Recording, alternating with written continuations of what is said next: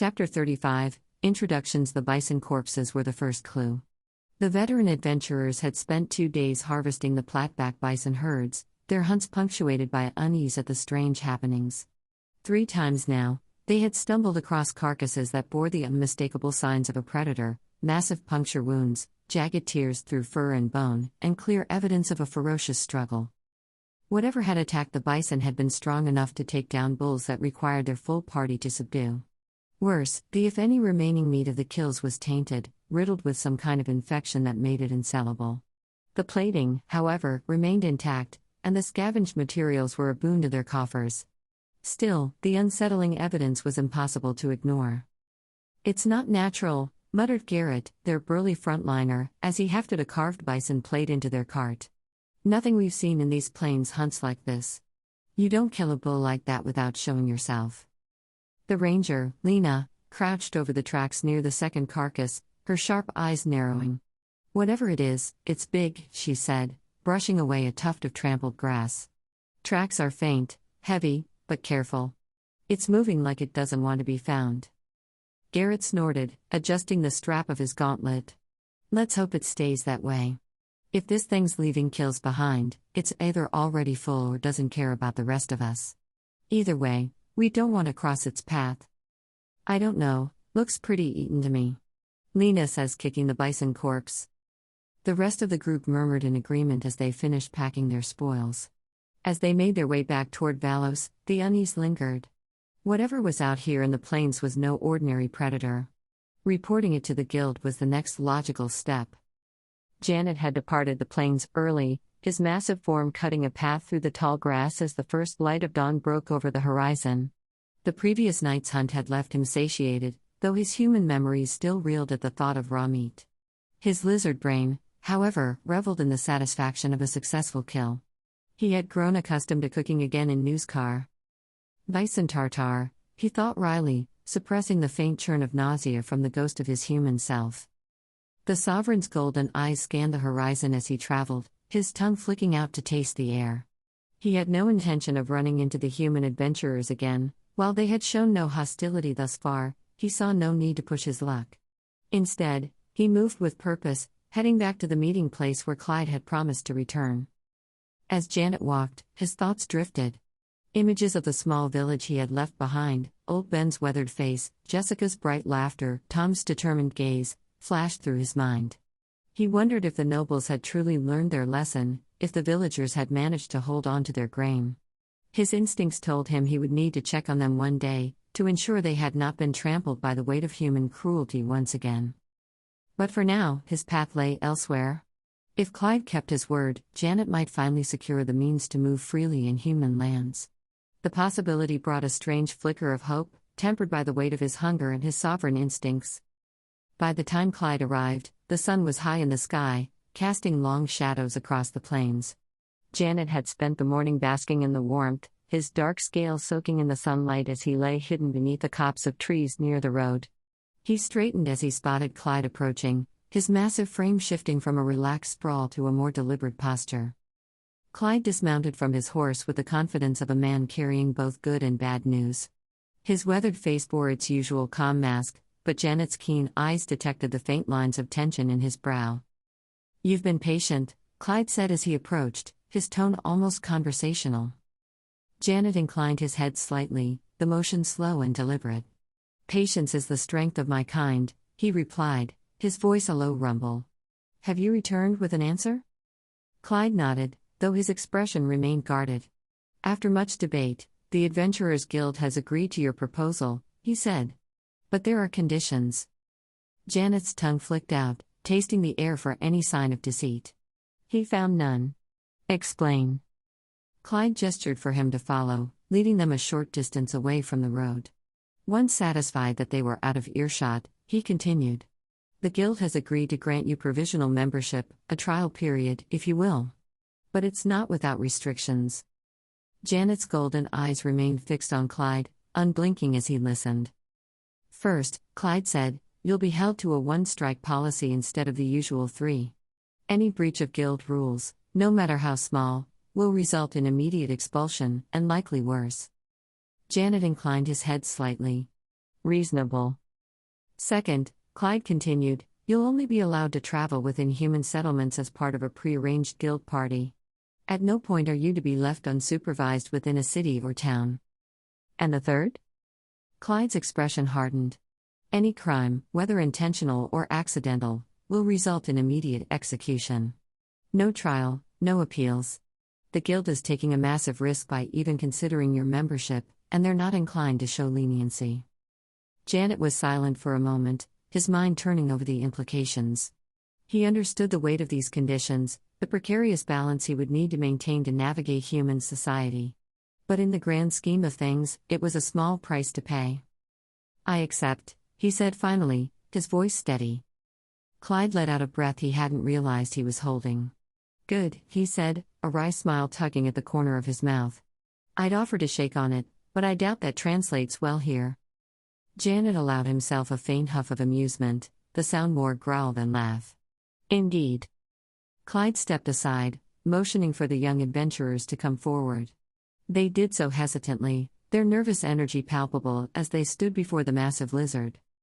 Allow me to introduce your guild-sponsored escorts, Clyde said, his tone light but pointed. They will be responsible for ensuring you adhere to the guild's rules and for assisting you in your endeavors. The same group from before looked up at Jannet, their expressions ranging from awe to trepidation. Jannet lowered his head slightly, his golden eyes meeting theirs. It seems, he said, his voice low but firm, that we have much to learn from one another. The sovereign Komodo dragon remained still, his golden eyes fixed on the adventurers as if sizing them up. His massive frame cast an imposing shadow over the grass, but his lowered head and steady gaze carried no malice, only a sense of quiet curiosity. Well then, Clyde began, his voice carrying an air of practiced ease, it's time for proper introductions. Let's put names to faces and roles to skills. The adventurers exchanged nervous glances before the burly young fighter stepped forward. He held his greatsword with practiced ease, the polished blade catching the sunlight. His broad shoulders and confident stance marked him as the team's de facto frontliner. I'm Jaren, he said, his voice steady but laced with caution. Fighter. I keep things from smashing the rest of us. He gestured to his sword, then to the others, as if to underline the point. The mage stepped forward next, her delicate fingers wrapped tightly around the crackling staff.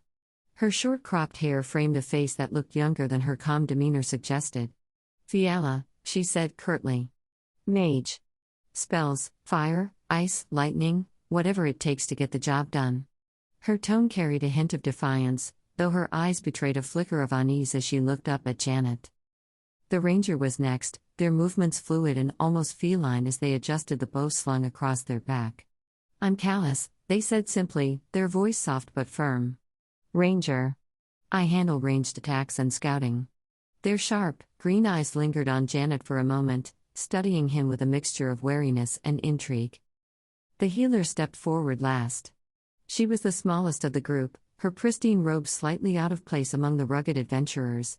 Yet, there was a quiet strength in her bearing, a steadiness that belied her diminutive frame. My name's Leth, she said, her voice gentle but clear. I'm the team's healer. It's my job to make sure no one stays hurt for long. That left the second fighter, the smaller male of the group but no less confident as he strode forward, twin daggers gleaming at his hips. And I'm Torain, he said with a grin that didn't quite reach his eyes. Close combat specialist. If it's small and fast, I cut it down. Clyde nodded approvingly, his sharp eyes flicking between the adventurers and Jannet. There you have it, he said. This is your team, Sovereign. They'll be your guides, your companions, and, more importantly, your bridge to human society. Jannet inclined his head, his massive frame shifting slightly as he adjusted to the group's scrutiny.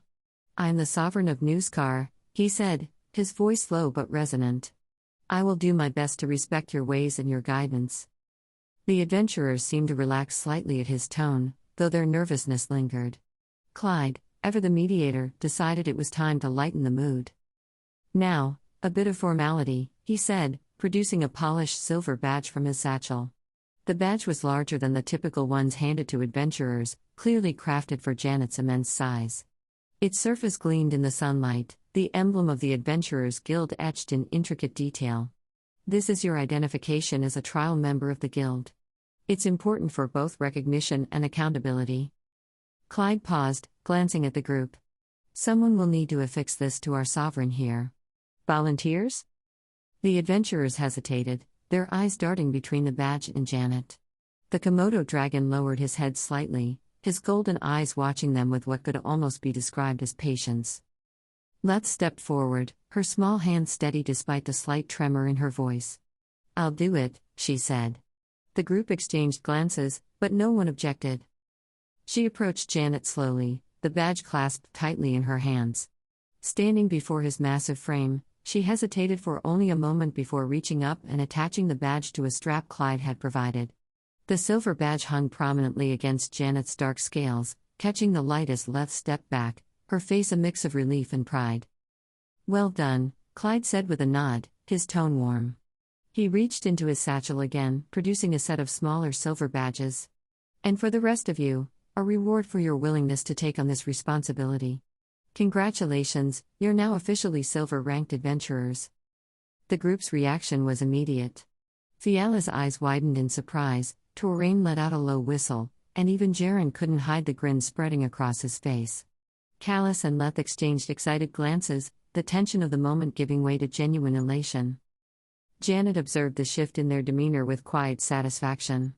The human's joy was infectious, and though he did not fully grasp the weight of their promotion, he was pleased to see them so invested in their roles. This was their world, and he was beginning to understand its nuances, piece by piece. All right, then, Clyde said, his tone turning brisk.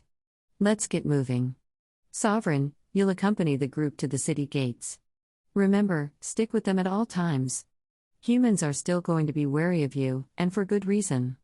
This trial is as much about proving their trust in you as it is about proving your trustworthiness. Jannet nodded, his massive tail flicking once in acknowledgement.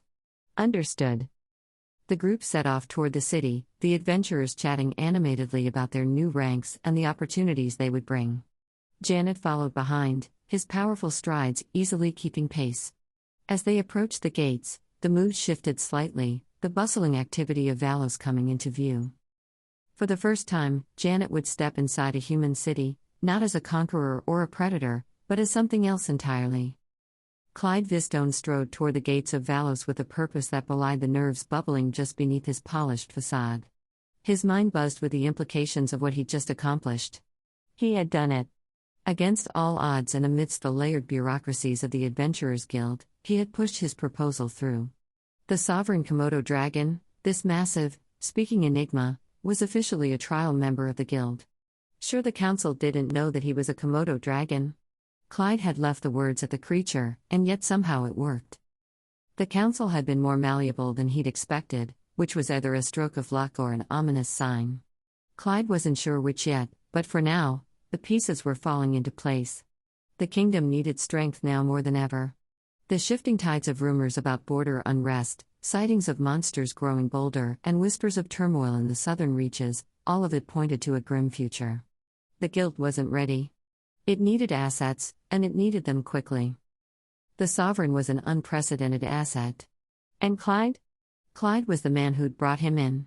He glanced over his shoulder, where the sovereign moved silently behind the adventurer group assigned as his escorts. The massive lizard's gait was steady and deliberate, his golden eyes sweeping across the city walls ahead. This creature was an apex predator in every sense, yet he carried himself with an unsettling calm, a calculated restraint that set Clyde's teeth on edge even as it reassured him. This creature could very well be the ticket to Clyde's return to prominence within the guild, but only if he played his cards right. Clyde's lips quirked into a smile as he turned his attention back to the guard stationed at the gates. He raised a hand in a friendly wave, calling out their names as he approached. Marcus. Ian.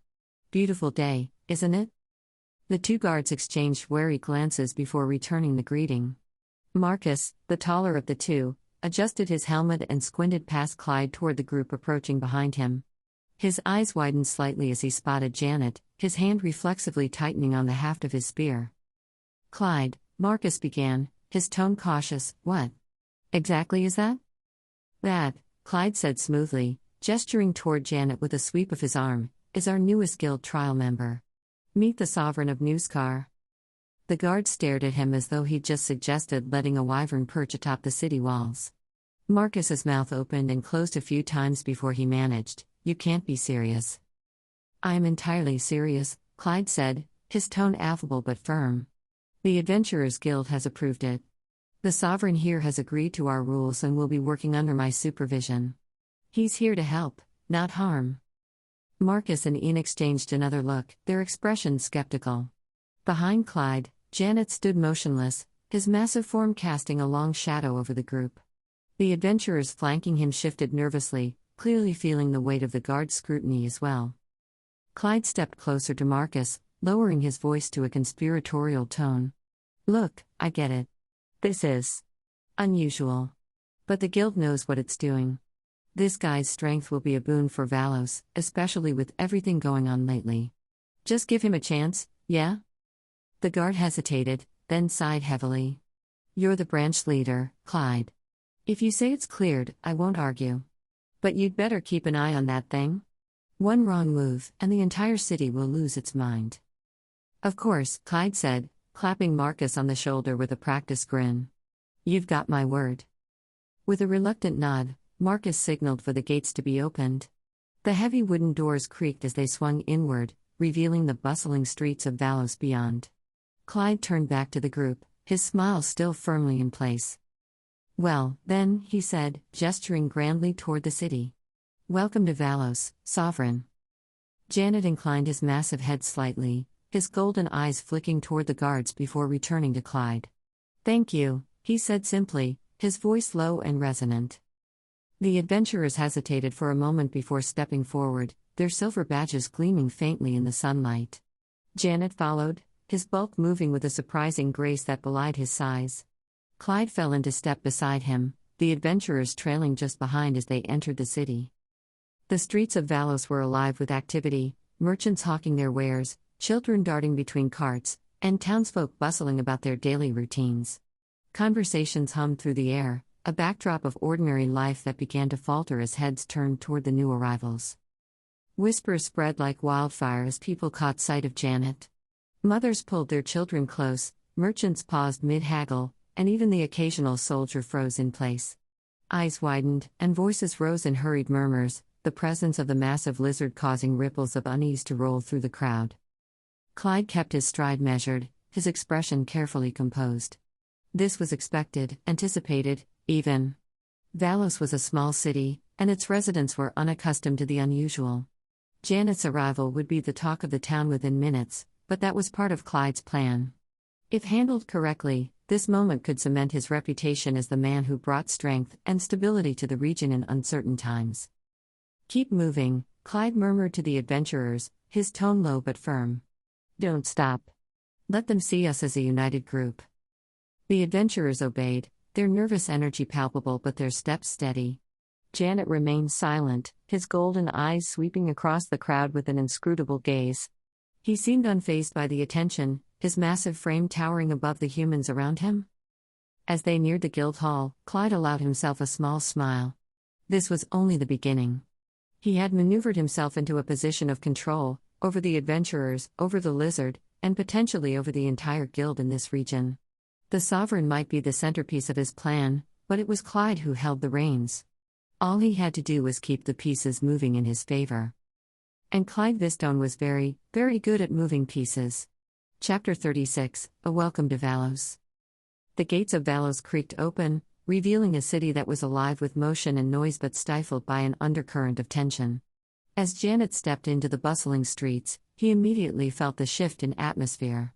The air was dense with mingled scents, baked bread and roasting meat from market stalls, sweat and dirt from the laboring masses, and the faint metallic tang of blood that seemed to cling to the guild-affiliated adventurers passing by. But none of it could drown out the most pervasive scent of all, fear. Janet's tongue flicked out instinctively, tasting the air in a way only his sovereign senses could discern. The humans nearest him had stopped in their tracks, their wide eyes fixed on his massive frame. Mothers clutched their children close, merchants froze mid-barter, and guards standing by the gates gripped their weapons just a little tighter. This wasn't the cautious wariness of the adventurers who had faced him with trembling resolve. This was visceral, primal fear, the kind that clung to their very souls like a second skin. Janet's golden eyes scanned the crowd, his thoughts clouded by the stark contrast to the village he had left behind. The villagers had been afraid, yes, but their fear had been laced with hope, with a desperate willingness to listen. They'd looked to him not as a monster, but as something more, a savior, a protector, a symbol of power they could not wield themselves. These city dwellers, by comparison, seemed to lack even the capacity for such hope. Their gazes spoke of a lifetime spent cowering in the shadow of greater forces, beaten down by the cruelty of their world. A heaviness settled over Jannet as he walked, the adventurer group clustered around him like nervous ducklings trailing their mother. He had been so focused on his mission, on earning the right to move freely in human lands, that he hadn't fully considered what such freedom might reveal. Was this what human civilization had become in his absence? Or had it always been this way, even in his previous life, and he had simply failed to see it? The stench of fear was so thick Jannet wondered if this was how he had smelled in his previous life. He had thought the smell of human fear to be a symptom of fighting to the death, yet these people were wrapped in it just from his presence. Clyde led the way with his usual air of confidence, his friendly waves and casual banter directed at the guards and merchants they passed. But even his presence couldn't fully dispel the unease that followed their group like a shadow. Whispers rippled through the crowd as they moved, fragmented snippets of conversation carried on the autumn breeze. A monster. Why is it here? The guild's gone mad. Janet's claws scraped faintly against the cobblestones as he walked, his tail swaying with measured precision to avoid knocking over the stalls and barrels that crowded the narrow streets. His golden eyes flicked toward the adventurers escorting him, and he noticed something peculiar. They, too, were being watched, but not with fear.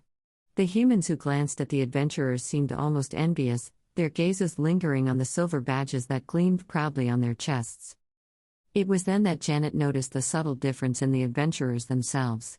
While the townsfolk exuded fear like a second-hand scent, these young humans carried themselves with a quiet determination. Their steps were steady, their postures upright, their voices calm even when they whispered nervously amongst themselves. There was no stench of despair clinging to them, no oppressive weight of helplessness dragging them down. The realization struck Jannet with the force of a charging flatback bison. These adventurers are different. Not because they were stronger, though their training and levels certainly set them apart, but because they had chosen to be. They had rejected the fear that ruled the lives of the common folk and had instead embraced a system that allowed them to fight back, to grow, to strive for something more. It was a stark contrast, and Jannet couldn't help but feel a flicker of admiration for them.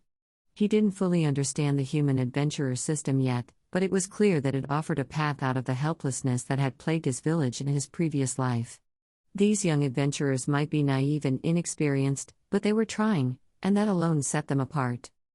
The group's journey through the city culminated at the Guild Hall, a sprawling structure of dark stone and heavy timbers that loomed over the nearby buildings. Its facade was adorned with banners bearing the Adventurers Guild emblem, and its wide doubled doors were flanked by statues of warriors frozen in mid-battle. As Jannet stepped inside, though the doors were still a squeeze, he was struck by the blend of rugged practicality and almost theatrical charm that defined the sprawling interior. The main hall was vast and bustling, with long wooden tables arranged around a central hearth where a crackling fire cast flickering shadows across the stone walls. The scent of roasted meat and spiced ale filled the air, mingling with the hum of conversation and the clatter of mugs. Adventurers of all ranks and races occupied the tables, their mismatched armor and weapons creating a kaleidoscope of textures and colors. It reminded Jannet faintly of the medieval-themed restaurants from his human life, those places Walter had refused to take him, dismissing them as childish. But the atmosphere shifted the moment Jannet entered. Conversations faltered, mugs paused midair, and all eyes turned toward the massive lizard standing in the doorway. The weight of their stares pressed against him like a physical force, and for a moment, the hall was silent except for the crackle of the fire. Clyde, ever the showman, raised his voice with practiced authority. "Right, listen up," he called, clapping his hands to draw the room's attention. "This here is the sovereign of Newscar, a trial member of the guild and holder of a silver plate. He's under my supervision, and I expect you all to show him the same respect you'd show any other adventurer of his rank." There was a murmur of surprise and disbelief, but Clyde's words carried weight, and the adventurers reluctantly turned back to their meals and conversations. The tension in the air didn't fully dissipate, but it softened enough for Clyde to lead Jannet and his group further into the hall. After a brief exchange with a passing guild employee, Clyde turned to Jannet with a faint smirk. "Right, Sovereign. You'll be sleeping in the stables. Beasts of burden and all that." Janet's golden eyes narrowed for the first time Clyde had managed to offend him, his massive head lowering slightly as he rumbled a low, disapproving growl. "No," he said, his voice calm but resolute. "I will rest by the hearth, as my rights afford me." The firmness in his tone left no room for argument, and Clyde sighed, rubbing the bridge of his nose. "Well, I can't make you," he muttered. Turning to the adventurer group, he added, "A few of you will need to stay down here with him all night. The Sovereign cannot be left alone, for better or worse." With that, Clyde headed upstairs to his office, leaving the group to handle the situation. Jannet settled himself by the fire, his massive frame curling slightly as he basked in the warmth.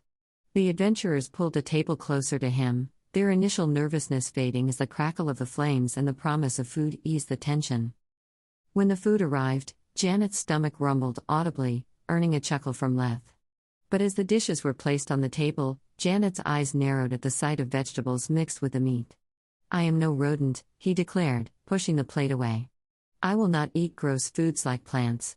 Bring me as much meat, cooked well, as possible." The waiter hesitated, glancing nervously at the adventurers. Jaren groaned. "Do you have any idea how much that's going to cost?" Janet's tongue flicked out reflexively, tasting the tension in the air as the adventurers glanced at one another, their unease clear. It wasn't the physical danger that unsettled them, he had proven himself neither hostile nor irrational, but rather the sheer alien nature of his demands. The Sovereign of Newskar, towering over them and carrying himself with regal poise, seemed utterly detached from the reality of coin and cost. But Jannet wasn't as ignorant as he seemed. The mention of money stirred memories from his past life, cold, bitter recollections of folded bills and digital transactions. He remembered his days as a housewife, meticulously budgeting for groceries while Walter berated him for every perceived shortfall. Money had been a chain then, binding him to a life of limitations and judgments, a source of endless stress that never seemed to abate. Now, standing as a sovereign, a creature of immense power and authority, the concept of currency felt absurd. In Newskar, resources were shared freely. Each member of his budding society contributed in their own way, and the needs of the group were met without the imposition of arbitrary valuations. The very idea that something as essential as food could be withheld over the lack of shiny metal discs or slips of paper seemed broken. Janet's golden eyes narrowed as his thoughts crystallized. Was this the human system? A society so ruled by fear and greed that even feeding one another came at a cost? His gaze turned to Jaren, who had spoken of expense as though the cost of meat weighed heavier than the cost of unity. The thought churned within Jannet, a slow-burning flame of disapproval igniting in his chest. He straightened slightly, the firelight casting sharp shadows across his dark scales. His voice, when it came, was measured but carried a weight that seemed to press down on the group. "Humans," he began, his tone tinged with both curiosity and reproach, "your kind has built walls and cities, created systems to govern and grow. Yet, even here, in the shadow of your supposed strength, you squabble over food like pups fighting for scraps." The adventurers stiffened, their expressions flickering between embarrassment and defensiveness. Jannet tilted his massive head, his golden eyes gleaming as he continued.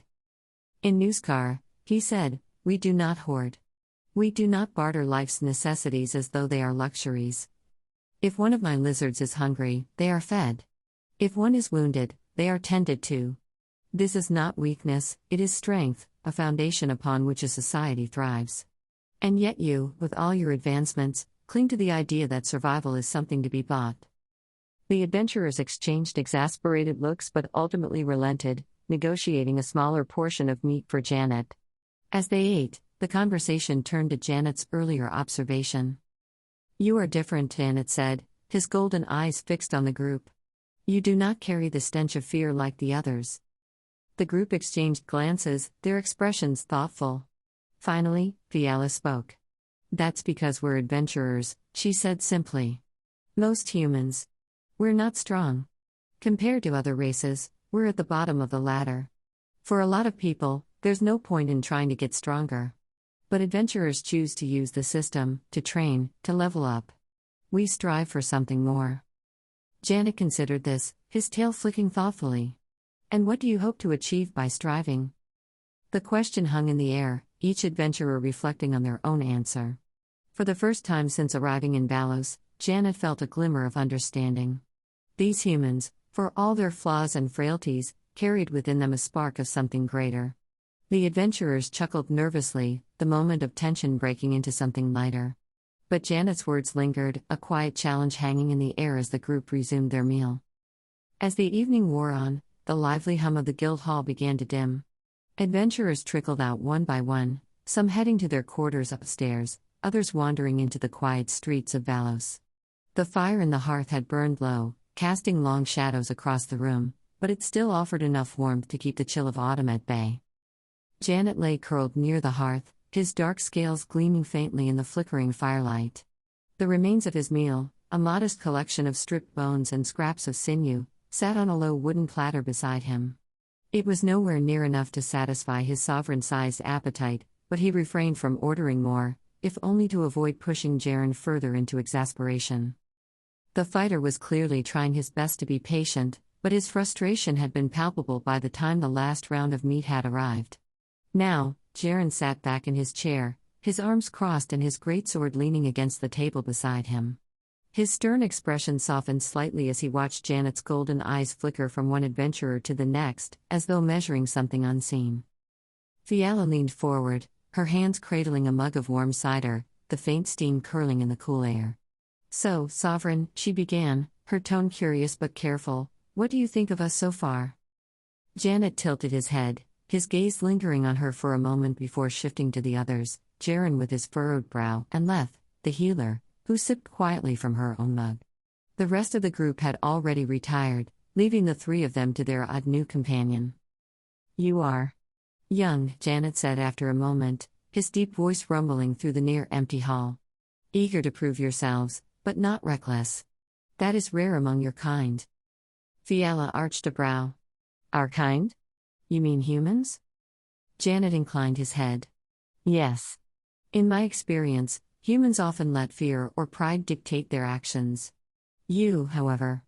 He paused, his golden eyes narrowing slightly as he considered his words. "You seemingly walk a different path. It intrigues me." Jaren snorted, his frustration finally bubbling over. "We're just doing what we have to do," he said. "We don't have the luxury of whatever it is you're used to. Sharing everything, no money, no rules. That's not how it works for us." Janet's tail flicked once, the movement slow and deliberate. He knew Jaren's irritation stemmed not from malice but from the pressure of their situation. Still, the sovereign in him bristled at the idea that his way of life was somehow less valid. He opened his mouth to respond, then hesitated. In the quiet that followed, he realized something he had not felt in years, the need to adjust his approach. In Newskar, his authority had been absolute. His lizards followed his lead without question, their instincts aligning with his own sovereign presence. But these humans were different. Their defiance was not disrespect, it was simply their nature. And humans, he remembered with a faint pang of irony, did not like being told they were wrong. Jannet drew in a slow breath, the heat of the fire warming the scales along his side. For the first time in decades, perhaps longer, he decided to try something new. He would not command. He would not teach. He would try to connect. "I see your point," he said, his tone softer than before. Jaren blinked, startled by the unexpected concession. "Your world is different from mine, and I cannot expect you to see things as I do." Fiala leaned forward, her curiosity sharpening. "You are agreeing with us?" "I am acknowledging that your perspective has merit," Jannet replied, his golden eyes glinting faintly in the firelight. "I am not accustomed to compromise. But I see now that it may be necessary, if we are to work together." Jaren relaxed slightly, his arms uncrossing as he leaned back in his chair. "Well, that's unexpected, after all those lectures," he muttered. Leth smiled faintly, her soft voice cutting through the tension. "It's a start," she said. "And it's more than most would expect from someone like you." Jannet tilted his head, his curiosity piqued. "Someone like me?" "Someone powerful," Leth said simply. Most people with your strength wouldn't bother trying to understand us. They just take what they want. That's what the other races do. If it wasn't for the Kahan walls, the beasts in the wilds from other lands would trample through our kingdoms once every month rather than once every 100 years. The words hung in the air, a sobering reminder of the gulf between them. Jannet felt a flicker of unease, the remnants of his human memories clashing with his sovereign instincts. He had spent so long commanding, so long building and protecting, that the idea of simply talking felt almost alien. But as he watched the adventurers, their expressions softening, he realized that perhaps this was the path forward. Not through leadership or inspiration, but through something far more difficult: mutual trust. Something Janet's lizard brain wouldn't quite give to the humans yet, if ever. However, he had to try to at least make an effort so the humans would accept him. So, Viala said after a moment, her tone lightening as she leaned her elbows on the table. If you're not teaching us, what are we doing here? Just chatting? Jannet hesitated, his massive form shifting slightly as he considered her question. Then, with a low rumble that might have been a laugh, he said, perhaps we are making friends. The absurdity of the statement hung in the air for a moment before the group burst into quiet laughter. Even Jaren managed to grin, though he quickly masked it with a mock scowl. Friends, huh? Fiala said, her eyes glinting with amusement. I didn't think sovereigns did that. Not with humans, Jannet admitted, his voice carrying a faint note of surprise. But it seems worth trying. For the first time since stepping into the city, Jannet felt something shift within him, not a change in his sovereign nature, but an expansion of it. These humans were not his lizards. They would not follow with blind admiration, nor would they accept his guidance without question. But perhaps, in time, they would come to see him not just as their leader, but as an equal the way Number 1 and Rose did. As the night deepened, the guild hall grew quieter, the murmur of conversation fading until only the occasional creak of timber and the crackling of the fire remained. The adventurer group stayed close to Jannet, arranging themselves around the hearth on spare cushions and blankets provided by the staff. The flickering flames cast warm, dancing shadows across their relaxed forms, though the tension of the day still lingered in their postures. Jannet, however, did not relax in the same way. His massive body lay curled near the hearth, his dark scales catching the faint glow of the firelight. To the casual observer, he appeared at ease, his golden eyes half-lidded and his breathing steady. But his mind remained sharp, his instincts alive with the ever-present readiness of an apex predator. It was not distrust of these specific humans, though he was not so naive as to fully dismiss the possibility of treachery, but rather the deeper caution ingrained into his sovereign nature.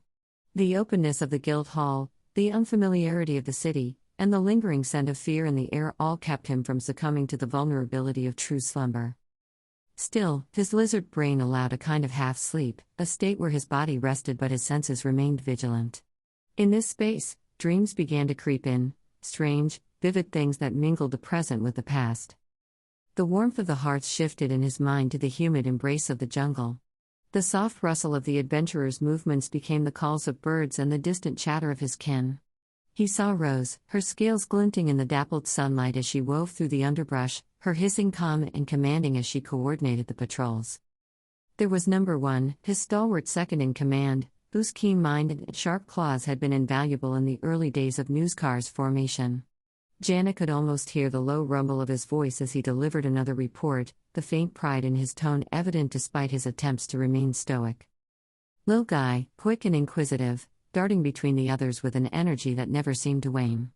Baby Goblin, smaller but no less fierce, her determination earning her a place among the goblins as their shaman and sub-leader.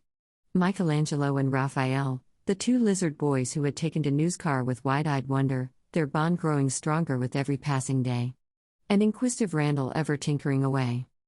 The jungle itself loomed large in his mind, a vibrant, living entity that provided both challenge and comfort. Food was abundant, the hunt a shared effort that bonded the community. The ease of mimetic communication, the unspoken understanding that passed between his kin, was a far cry from the cumbersome words of human speech. He missed it. Not in a way that left him longing to abandon this new path, but in a way that reminded him of what he was striving to protect. The jungle was his home, and the lizards of Newscar were his people. Everything he did, this trial, this strange journey into human lands, was for them. The faint sound of Jaren's snoring broke into his thoughts, a sharp, uneven rasp that grated against Janet's heightened senses. His golden eyes opened slightly, and his tongue flicked out, tasting the air. The scent was familiar, unthreatening. Jaren lay sprawled on his back, one arm draped over his face as he snored loudly enough to make the nearest wooden mugs vibrate. Janet sighed, a low, rumbling sound that caused Leth, curled nearby, to stir slightly in her sleep. He hadn't anticipated the noise humans made in their rest, and Jaren's snoring was particularly egregious. Still, there was a strange comfort in its consistency. It was a reminder that Jaren, at least, planned no ambush tonight. His presence was loud, yes, but honest. The fire crackled softly, and Janet's thoughts drifted once more. He imagined Randall, the clever one. He thought of the warmth of Rose's mothering as she calmed a skittish group of hatchlings, her authority unquestioned. And he thought of the simple, unspoken trust that bound them all together. Here, in the human world, everything was so much more complicated. Words were blunt tools compared to the elegance of mimetic understanding. Trust was something to be earned, not assumed.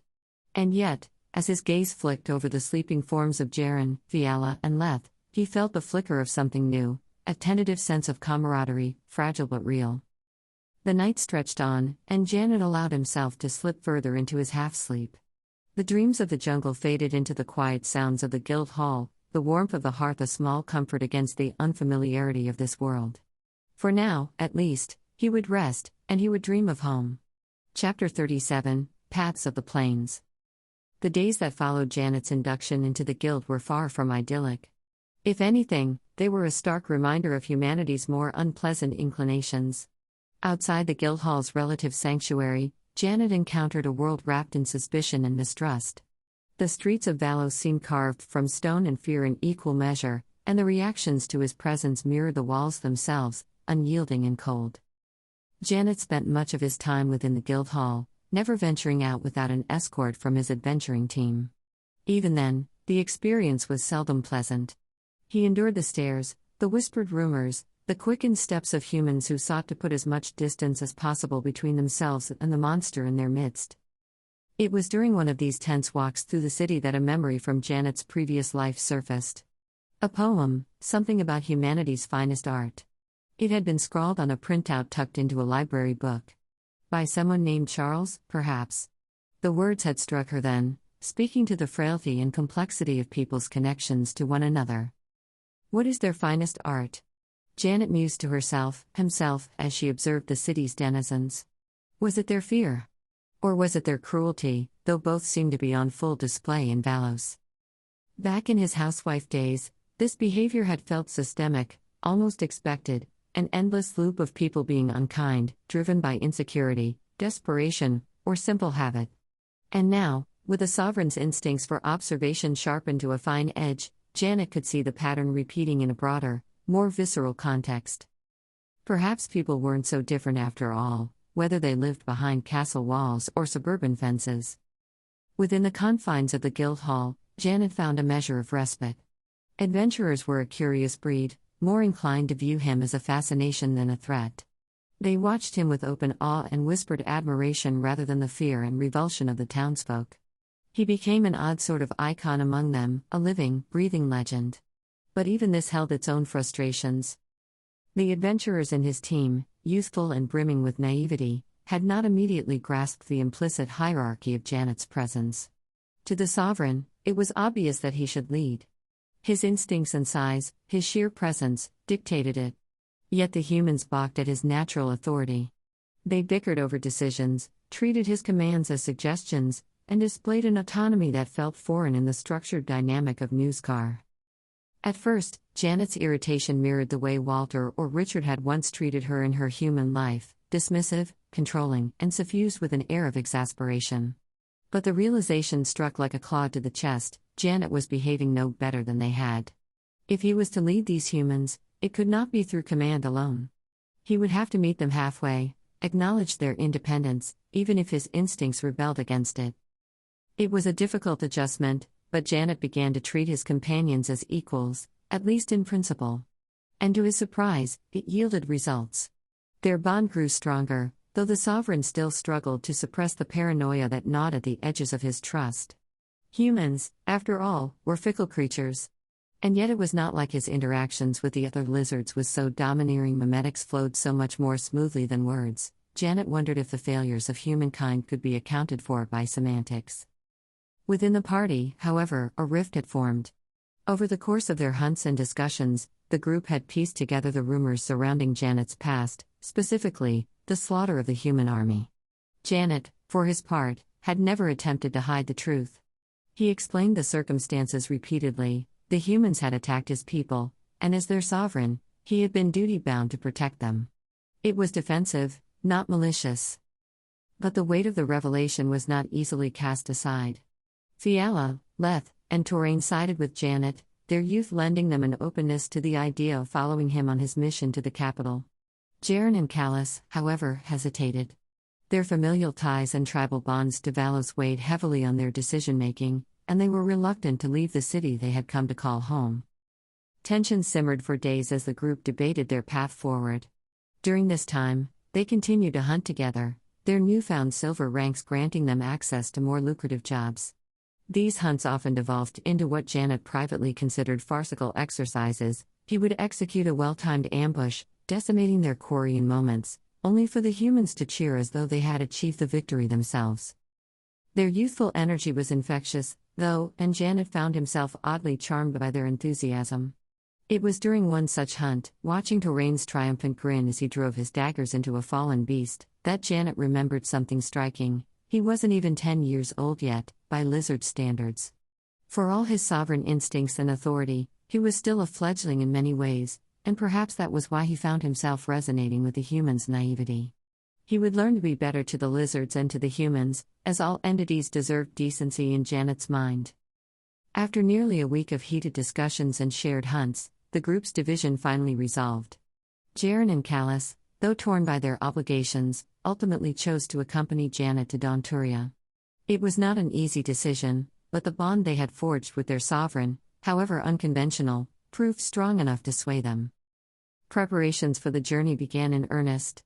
Supplies were gathered, plans laid, and tensions eased as the prospect of new adventures rekindled the group's excitement. But one suggestion threatened to derail the fragile camaraderie they had built. Jaren, in a moment of ill-conceived bravado, proposed that Jannet be outfitted with a saddle so the party could ride him to the capital. The room fell silent as Janet's golden eyes locked onto Jaren with a predator's intensity. The fighter's grin faltered under the weight of that unblinking stare, and for a moment, he seemed to realize the magnitude of his mistake. "I will allow it," Jannet said, his voice calm and deliberate, "if you are brave enough to mount me." Jaren's bravado returned, though with an edge of nervous laughter, as he approached the sovereign. But the moment he reached for Janet's back, the massive lizard's tail snapped out with blinding speed, catching Jaren across the legs and sending him sprawling to the floor with a yelp of mock pain. The group erupted into laughter, the tension of the moment dissolving as Jaren scrambled to his feet, his face red with both embarrassment and amusement. All right, he muttered, rubbing his legs. "No saddle. Point taken."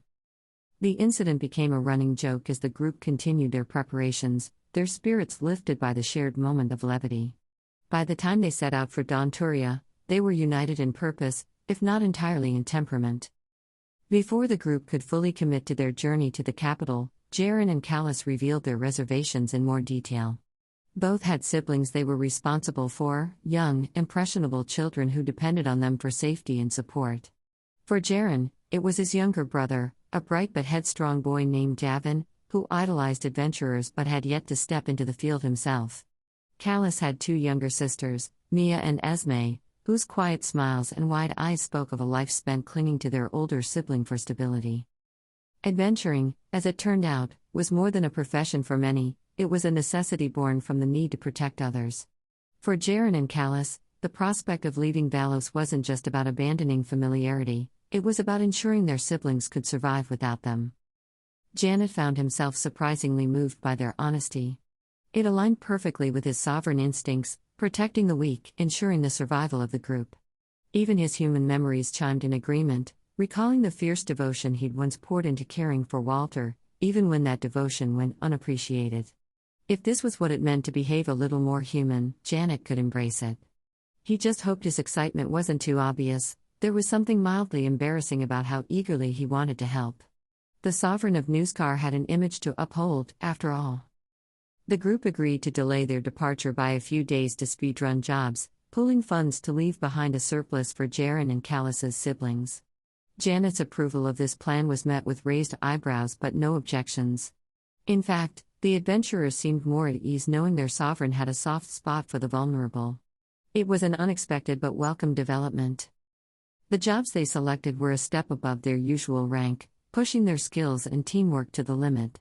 As silver-ranked adventurers, they now had access to more challenging hunts, and the plains offered no shortage of formidable quarry. For Jannet, these hunts were both a learning experience and a source of amusement. He had spent enough time observing human preferences during previous hunts to develop a working understanding of what was considered valuable. The humans were remarkably particular about their monster parts, preferring uninfected meat, intact hides, and claws that hadn't been dulled by excessive damage. At first, the specificity irked him. Did they not understand the effort it took to bring down a beast? How could they afford to be so picky?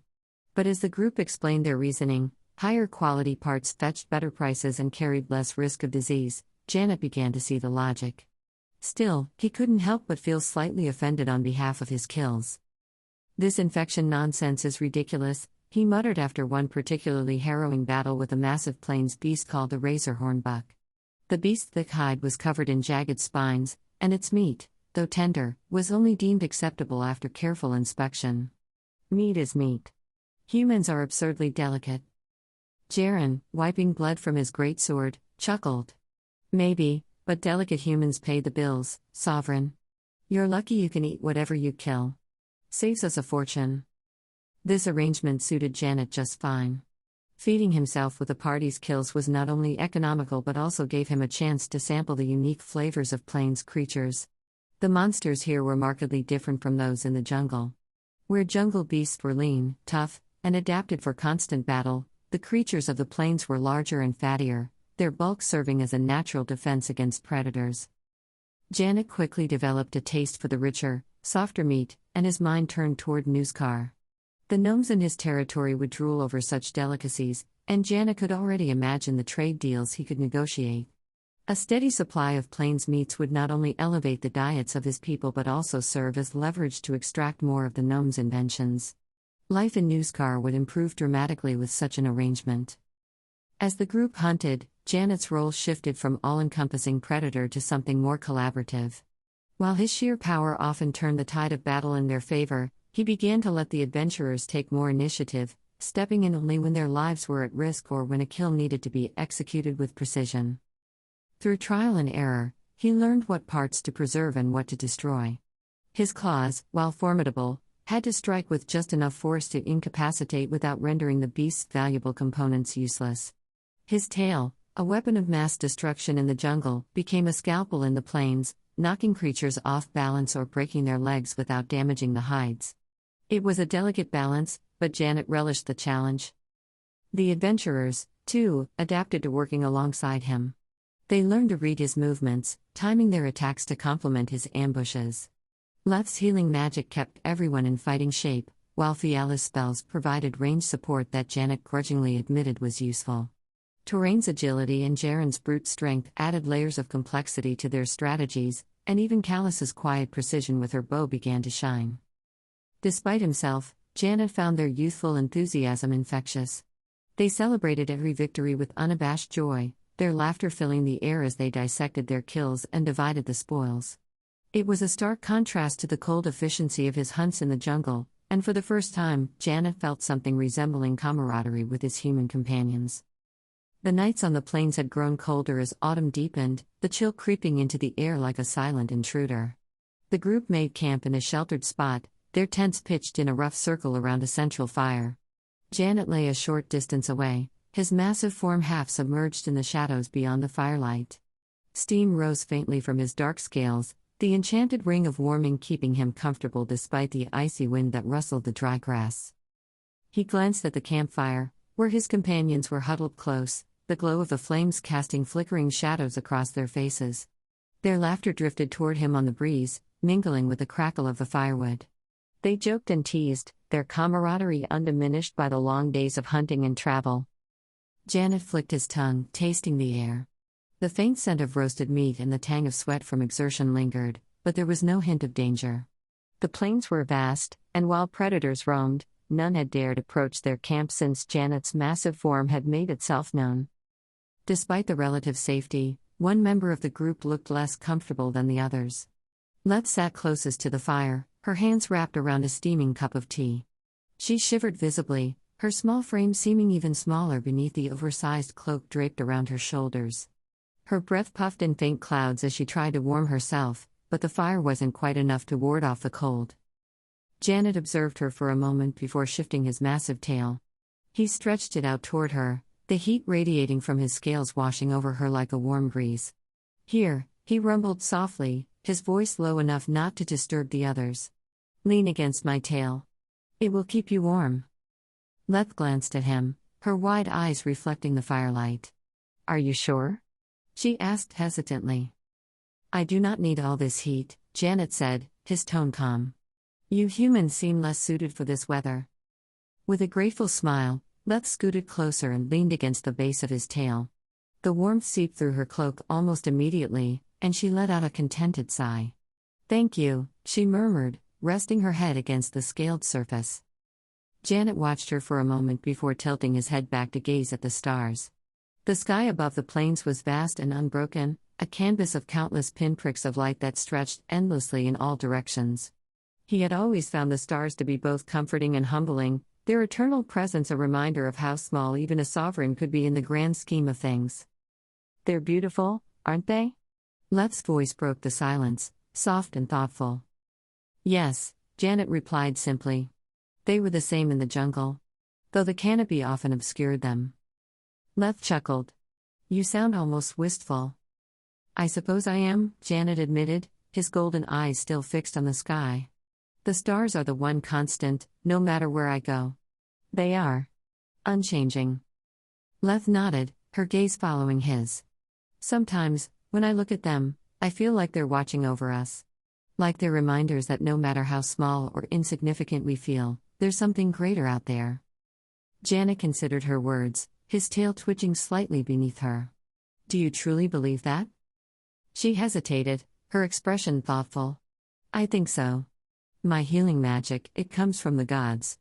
That's what I was taught, anyway. My mother always said that the gods watch over us through the stars, guiding us even when we feel lost." Jannet turned his head slightly, regarding her with a curious look. "A priest, then? I thought you were merely a healer." Leth smiled, a hint of mischief in her eyes. "Technically, I'm both. My powers come from my faith, but I've never been the most devout priest. I don't recite hymns or pray as often as I should, but I like to think the gods understand. They gave me this gift to help people, and I try to honor that in my own way." The conversation lapsed into a comfortable silence, the crackle of the fire filling the void. Janet's gaze drifted back to the stars, his thoughts turning inward. He had never given much thought to gods or faith, not in his past life as a human, and not in this one. The idea of unseen forces guiding the world felt foreign to his sovereign instincts, which were rooted in control and tangible power. And yet, there was something about Leth's quiet conviction that struck a chord. Her faith wasn't grand or performative, it was simple, practical, and deeply personal. It reminded him of the bond he shared with his lizards in Newscar, a trust that transcended words, built on shared purpose and mutual care. The other adventurers joined them one by one, their joking and laughter giving way to quieter, more reflective conversations. They shared their dreams, their hopes for the future, and even their fears. Touraine spoke of traveling to distant lands, his rogue's agility matched only by his wanderlust. Fiala dreamed of mastering her magic, her confidence tempered by a determination to prove herself. Jaren's ambitions were more grounded, focused on protecting his brother and building a life of stability. As they talked, Jannet listened, his golden eyes flicking between them. Their youthful energy was infectious, their dreams a reminder of the simplicity he had left behind. And yet, he found himself rooting for them, hoping they would achieve the futures they envisioned. The fire burned low as the night deepened, the chill air creeping closer despite its warmth. One by one, the adventurers drifted off to sleep, their forms curled beneath blankets and cloaks. Leth remained against Jannet's tail, her breathing slowing as she succumbed to the exhaustion of the day. Jannet remained awake, his lizard instincts keeping him alert even as his mind wandered. The stars above seemed to blur and shift, their light mingling with memories of the jungle and his people. The jungle was far away, but its warmth and vibrancy lingered in his thoughts, a beacon of purpose and belonging. The readiness of food, the ease of teamwork, the comfort of mimetic communication, it was all so different from this human world. And yet, as he glanced at the sleeping forms around him, he felt a flicker of something new.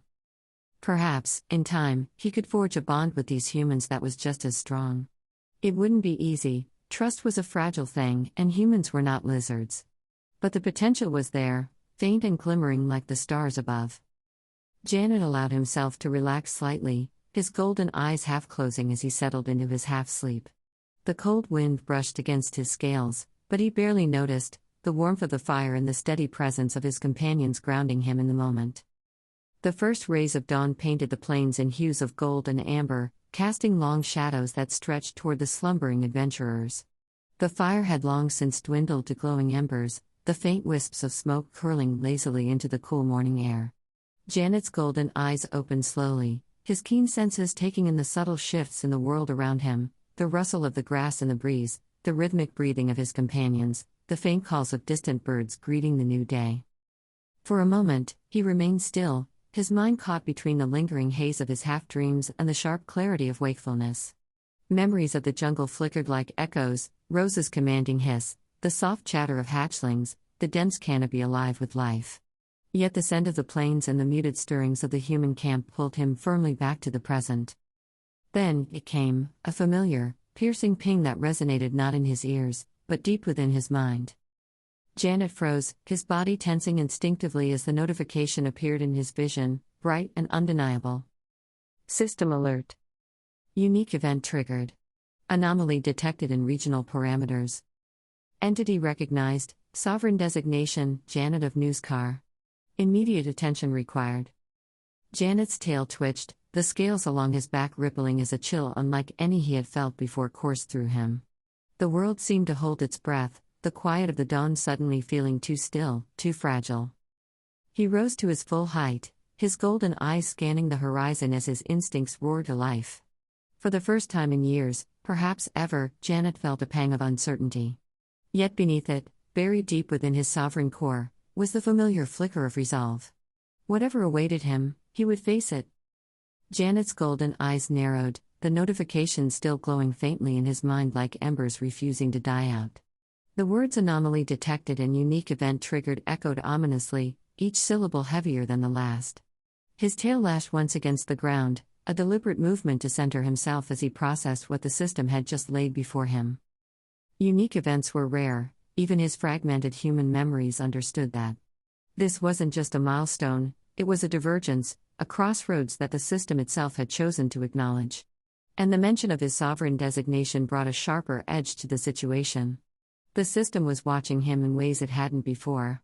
That wasn't a comfort, it was a warning. System notification. Unique event, planes convergence detected. Objective, investigate and resolve the anomaly before escalation. Reward, variable, based on performance and resolution. Failure consequences, system instability and potential regional collapse. The air felt heavier, the quiet of the plains no longer peaceful but expectant. Jannet's claws flexed against the ground, his mind racing. System instability? Regional collapse? The implications were staggering. Whatever this was, it wasn't just about him. It was about the fragile balance of the world around him, a balance that seemed to hinge, inexplicably, on his actions. The adventurers began to stir, the subtle movements of their waking bodies accompanied by soft murmurs and yawns. Leth was the first to sit up fully, her hair tousled and her expression groggy. "Morning," she mumbled, her healer's instincts already kicking in as she checked the dying embers of the fire and glanced toward the supplies.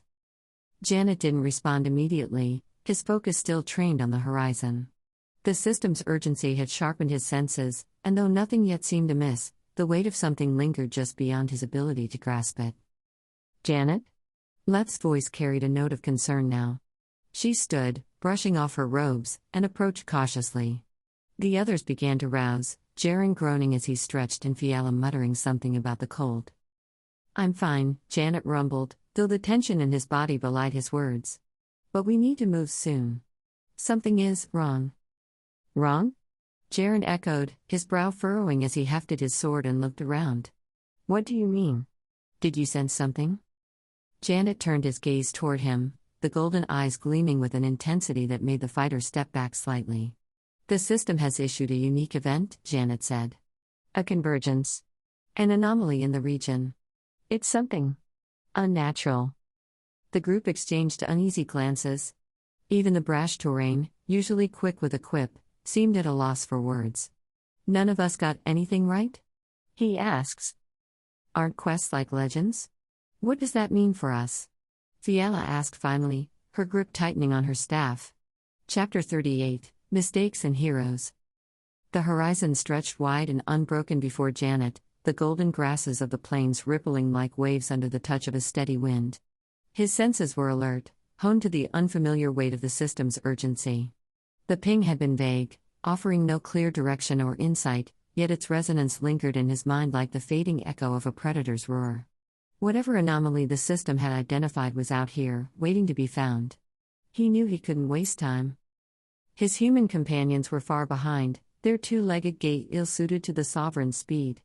He had left them without hesitation, his massive claws digging into the soft earth as he surged forward in a blur of motion. The air whipped past him, the sense of the plains mingling into a chaotic medley that sharpened his focus. The humans would catch up eventually, if there was still a place for them to catch up to. It was nearly an hour before Jannet saw it, a dark smear against the pale horizon. At first, it resembled the smoke of a distant campfire, the wisps twisting and writhing unnaturally in the windless air. Yet something about its motion set his scales on edge, the way it swirled and dipped with an organic chaos that no flame could mimic. He slowed his pace, his golden eyes narrowing as he crept closer. When the scene came into full view, Jannet froze. Before him lay a massive stoneplate bison, its corpse sprawled across the ground in grotesque defiance of its once proud stature. The beast had been the apex of its kind, a bull of unparalleled size and strength, its hide thick with natural armor that even seasoned hunters would have struggled to pierce. Yet now it was lifeless, its body skewered by jagged black growths that erupted from its flesh like grotesque sculptures. The black smoke, he realized, was no smoke at all. It was a swarm, millions of tiny beetle-like creatures, their carapaces darker than the void, their movements so frenetic they created the illusion of flowing air. They swarmed in and out of the bison's body, a steady tide of activity that made Jannet's scales itch. Some returned to the corpse swollen and bloated, their abdomens glowing with a sickly blue light, while others emerged darker and sleeker, their movements purposeful as they spread outward into the withering plains. The land around the bison was already dying. The grass was shriveled and brown, the soil cracked and dry as though it had been drained of life itself. Tendrils of a viscous black substance, neither plant nor root, snaked out from the corpse, burrowing into the earth with an almost deliberate malice. They pulsed faintly, a grotesque mimicry of veins carrying corrupted lifeblood. Jannet stepped closer, his claws digging into the brittle ground as he scanned the scene with a sovereign's predatory caution. The bison's body twitched sporadically, the remnants of its nervous system jerking under the control of whatever abomination had overtaken it. The black growths that pierced its flesh weren't random, they formed a pattern, a grotesque symmetry that suggested a deliberate structure. As Jannet circled the corpse, he realized with growing unease that the growths were shaping themselves into something akin to architecture, a mockery of towers and spires erupting from the ruin of the bison's body. The system's warning had spoken of regional collapse, and now Jannet understood why. The swarm wasn't merely feeding, it was transforming the land, consuming it and twisting it into something unrecognizable. The plains were being rewritten, reshaped into the image of whatever force drove this infestation. If left unchecked, it wouldn't stop here. It would spread, devouring everything in its path. Jannet extended his claws, his instincts urging caution even as his sovereign nature demanded action. He attempted to identify the anomaly with his ring, focusing its arcane energies on the grotesque scene. The results were immediate and jarring. The ring's glow faltered, its usual steady hum replaced by a distorted whine that grated against Jannet's senses. The identification attempt failed, the magic's output a garbled mess of symbols and fragmented text. Worse, a sudden backlash rippled through Jannet's body, draining a sliver of his mana and leaving a faint but unmistakable ache in its wake. 300-400 MP. Jannet growled low in his throat, his tail lashing against the ground. The magic itself was struggling to comprehend what he faced, and that alone was enough to set his nerves on edge. This was no natural anomaly. Whatever this hive-core monstrosity was, it operated outside the boundaries of his magic's knowledge, a terrifying prospect in a world so tightly bound to its rules. His golden eyes flicked to the faint trail leading away from the bison's corpse. The massive creature had walked here, its path evident in the trampled grass and disturbed soil. The tracks pointed toward Daunturia, their direction clear even amid the withering landscape. Jannet's mind raced. If this infestation had reached the outskirts of the capital, the consequences could be catastrophic. The city, with its dense population and intricate infrastructure, would be an ideal target for whatever force drove this corruption. Yet even as he contemplated the broader implications, Jannet's attention was drawn back to the immediate threat. The swarm was growing bolder, its movements more erratic as the hive core pulsed with a wriggling vibrancy that was almost hypnotic. The blue glowing beetles returned in greater numbers, their payloads fueling the grotesque growth that spread outward with palpable urgency. The tendrils writhed like living things, their progress slow but relentless as they consumed everything in their path. Jannet's claws flexed, his body tensing as he weighed his options. The humans would arrive soon, their slower pace ensuring they were still minutes away. But by then, the situation could escalate further. The hive core's growth was accelerating, its influence spreading like a cancer across the plains. Jannet doubted the humans would be able to reach him before the corruption claimed more ground, or worse, before it reached them first. He bared his teeth in a silent snarl, the sovereign instincts that had guided him through countless battles roaring for decisive action. Yet a part of him hesitated, the nagging uncertainty of facing an enemy so far outside his experience. He had dealt with predators, armies, and rival sovereigns, but this was something else entirely. The writhing mass of beetles surged suddenly, the motion drawing Jannet's attention back to the hive core. The bison's bloated corpse shuddered violently, its limbs jerking as though animated by invisible strings. The grotesque spires that erupted from its body glowed faintly, their surfaces slick with the same viscous substance that seeped from the tendrils below. A sound reached Jannet's ears, a low, guttural hum that seemed to resonate from within the core itself, vibrating through the air like the distant growl of an oncoming storm. Jannet stepped back, his tail lashing as his body coiled in preparation for whatever came next. He could feel the weight of the system's gaze upon him, its urgency mingling with his own rising tension. The anomaly was growing, evolving before his eyes. And as the hum deepened, reverberating through the withering plains, Jannet realized one chilling truth. This was only the beginning. The hum reached a crescendo, a bone-rattling vibration that seemed to pulse through the very fabric of the air. Jannet watched in horrified fascination as the grotesque growths that had impaled the stoneplate bison began to shift and transform. What had once been a massive corpse twisted and morphed, its decayed flesh and blackened bone merging with the jagged spires that had erupted from its body. The result was a horrifyingly ornate structure, part temple, part hive, rising from the corpse like a macabre monument. The centerpiece of this unholy pagoda was a malformed bowl growing out of what had once been the bison's skull. The object gleamed with an unnatural sheen, its surface etched with alien patterns that seemed to writhe and shift when observed too closely. Jannet's golden eyes narrowed as he watched the swarm of beetles move with eerie coordination, pouring into the pagoda and crawling up its grotesque surfaces to deposit their glowing blue payloads into the bowl. The bowl's liquid contents pulsed with light, each drop added by the beetles deepening its ethereal glow. The liquid churned unnaturally.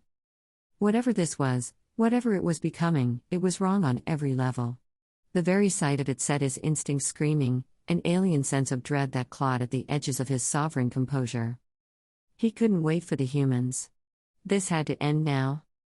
Jannet surged forward, his claws digging into the brittle, withering ground as he charged the pagoda. His tail lashed behind him, the sheer force of his movement kicking up a cloud of dust and debris. The swarm responded immediately, the black beetles shifting from their hive-like activity to a coordinated defense. They poured out of the structure in a wave, their dark forms blurring into what looked like tendrils of smoke as they streaked toward Jannet. He struck first, his claws raking through the mass of beetles with the force of a battering ram. The swarm exploded outward in a puff of black smoke, the beetles disintegrating on the impact. For a brief moment, it seemed as though he had the upper hand. But the swarm was relentless.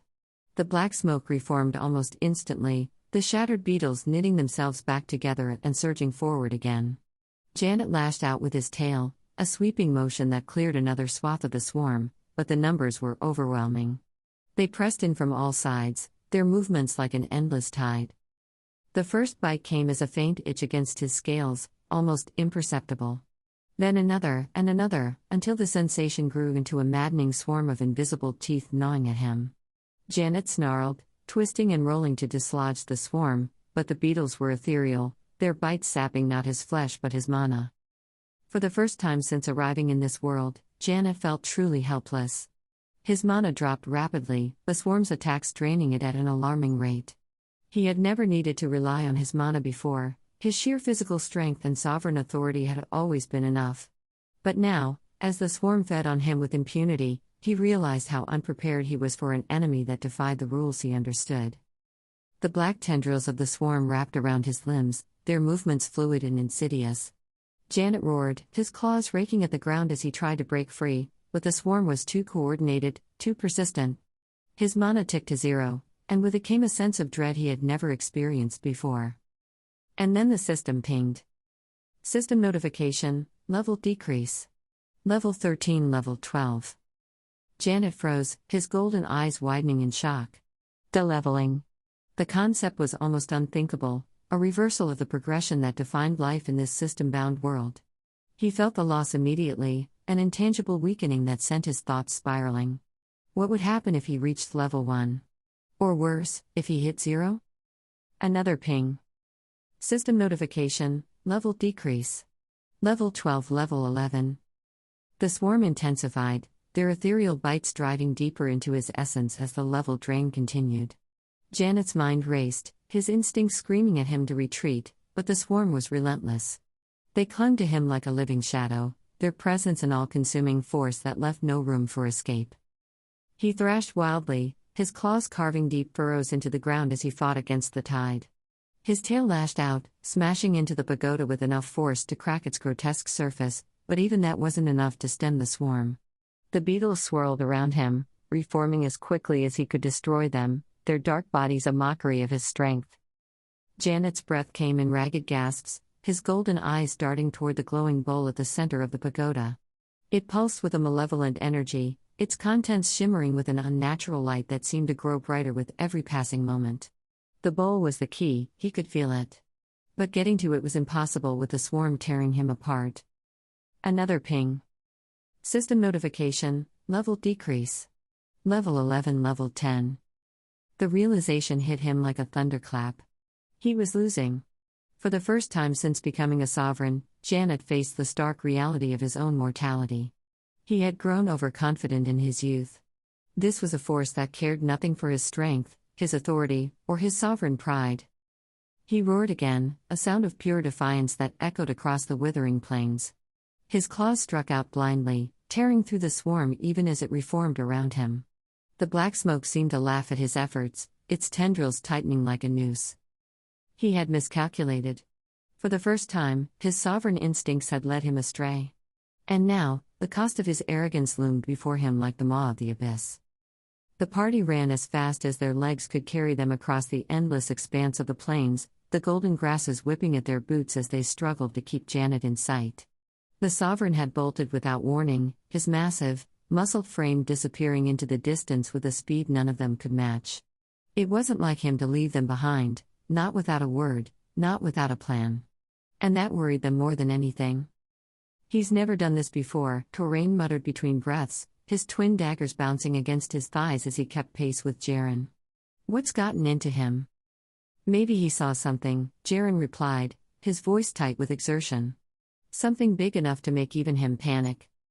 "That's not panic," Leth interjected from just behind them, her breath hitching as she struggled to keep up. "It's Jannet. He doesn't panic. He's protective. This has to be about something dangerous, something that could hurt us, or worse, someone else." He has done a lot of work to endure himself to us recently. Why abandon the work now? And what's this about a quest? Fiala, running just ahead, clenched her staff tightly, her face set in determination. That's why we can't waste time speculating. If the Sovereign is doing this, it's for a reason. And we need to catch up before he gets himself into trouble. The group fell silent, their shared worry spurring them onward despite the growing ache in their muscles and the burn in their lungs. Fiala's gaze flicked ahead, catching the faint silhouette of Janet's massive form as it darted over a distant rise. Her mind raced alongside her pounding heart. She had always respected the Sovereign's restraint. For all his immense power, he had never used it to bully or dominate. His confidence had a purpose, it was always tied to the safety of others. And now, that same confidence had driven him to act alone. I have an idea, Fiala said abruptly, her voice cutting through the sound of their footfalls. She slowed her pace slightly, allowing the others to draw closer. It's risky, but it might help us catch up. What is it? Jaren asked, his great sword clinking against his back as he ran. Fiala held up her staff, its faintly glowing crystal tip sparking with potential energy. I picked up a new spell after our last hunt. It's a haste enchantment. If I channel my mana into it, I can boost our speed. But it won't last forever, maybe an hour and a half if I push myself. Leth looked at her, concern flashing across her face. And what about you? If you burn through your mana, you'll be defenseless when we get there. Fiala shrugged, her expression resolute. It won't matter if we don't get there in time. The Sovereign is strong, but if he's rushed off like this, it means he's fighting something he doesn't think he can handle alone. The group exchanged glances, their shared worry tipping the scales of the decision. Do it, Jaren said, his voice steady. We'll deal with the consequences later. Fiala nodded, planting her staff into the ground as she slowed her stride to a halt. The crystal tip flared with a brilliant light as she began to chant, her words resonating with arcane power. A ripple of energy spread outward, enveloping the group in a shimmering aura that tingled against their skin. Almost immediately, they felt the effects, muscles lightened, strides lengthened, and their pace quickened to an almost supernatural speed. Go, Fiala shouted, her voice strained with the effort of maintaining the spell. The group surged forward, the plains blurring around them as they raced to close the distance. Nearly an hour later, the party crested a rise and came to an abrupt halt, their collective breaths catching in their throats at the sight before them. Jannet stood at the center of a withering field, his massive frame battered and gaunt, his scales duller than they had ever seen. He moved sluggishly compared to his usual fluid grace, his tail whipping out to knock away an encroaching wave of black beetles. The air around him shimmered with an unnatural haze, and the ground at his feet was riddled with writhing, pulsing growths that seemed to sap the very life from the earth. Gods, Torain whispered, his usual bravado replaced with stunned awe. What the hell is happening? The beetles swarmed Jannet relentlessly, their dark forms reforming from black smoke each time he struck them down.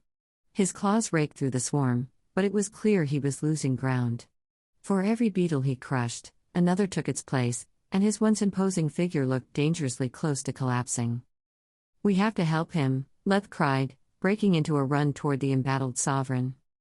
Wait, Leth, Jaren shouted, but the healer didn't stop. She sprinted into the fray, her hands glowing with radiant light as she chanted a prayer to the gods. A brilliant aura erupted around her as she reached Jannet, the light flaring outward in a wave that sent the beetles scattering. The swarm hissed and recoiled, their dark forms writhing as the holy light bathed the area in its cleansing glow. Leth fell to her knees beside Jannet, her face pale with exertion as she continued her chant, the aura of light flickering as she strained to maintain it. Jannet turned his golden eyes toward her, his voice a hoarse rumble. You shouldn't have come. We're not leaving you. Leth shot back, her tone fierce despite her obvious exhaustion. We can do this, together. The rest of the party joined them moments later, weapons drawn and expressions grim. Jaren planted himself beside Jannet, his greatsword at the ready, while Torain flitted around the edges of the swarm, his daggers flashing as he tested their defenses. Fiala stood at the rear, her staff glowing as she prepared another spell. Whatever this is, Jaren growled, his eyes narrowing at the grotesque growth spreading across the field, we have to end it now. Jannet straightened, his massive frame trembling but steadying as he drew on the last reserves of his strength. That, he said, nodding toward the grotesque pagoda rising from the corpse of the bison, is the source. We destroy it, or this spreads. Left's voice wavered as she glanced at him, her chant faltering for a moment. I can hold them back, she said, her tone uncertain. But not for long. Jannet met her gaze, his expression grim. Then hold as long as you can. We end this here. The group exchanged determined nods, their bond solidified in the face of the growing nightmare. Together, they turned their focus to the grotesque structure, its pulsing, writhing form of blight against the horizon. The fight was far from over, but for the first time, Jannet felt a flicker of hope. They would fight. Together. And they would win, or die trying. Rhys reclined in his private quarters within the Adventurers Guild, an enigmatic smile playing on his lips. The dim light from an enchanted crystal cast flickering shadows across the room, reflecting the eerie void-like blackness that seemed to shimmer in his eyes whenever he concentrated on his magic. His plan was proceeding perfectly, a dance of manipulation and precision that even the most cynical of Kahan's officials would have struggled to detect. Humans were so eager to embrace a good void mage when it suited their needs. The use of void-based spatial magic for storage items, teleportation arrays, and the occasional planar stabilization was too valuable to dismiss outright. Void mages like Rhys were rare, but they were not entirely unheard of. Those who dabbled in the void walked a fine line between utility and destruction, always teetering on the edge of what society deemed acceptable. Rhys had mastered the art of appearing trustworthy, even heroic. His affiliations with the cult, the Voidbound, as his people called themselves, remained buried beneath layers of subterfuge. But the truth was much darker. The cult of the Unbound Void, or the Systembreakers as the rare outsider might call them, had been active for centuries. They operated in shadows, orchestrating their long game across the continent. Rhys had been born into this life, his bloodline tracing directly to the northern elders of the Voidbound. His mother, a high-ranking member of the clan, had ensured he understood his duty from a young age. His task was a vital piece of the greater plan, to take the cult's great work and spread it. The reward for his efforts would be a font of destruction essence, a resource so potent that it could allow him to cultivate his system-breaking abilities to their apex. His assignment had brought him south, far from the northern strongholds of the cult. Here, amidst the sprawling lands of Kahan and its human kingdoms, he had carefully inserted himself into a team of heroes. It had been surprisingly easy. The team, desperate for a spatial mage to assist with their quests, had welcomed him with open arms, too focused on their immediate needs to question his background deeply. That naivety had allowed Rhys to introduce a seedling of the great work. The one transported on the back of the great beast they had felled months before. The bull had been his masterpiece. A massive stoneplate bison, formidable even by the standards of plains beasts, had been the perfect vessel for the cult's seed. The work needed a living host, something with strength, resilience, and the capacity to carry it far. Rhys had tricked the Kahan heroes into engaging the bison, allowing him to infuse the seed during the chaos of battle. The essence of void magic and corruption had taken root within the creature, weaving through its system, twisting its form, and binding it to the cult's design. The bull, now a carrier of the work, had charged off as Rhys had planned. The work would compel it toward a leyline font, a critical node of power beneath the plains that would allow the seed to root itself and grow. Once anchored, the font would begin to cultivate destruction essence, a slow but unstoppable process that would spread the Voidbound's influence across the region. This was only the first step. Rhys planned to introduce more seeds in other key locations, each one drawing strength from the system's leyline network until the work reached critical mass.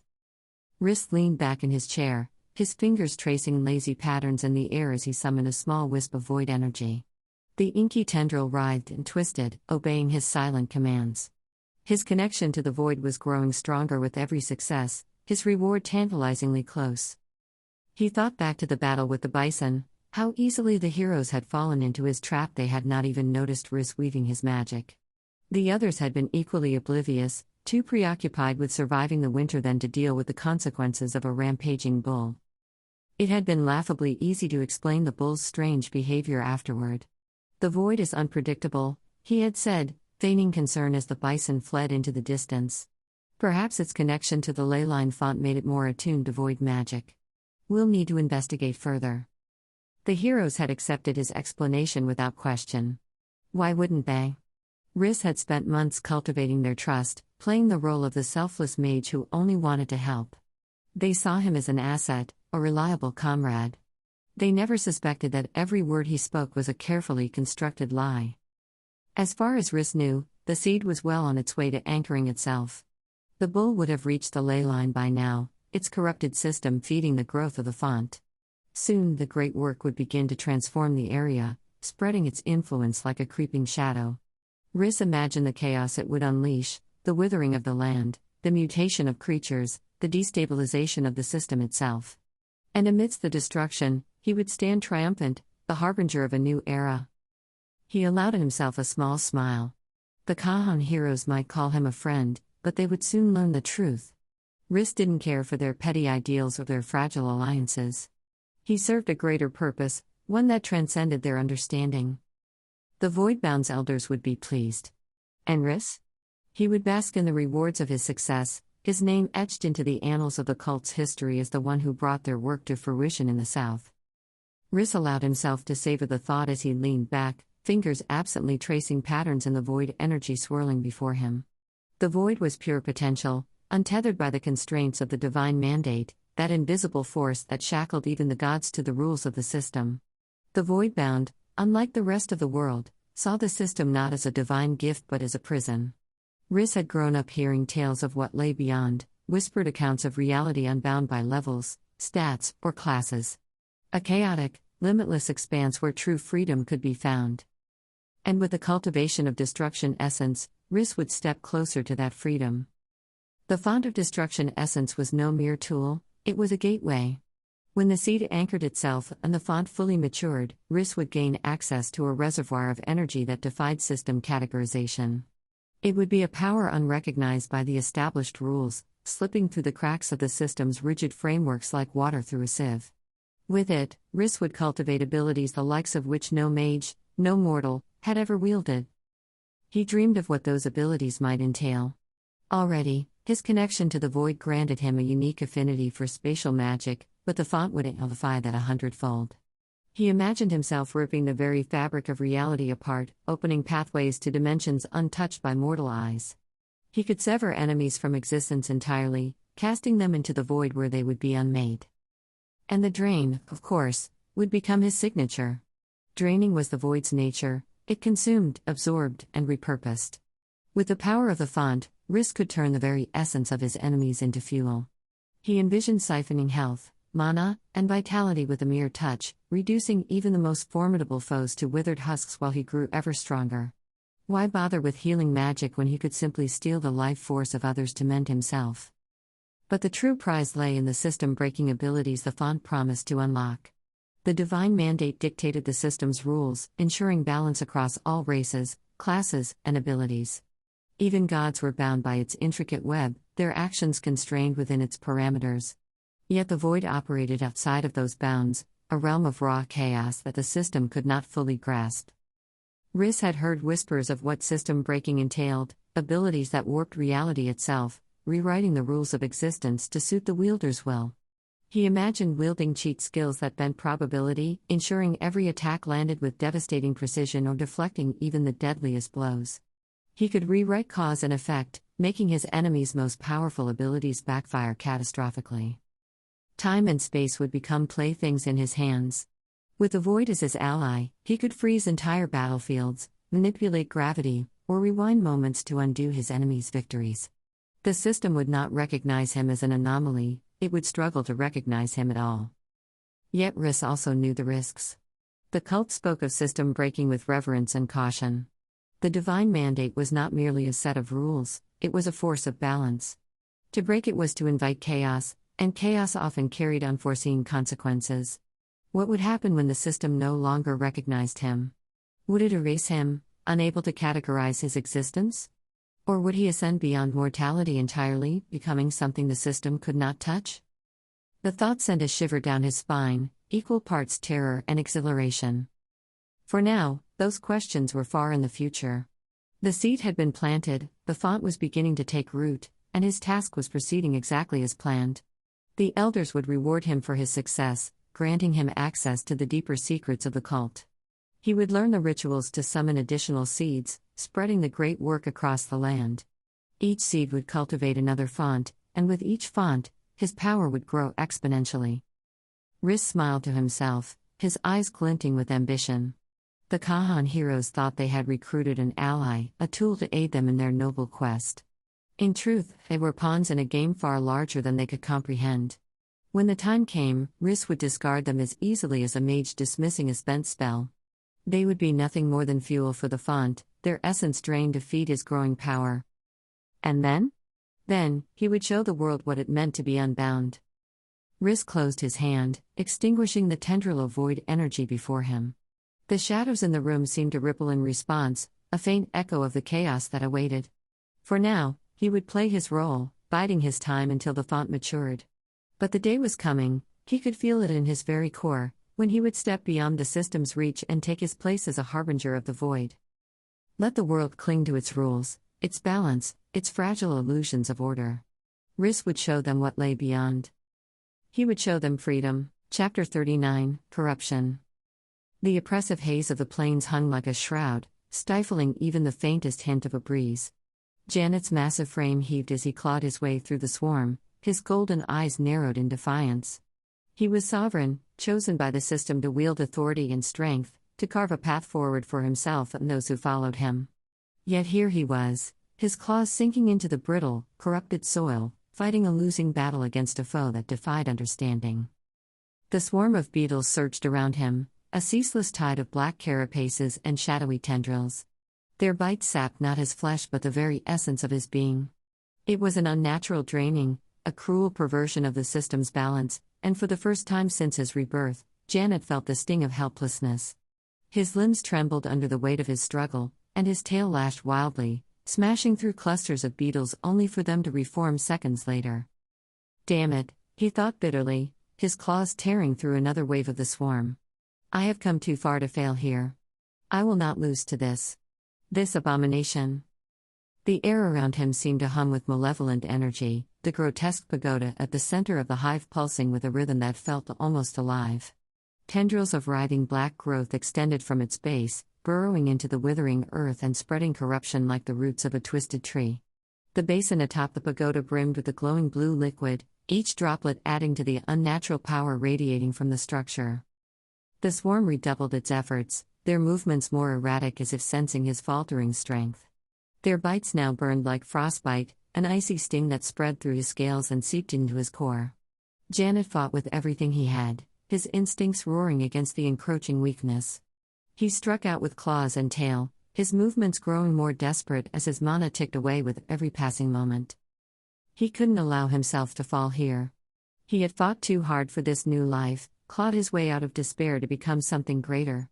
The memories of his past life burned in his mind, Walter's dismissive sneers, Richard's condescension, the hollow ache of a life spent trapped in the shadows of others. No. He had escaped that. He had done better. He was better. The swarm pressed in closer, their numbers seemingly infinite, and Jannet's breaths came in ragged gasps. His once imposing frame now bore the marks of the battle, scales dulled, claws chipped, and his tail dragging slightly behind him. He was retreating, step by agonizing step, away from the pagoda, his sovereign instinct screaming in defiance even as his strength waned. And then, through the haze of the swarm and the suffocating hum of the hive, a brilliant white light pierced the gloom. The shadow forms of the beetles recoiled as the light burned through them, their carapaces turning to ash in the radiant glow. Jannet's head snapped toward the source, his golden eyes widening as he saw the familiar forms of his human companions cresting the rise. Leth stood at the forefront, her hands outstretched as she channeled the radiant spell, the light emanating from her like a beacon in the dark. You shouldn't have come, Jannet rasped, his voice a hoarse rumble as he tried to stand taller despite his battered state. We're not leaving you, Leth shouted back, her tone fierce despite the strain evident in her posture. The light around her flickered as she faltered for a moment before redoubling her efforts. The swarm hesitated under the pressure of her spell, their movements growing erratic as the holy energy pushed them back. The rest of the party descended into the fray moments later. Jaren planted himself beside Jannet, his greatsword gleaming as he raised it in defiance of the swarm. Torain darted around the edges, his enchanted daggers flashing as he slashed at the beetles, each strike reducing them to smoldering ash. Fiala remained at the rear, her staff glowing faintly as she prepared another spell, her eyes darting nervously between her companions and the grotesque pagoda. "Whatever this is," Jaren growled, his voice steady despite the chaos around him, "we have to end it now." Jannet straightened, his massive frame trembling but steadying as he drew on the last reserves of his strength. He gestured toward the pagoda, its writhing tendrils still spreading their corruption across the plains. "That," he said, his voice low and grim, "is the source. Destroy it, or this spreads."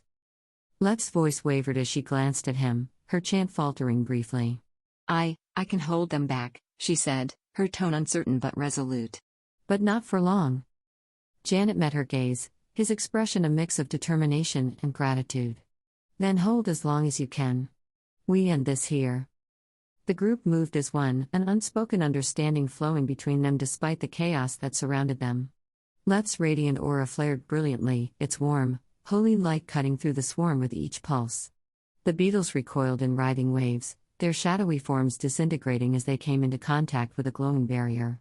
For a brief moment, the battlefield seemed almost still, the tide of beetles held at bay by the intensity of her spell. "Keep pushing," Leth shouted, her voice strained as she maintained the chant that fueled the radiant shield. Sweat beaded on her brow, her hands trembling under the effort, but she didn't falter. Each word of her prayer carried weight, each verse reinforcing the barrier that granted the group a precious reprieve. Jaren led the charge with his greatsword, the massive blade carving through the scattered remnants of the swarm like a scythe through tall grass. His strikes were precise, each swing carrying the weight of his desperation and determination. The blackened forms of beetles burst apart under his assault, their dark wisps dissolving into nothingness only to reform above him with buzzing wings. Despite the swarm's relentless nature, Jaren pressed forward, his footsteps steady and unyielding.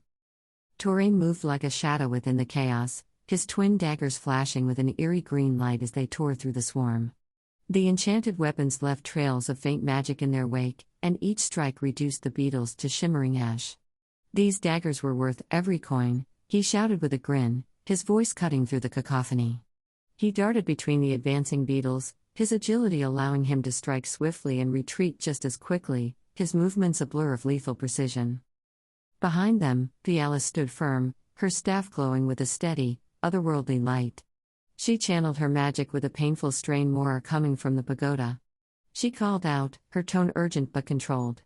She raised her staff again, summoning a swirling vortex of wind that swept through the swarm, temporarily clearing a path. The closer they came to the grotesque pagoda, the thicker the swarm became. The beetles surged with renewed aggression, their dark forms coalescing into almost fluid waves that sought to overwhelm the advancing group. Jaren roared, swinging his greatsword in a wide arc that cleaved through a particularly dense mass of beetles. The effort left him momentarily winded, but he squared his shoulders and prepared for the next wave.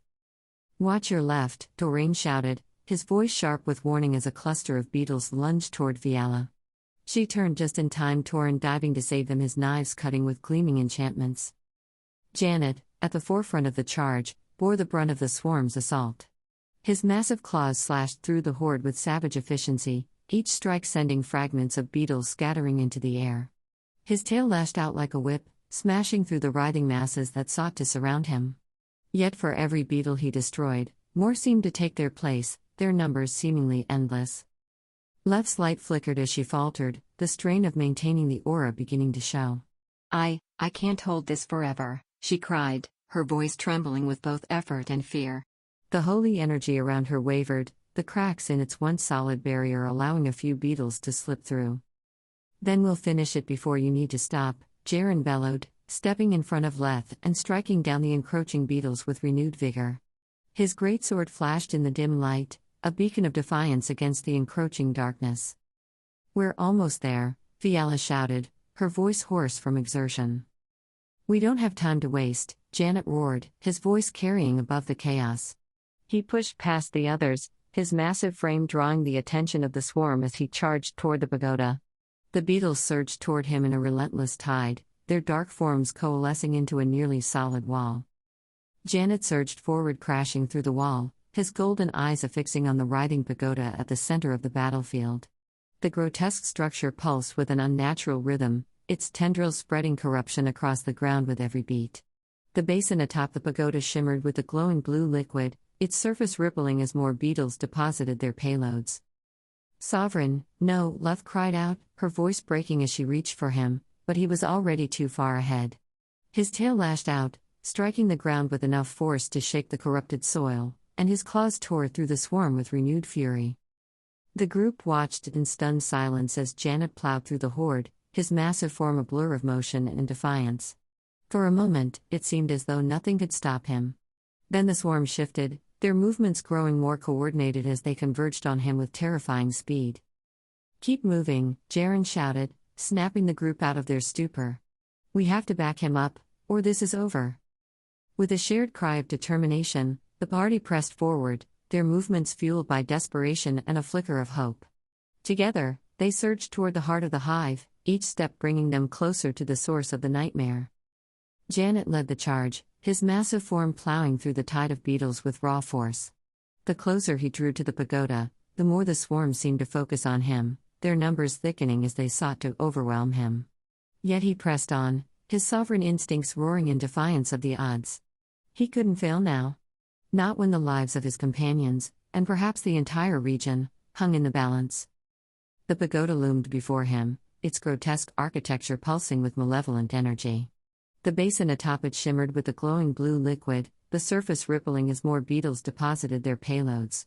Janet's claws dug into the ground as he surged forward, his massive frame tearing through the last line of the swarm with a primal roar. With a final, desperate leap, Jannet crashed into the pagoda, his shoulder slamming into the structure with enough force to shatter its twisted spires. The writhing tendrils at its base snapped and recoiled like wounded snakes, and the basin tipped precariously as the entire structure trembled under the impact. The glowing liquid spilled over, splashing onto Janet's scales and seeping into the wounds left by the swarm. He hissed in pain as the substance burned against his flesh, its unnatural energy coursing through him like a wildfire. Yet even as the agony threatened to overwhelm him, he felt a strange, almost magnetic pull toward the liquid, a connection that defied explanation. The pagoda collapsed under his weight, the grotesque tendrils shriveling and disintegrating as the hive core at its center was crushed. The swarm faltered, their movements growing disjointed and sluggish as the source of their power was destroyed. One by one, the beetles disintegrated into ash, their black forms fading into nothingness as the corruption began to recede. Jannet staggered back, his massive frame trembling as he fought to stay upright. The glow of the blue liquid still clung to him, its energy seeping into his wounds and spreading through his body. He could feel it, something changing, something beyond his understanding. The blue liquid burned through Janet's veins like molten fire, seeping into the very essence of his being. His golden eyes, once so sharp and fierce, now flickered faintly as his massive frame trembled. His claws dug into the brittle, corrupted soil as his strength waned, his breaths coming in ragged gasps. Around him, the sounds of battle, the clang of weapons, the shouts of his companions, the dying screeches of the swarm, blurred into an indistinct hum. Level 8. The system's cold, unfeeling notification echoed faintly in his mind, a stark reminder of how far he had fallen. His once dominant sovereign instincts, which had roared so confidently in the face of danger, were now reduced to a quiet murmur beneath the overwhelming pull of exhaustion. The world around him began to fade. His vision tunneled, the edges of his sight darkening as the system's interface flickered erratically. Red warnings flashed before his mind's eye, each one more frantic and jarring than the last. System warning, corruption detected. System warning, integration detected. Janet's claws twitched involuntarily, his massive body collapsing onto its side as the strength in his limbs gave out. He wasn't dying, at least, not in the way he understood death. This was something different. Something deeper. The liquid's unnatural energy coursed through him, breaking down barriers within his system profile that he hadn't even known existed. Warning, achievement congratulations. The words glitched, their garbled tones cutting through the haze of his fading consciousness. He tried to focus, tried to understand what was happening, but his thoughts were disjointed, slipping through his grasp like sand through claws. System detected, rebooting. Reboot. Failed. System rebooting. He wasn't underground, wasn't submerged in water, yet everything felt muffled, distant. The noises of the humans, shouts of concern, calls of his name, reached his ears as though filtered through a dense fog. Jannet's mind struggled to anchor itself, to cling to something familiar, but the system interface refused to relent. Its presence in his mind was all-encompassing now, a storm of red warnings and urgent pings that drowned out everything else. System input required, manual reboot YN. The words blinked in his mind, insistent and unyielding. Yes or no? It was a simple choice, yet the weight of it pressed down on him like a mountain. His thoughts swirled, fragmented memories of his past life bleeding into the present. Walter's disdainful sneer. Richard's condescension. The hollow ache of a life spent catering to others who never saw his worth. He had vowed to be better. To be more.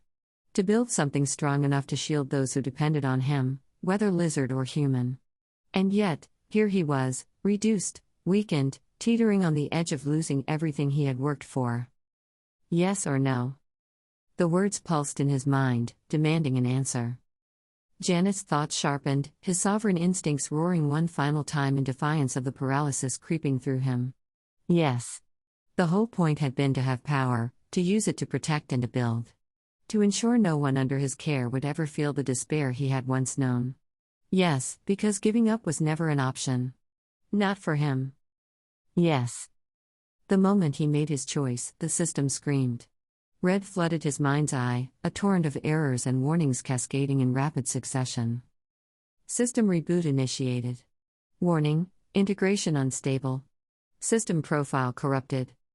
Jannet's body convulsed violently as the liquid within him surged, reacting to the system's attempts to repair itself. His scales glowed faintly, a sickly blue light emanating from the cracks between them as the corruption fought against his sovereign essence. Pain racked his body, a searing agony that felt as though his very soul were being torn apart and reassembled piece by piece. And then, silence. Jannet's consciousness slipped away, his massive frame lying still amidst the battlefield.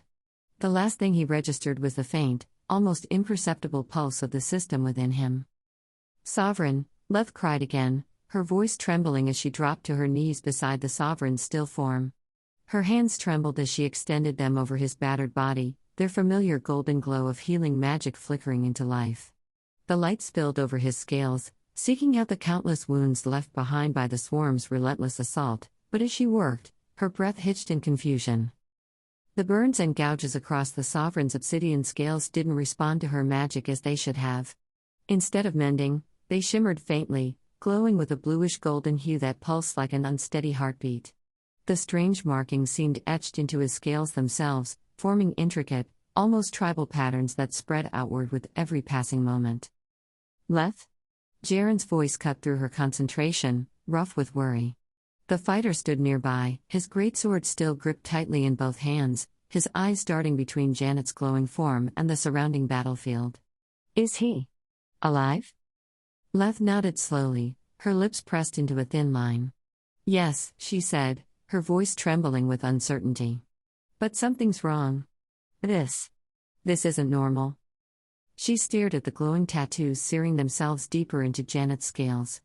The bluish-golden patterns were almost beautiful, their sharp lines and curves reminiscent of divine script, but the way they writhed and grew felt deeply unsettling. It was as though they were alive, carving themselves into his body with a purpose she couldn't comprehend. The flickering light they emitted seemed to mock her healing efforts, rejecting her magic even as she poured more energy into the spell. I've never, Leth whispered, her voice barely audible. I've never prayed to heal a non-human before. But this isn't about species. This is something else entirely.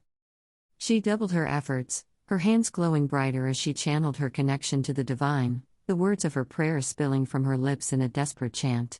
The golden light of her spell enveloped Jannet's form, but the system's pings began to flood her mind, sharp and insistent.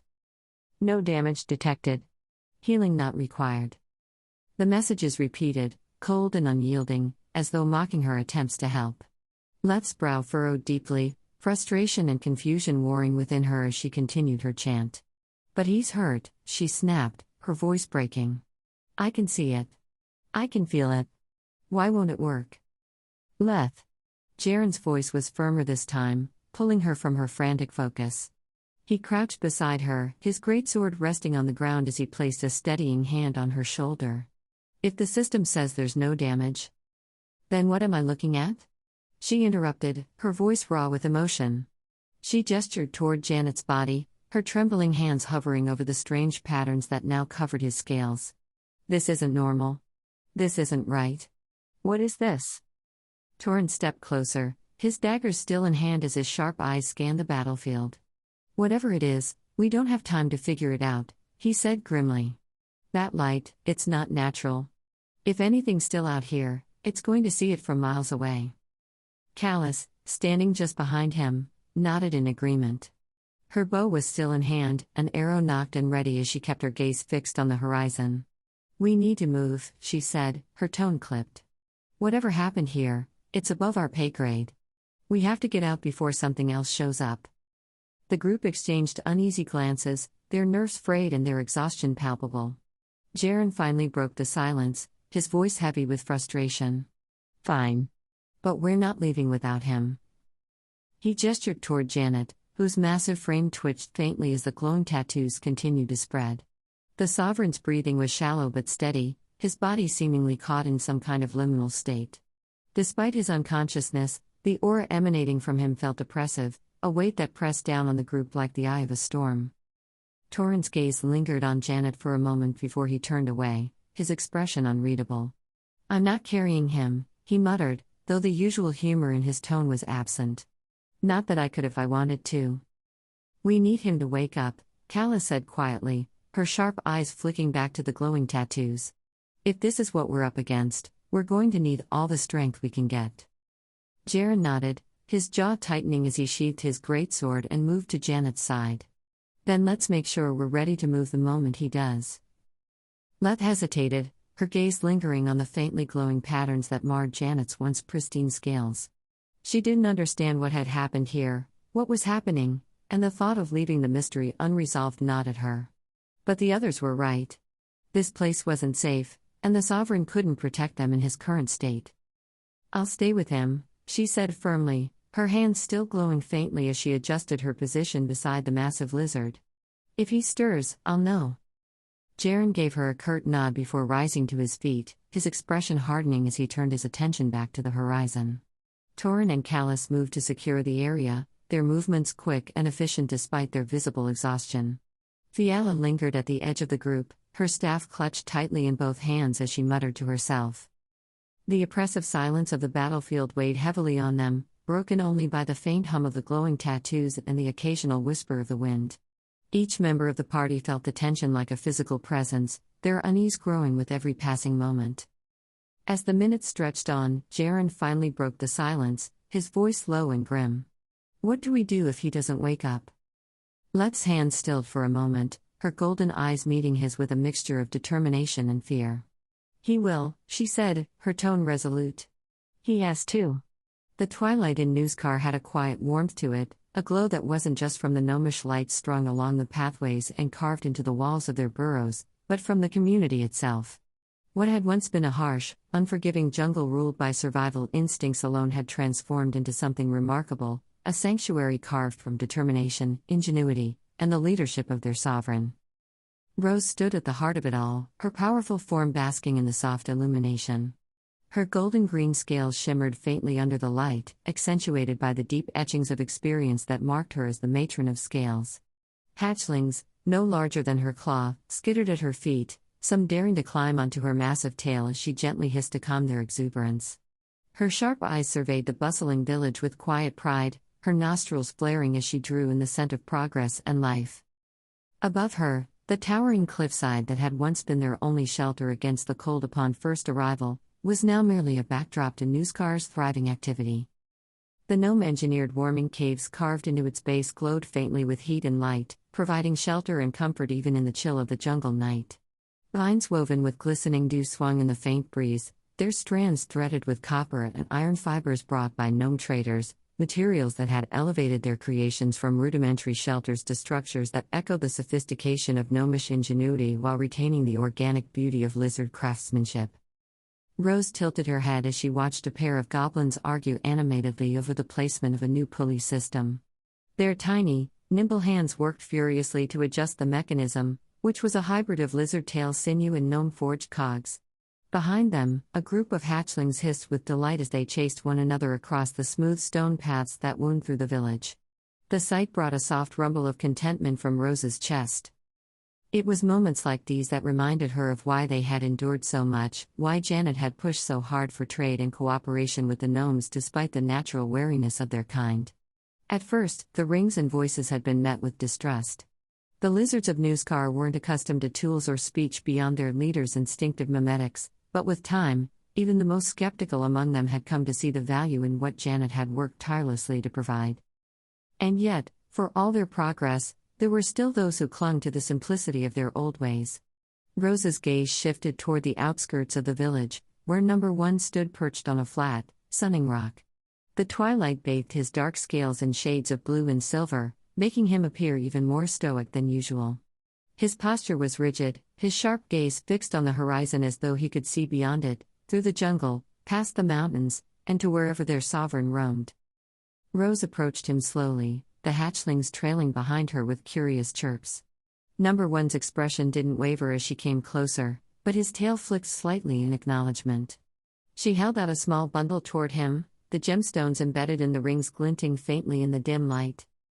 "Here," Rose said, her voice soft yet firm. "The last set of gnome rings. I wanted you to have them." Number 1 glanced at the rings, his golden eyes narrowing slightly after adorning the rings. "Unnecessary," he said in a low rumble. His words were clipped, as they always were when forced through the unnatural medium of speech. "Did not need them before. Do not need them now."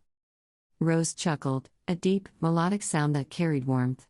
"You're as stubborn as ever," she teased, her tail curling slightly as she settled beside him. "But I'm not here to argue. I just thought you might like to have them. They've brought us so much: tools, knowledge, a way to communicate beyond hissing and gestures. Look at what we've built, number 1. Look at Newskar." She gestured with her tail toward the bustling village, her tone softening. "Remember when it was just us? Just you, me, and Jannet, trying to carve out a space in the jungle? It wasn't long ago that we only had the human nest to cling to. Now, look at what we've created." Number 1's gaze followed hers, his expression unreadable as he took in the sight of their thriving community. Lizard folk of all sizes moved through the village, their scales gleaming under the gnomish lights. Goblins darted between them, carrying tools and supplies for their endless projects. Even more had joined under Baby Goblin from the north, while hatchlings clambered over the intricately carved structures that served as homes, workshops, and gathering places. The air was alive with the sounds of activity, the faint hum of jungle machinery, the hiss of lizards communicating in their natural tongue, and the occasional burst of laughter or chatter from the goblins. "Better than human nests," number 1 admitted after a long pause, his tail twitching slightly. "Still prefer simpler times. Did not need rings, lights, tools. Simpler." Rose hissed softly, a sound of both amusement and affection. "You've always been a purist," she said, her voice carrying a hint of teasing. "But simpler isn't always better. The rings and voices have given us so much. They've helped us survive, thrive. Jannet saw that potential, even when we couldn't." She paused, her gaze drifting upward to the pale crescent of the moon hanging low in the sky. "Do you think he's all right out there?" she asked quietly. "Jannet, I mean. All alone." Number 1's tail stilled, and for a moment, he didn't respond. When he finally spoke, his tone was measured but firm. "Jannet is strong? Strongest. His task is hardest because of it. But he will not fail. He will fight, not for himself, but for us, for the little ones. For those weaker than him. That is what it means to be sovereign." Rose's gaze lingered on the moon as the hatchlings at her feet clambered onto her tail and back, their tiny claws pressing against her scales as they chirped and hissed in play. She let out a low, thoughtful hum, her heart heavy with both pride and worry. "I hope you're right," she said softly, more to herself than to number 1. "He's done so much for us. I just hope he remembers to take care of himself, too." The two lizards sat in silence for a while, their eyes fixed on the glowing village below. The warmth of the gnomish lights, the hum of activity, and the soft rustle of the jungle beyond filled the air with a sense of peace. Yet beneath it all, A quiet tension lingered, a shared understanding that their sovereign's journey was far from over, and that the fate of Newskar, of their people, rested on his broad, scaled shoulders. On another random morning in Newskar, the first light of dawn crept through the dense jungle canopy, painting Newskar in hues of soft gold and emerald. The village stirred lazily, lizards stretching on warm stones, hatchlings chattering among themselves, and goblins bustling about their early tasks. Near the base of the cliff, nestled into the workshop caves, a small, odd structure stood out against the otherwise organic aesthetic of Newskar. It was a hut, just large enough for a lizard, cobbled together with precision and ingenuity. Inside, the air thrummed with tension, and the faint smell of mana stone smoke hung in the stillness. Deep in the workshop, Randall stood with his usual intensity, his scales flecked with soot and his golden eyes gleaming with excitement. Beside him, Sharpbright, the gnome artificer with his perpetually wild hair and stained overalls, wore a grin that teetered between exhilaration and madness. Around them, goblin and gnome assistants darted between workbenches, laden with tools and materials, their movements as frantic as the sparks flying from the latest project. The contraption at the center of the chaos was something entirely new, a walking wagon, an engine-powered monstrosity made from a blend of lizard sinew, jungle vines, and gnomish metalwork. Its skeletal frame loomed over the workbench, and the mana stones embedded in its engine core pulsed with an unstable, flickering light. The contraption sputtered and coughed, exhaling smoke in uneven bursts. Randall adjusted the ring on his claw, a ring of tongues paired with a ring of comprehend languages, tools he had grown adept at using as one of Newskar's inventors and leaders. The rings allowed him to understand and communicate with the gnomes who had shared their knowledge, stories, and ideas with him. What began as hesitant collaboration had grown into something much more ambitious, a quest for innovation that would bring Newskar into a new era. "Careful, careful," Sharpbright shouted, his high-pitched voice cutting through the workshop's din as a goblin assistant stumbled with a mana regulator.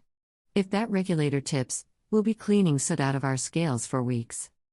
"I've got it," Randall hissed, his claw darting out to steady the component. He tightened the fitting with practiced precision, his nostrils flaring with the tension of the moment. "There. That should hold." Sharpbright let out a bark of laughter, his soot-covered face splitting into a grin. "You're as quick as ever, Randall. But tell me, are you sure this is the morning for experiments? The last time we tested one of your upgrades, the entire workshop stank of sulfur for days." Randall huffed, his tail flicking dismissively. "Upgrades are necessary, Sharpbright. Upgrades are what will keep Newskar strong. My sovereign taught me that much." His voice softened as he added, "And besides, today feels different. I prayed at the cairn this morning, and I could feel Spotted Eye guiding me. This will work." Sharpbright's grin faltered slightly, replaced by a glimmer of respect. He nodded, his tone growing quieter. "Then let's see it through. For Newskar. For progress." Randall nodded, his resolve hardening. He stepped back, motioning for the others to clear the area. The goblins scrambled to find cover, ducking behind workbenches and crates, while the gnomes exchanged nervous glances but followed suit. Sharpbright moved to the console, his hands hovering over the controls. "Ready?" Sharpbright asked, his fingers twitching in anticipation. Randall's golden eyes locked onto the walking wagon, his voice steady. "Do it." Sharpbright flipped a series of switches, his motions quick and deliberate. The mana stones embedded in the wagon's core flared to life, their light intensifying until it was almost blinding. The engine roared, a deep, guttural sound that shook the ground beneath their feet. For a moment, everything seemed to hold its breath. Then, an explosion rocked the workshop. A plume of smoke erupted from the wagon's engine, followed by a series of loud, sputtering pops. The assistants cried out in alarm, scrambling further into cover as tools and components clattered to the ground. Sharpbright was thrown backward, landing in a heap against a stack of crates. Randall braced himself against a workbench, his claws digging into the wood as he stared at the smoking contraption. The jungle outside erupted with noise as startled birds took flight, their cries echoing through the air. Lizards and goblins from the village rushed toward the workshop, their eyes wide with alarm as they spotted the thick smoke billowing from the cave.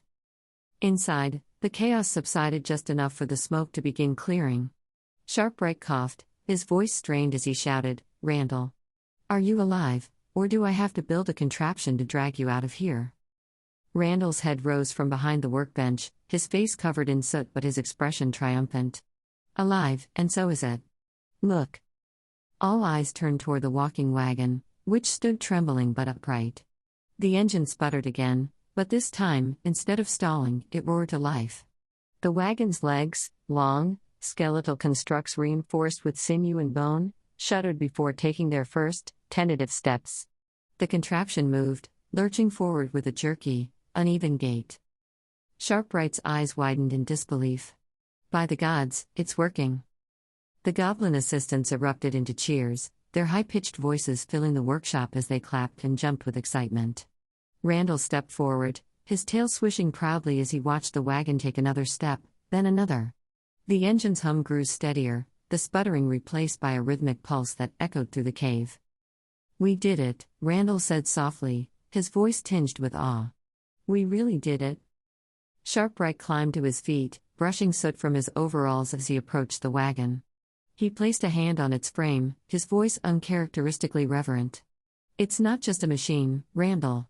It's a step forward, for all of us." Randall nodded, his gaze fixed on the walking wagon as it moved across the workshop floor. "Upgrades, Sharpright. That's what Jannet taught us. Always upgrade. Always improve. For Newscar." As the cheers continued, Randall felt a surge of pride and determination. He thought of Spotted Eye, of the cairn where he had prayed that morning, and of the sovereign who had inspired them all. This was only the beginning. Newscar was growing stronger, and with each new invention, they would carve their place in the world. The wagon continued to move, the group realizing it had no driver scrambled to stop it from running wild. The walking wagon creaked and groaned as it traversed the uneven jungle terrain, its spindly legs carefully negotiating the twists and dips of the path. Lil Guy sat on the reinforced leather bench near the front, his tail twitching in rhythm with the hum of the wagon's mana-powered engine. Despite its utility, he still hadn't quite gotten used to riding on the strange contraption. The gentle sway as it moved, the occasional lurch when it hit an unseen root, it was also unnatural. But as he glanced behind him at the neatly stacked crates of smoked meat and shimmering gemstones, he had to admit it was better than hauling everything by claw or cart. Behind the controls, Baby Goblin sat with an air of calm concentration, her small hands gripping the steering levers. She had proven to be the best driver among them, steady, deliberate, and with a knack for keeping the wagon from smashing into obstacles. Lil Guy had tried driving once, and they'd nearly crashed into the side of a rock outcrop, sending a full load of goods tumbling into the underbrush. Baby Goblin hadn't said a word about it afterward, but the teasing looks from her and the other goblins had been enough to dissuade him from trying again. The wagon rumbled on, the sound of its engine a low, constant backdrop to the chatter between its passengers. Lil Guy leaned back, his claws tapping idly against the edge of the bench as he turned to Baby Goblin. "You know," he began, a mischievous glint in his eyes, "I think you like being in charge up there. Makes you feel important, huh?" Baby Goblin shot him a sidelong glance, her lips quirking into a faint smirk. "Someone has to keep us on the trail. Unless you'd rather I let you drive again, Lil Crash?" The goblins patrolling alongside the wagon burst into laughter, their chatter filling the air. Lil Guy rolled his eyes but couldn't help grinning. Yeah. I get it. Let the professional handle it." As the wagon creaked onward, the two fell into a companionable silence, broken only by the occasional comment about the state of the jungle or the goods they were hauling. Lil Guy glanced at Baby Goblin, his expression softening. She wasn't just a skilled driver or a sharp-witted companion, she was his best friend. Always had been. Even before they'd gotten the gnome rings that let them chat with ease, their unspoken bond had been something unique. They understood each other in ways words couldn't quite capture, a connection forged through countless hunts, shared meals, and quiet moments beneath the stars. The path grew narrower as they approached a bend, the dense jungle pressing closer on all sides. The air was thick with humidity, the scent of damp earth mingling with the faint metallic tang of mana emanating from the engine. Lil Guy leaned forward, scanning the trail ahead, but before he could say anything, Baby Goblin suddenly tensed. "Stop," she said sharply, her voice cutting through the rumble of the wagon. She pulled the levers, bringing the vehicle to an abrupt halt. The goblin guards walking alongside immediately stiffened, their hands moving to their weapons as their sharp eyes scanned the surroundings. What is it? Lil Guy asked, his tail twitching as he peered into the underbrush. Baby Goblin didn't answer right away. Her gaze was fixed ahead, her usually playful expression replaced by one of wary focus. She raised a hand, signaling the guards to hold their ground, then pointed to a spot just ahead of the wagon. At first, Lil Guy didn't see anything. But then the shapes emerged, 3 small figures, their movements hesitant and nervous as they stepped out from the cover of the foliage. They were thin, painfully so, their limbs frail and their ragged clothing hanging loosely from their gaunt frames. But it wasn't their appearance that caught Lil Guy's attention, it was the ears. Tall, triangular cat ears twitched atop their heads, and long, slender tails swished behind them, barely visible through the tattered fabric of their clothes. The smallest of the trio, a child who couldn't have been older than 6 or 7, sniffed the air, their wide, luminous eyes locking onto the wagon. The others, perhaps a few years older, stood protectively in front of the youngest, their bodies tense and their ears flattened in fear. They didn't speak, but their eyes darted between the goblins, the wagon, and the towering jungle around them. Catfolk, Lil Guy murmured, his voice barely above a whisper. He had heard of them before. Jannet swore he had seen one as a hatchling. But these children looked nothing like the proud, strong catfolk he'd imagined. They were scared, malnourished, and clearly alone. Baby Goblin didn't hesitate. She climbed down from the wagon, her movements slow and deliberate as she approached the children. "Guards, stand down," she said firmly, her voice calm but commanding.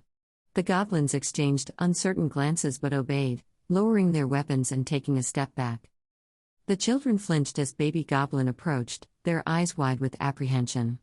She stopped a few paces away, crouching to their level and holding out her hands, palms up, in a gesture of peace. "It's okay," she said softly, her tone gentle. "We're not going to hurt you." The youngest child whimpered, clinging to the leg of the tallest. The older ones exchanged wary glances, their ears twitching as they sniffed the air. Baby Goblin didn't move, didn't rush them. She just waited, her steady presence a stark contrast to the tension in the air. Finally, the oldest of the trio spoke, their voice hoarse and trembling. You smell different." Baby Goblin tilted her head, her expression curious. "Different how?" "Not like humans," the child said, their nose wrinkling slightly. "Not bad." Its face betrays the child slightly. A faint smile touched Baby Goblin's lips. "That's because we're not humans. We're from Newscar. It's a safe place, and we can take you there if you want." The middle child, who had remained silent until now, took a hesitant step forward. "Safe?" they echoed, their voice laced with doubt. "Yes," Baby Goblin said firmly. "Safe. But first, let's get you something to eat. You must be starving." She turned and gestured to Lil Guy, who quickly rummaged through one of the crates on the wagon. He pulled out a small bundle of dried meat and approached cautiously, his movements mirroring Baby Goblin's calm demeanor. "Here," he said, holding out the food. "It's not much, but it's good." The youngest child hesitated for a moment before reaching out with trembling hands. They snatched the bundle and retreated behind their siblings, tearing into the meat with a ferocity that made Lil Guy's heart ache. Baby Goblin stood and addressed the goblins around her. "We're taking them with us," she said, her tone leaving no room for argument. "Load them onto the wagon. We'll figure out the rest when we get to Newscar." The guards nodded, and Baby Goblin turned back to the children, her voice softening once more. "It's going to be okay," she said, her eyes meeting theirs. "We'll take care of you." As the children were carefully helped onto the wagon, Lil Guy climbed back onto the bench beside Baby Goblin. He watched her as she resumed her place at the controls, her usual playful demeanor replaced by a quiet determination. "You're something else," he said, his voice filled with admiration. Baby Goblin glanced at him, a small smile tugging at the corner of her mouth. "Someone has to be," she replied simply, before pulling the levers and setting the wagon in motion once more. The jungle closed in around them, but for the first time that day, the air felt a little less heavy. Chapter 41, Dreams? The piercing sound of the alarm clock jolted Jannet awake, her heart pounding as her eyes flew open. The familiar chime echoed through the house, a sound she'd come to loathe. It was coming from the kitchen, where she always kept it, tucked away on the counter so Walter wouldn't smash it in a fit of irritation. Walter hated being woken up before breakfast. She rubbed her eyes, swinging her legs over the edge of the bed and planting her feet on the cold floor. The bedroom was dark, the heavy curtains drawn tightly shut. The faint glow of dawn barely seeped through the cracks, painting the room in muted shades of gray. Jannet stood, stretching her stiff limbs, and caught sight of herself in the small mirror above the dresser. She looked pale and tired, her hair disheveled from restless sleep. The feeling of wrongness clung to her like a second skin, an intangible weight pressing down on her chest. Something about the routine she was about to undertake felt off. It wasn't fear or unease exactly, but a quiet voice in the back of her mind whispering that she didn't belong here. She shook it off, moving on autopilot as she padded out of the bedroom and into the kitchen. The stove was cold, the counter spotless but starkly utilitarian. Jannet automatically set to work, pulling out eggs, bread, and the cast iron skillet that Walter insisted she use because the other ones don't cook right. As she prepared the usual breakfast, the routine that had governed her mornings for years, that sense of wrongness grew stronger. Her hands moved with practiced efficiency, yet each motion felt disconnected, like she was watching herself from a distance. The thought struck her suddenly and without warning, why am I doing this for them? She froze, her hand hovering over the stove as the eggs began to sizzle. Her gaze drifted to the hallway, where the doors to the bedrooms stood closed. Inside, Walter and Richard were undoubtedly still sleeping, oblivious to the effort she was putting into making their morning easier. They didn't deserve this. Not her care, not her time, not her labor. The realization was startling, like the first breath of cold air after being submerged in tepid water.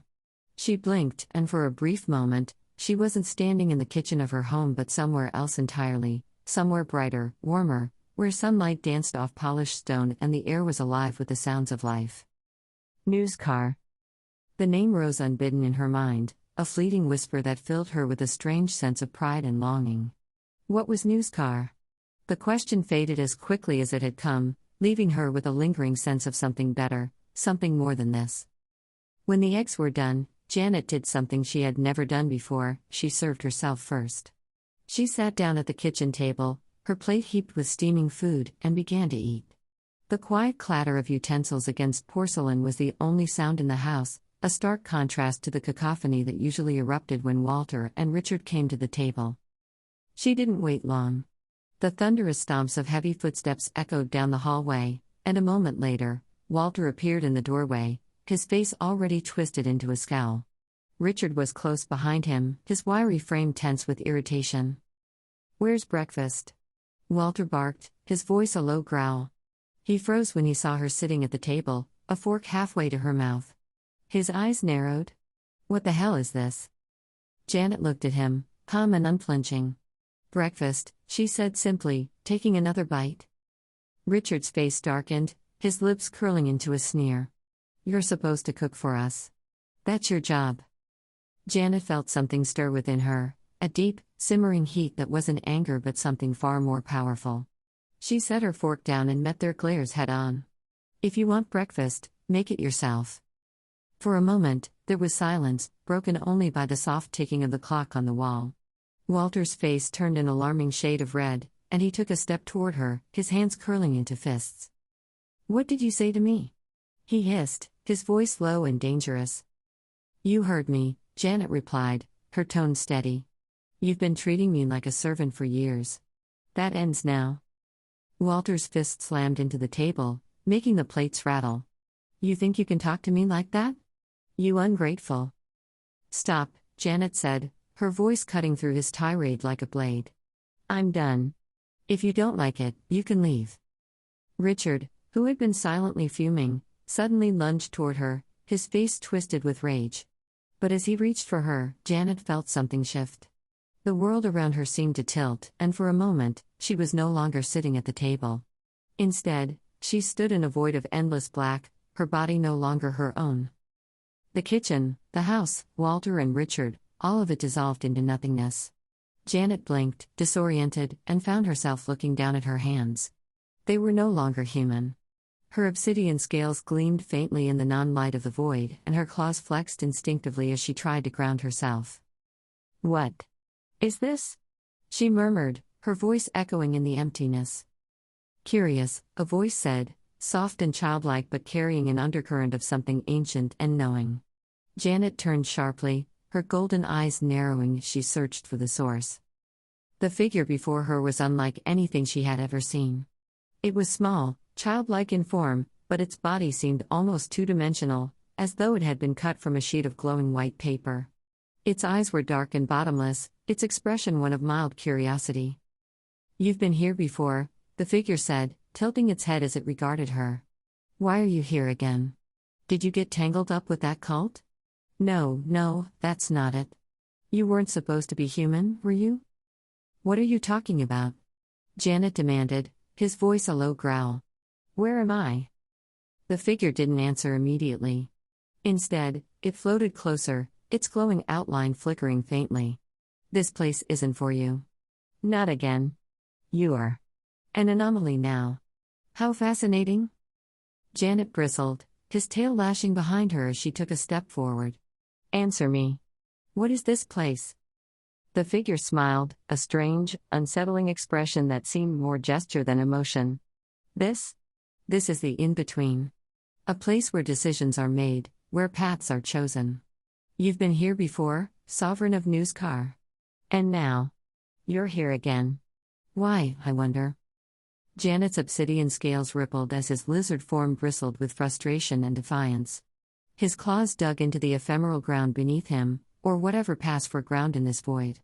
His tail lashed behind him, the kinetic movement grounding him in a reality that seemed designed to confound. "I don't know what's going on," Jannet growled, his voice rough and low, a sound that carried an edge of desperation. "Why did you put me back through that?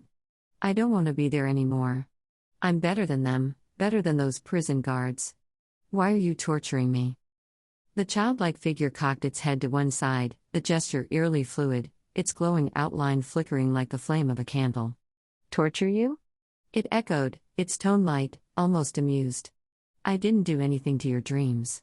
Whatever you saw, that wasn't my doing. But it is fascinating, don't you think? You've broken back through, and yet you still carry the baggage of where you've been." "What are you talking about?" Jannet snapped, his voice rising in volume.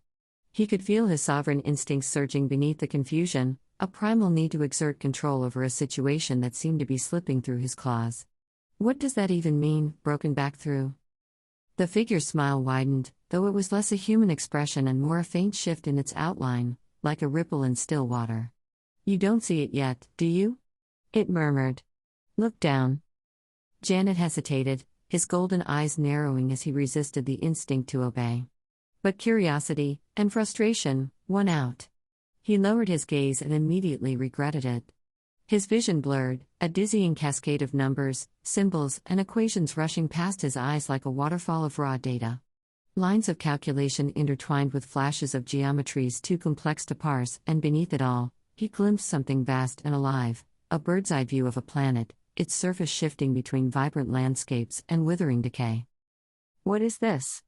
Jannet demanded, his claws flexing instinctively as his tail thrashed behind him. "What am I seeing?" The figure floated closer, its glowing outline dimming slightly as though to draw attention to the chaotic display below. "This," it said, its tone almost gentle, "is what lies beneath. The framework. The foundation. You've broken through it before, Sovereign.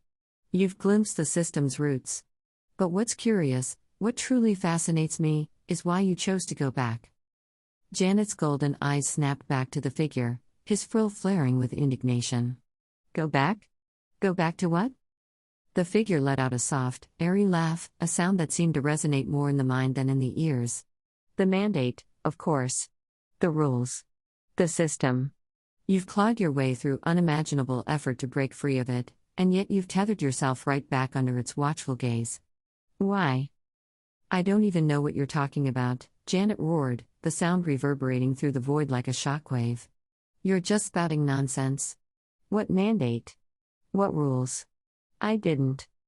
"Oh my," the figure interrupted, its tone shifting to something almost pitying. "You really don't know, do you?"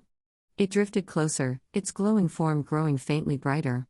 "You're like a hatchling stumbling into a den of apex predators, completely unaware of the game you've wandered into." "Then explain it to me," Jannet shouted, his golden eyes blazing with frustration. What is this place? What am I doing here? And what are you? The figure's expression, or rather, the faint shift in its outline that conveyed expression, became one of faint amusement. What am I? It repeated, as though the question were a riddle it enjoyed contemplating. Oh, Sovereign, that's a complicated answer. But I'll tell you this much, I'm what guards the gates. You may call me a sentinel. A warden. A keeper. And you? It gestured toward him, its movement fluid and deliberate. You are an anomaly. A curiosity. One that has walked these thresholds before and yet insists on turning back. Janet's mind raced, his frustration mounting. Why did you say I cultivated destruction essence? I don't even know what that is. The figure paused, its glowing outline stilling for a moment as though considering its words carefully. Destruction essence, it said slowly, is the residue of a force outside the mandate. It's what happens when rules are bent, broken, or outright ignored. And you, Sovereign? You've been collecting it? I don't, Jannet began, but the figure cut him off. Think, Sovereign, it said, its tone sharper now. Think back. What's the last thing you remember before you woke here?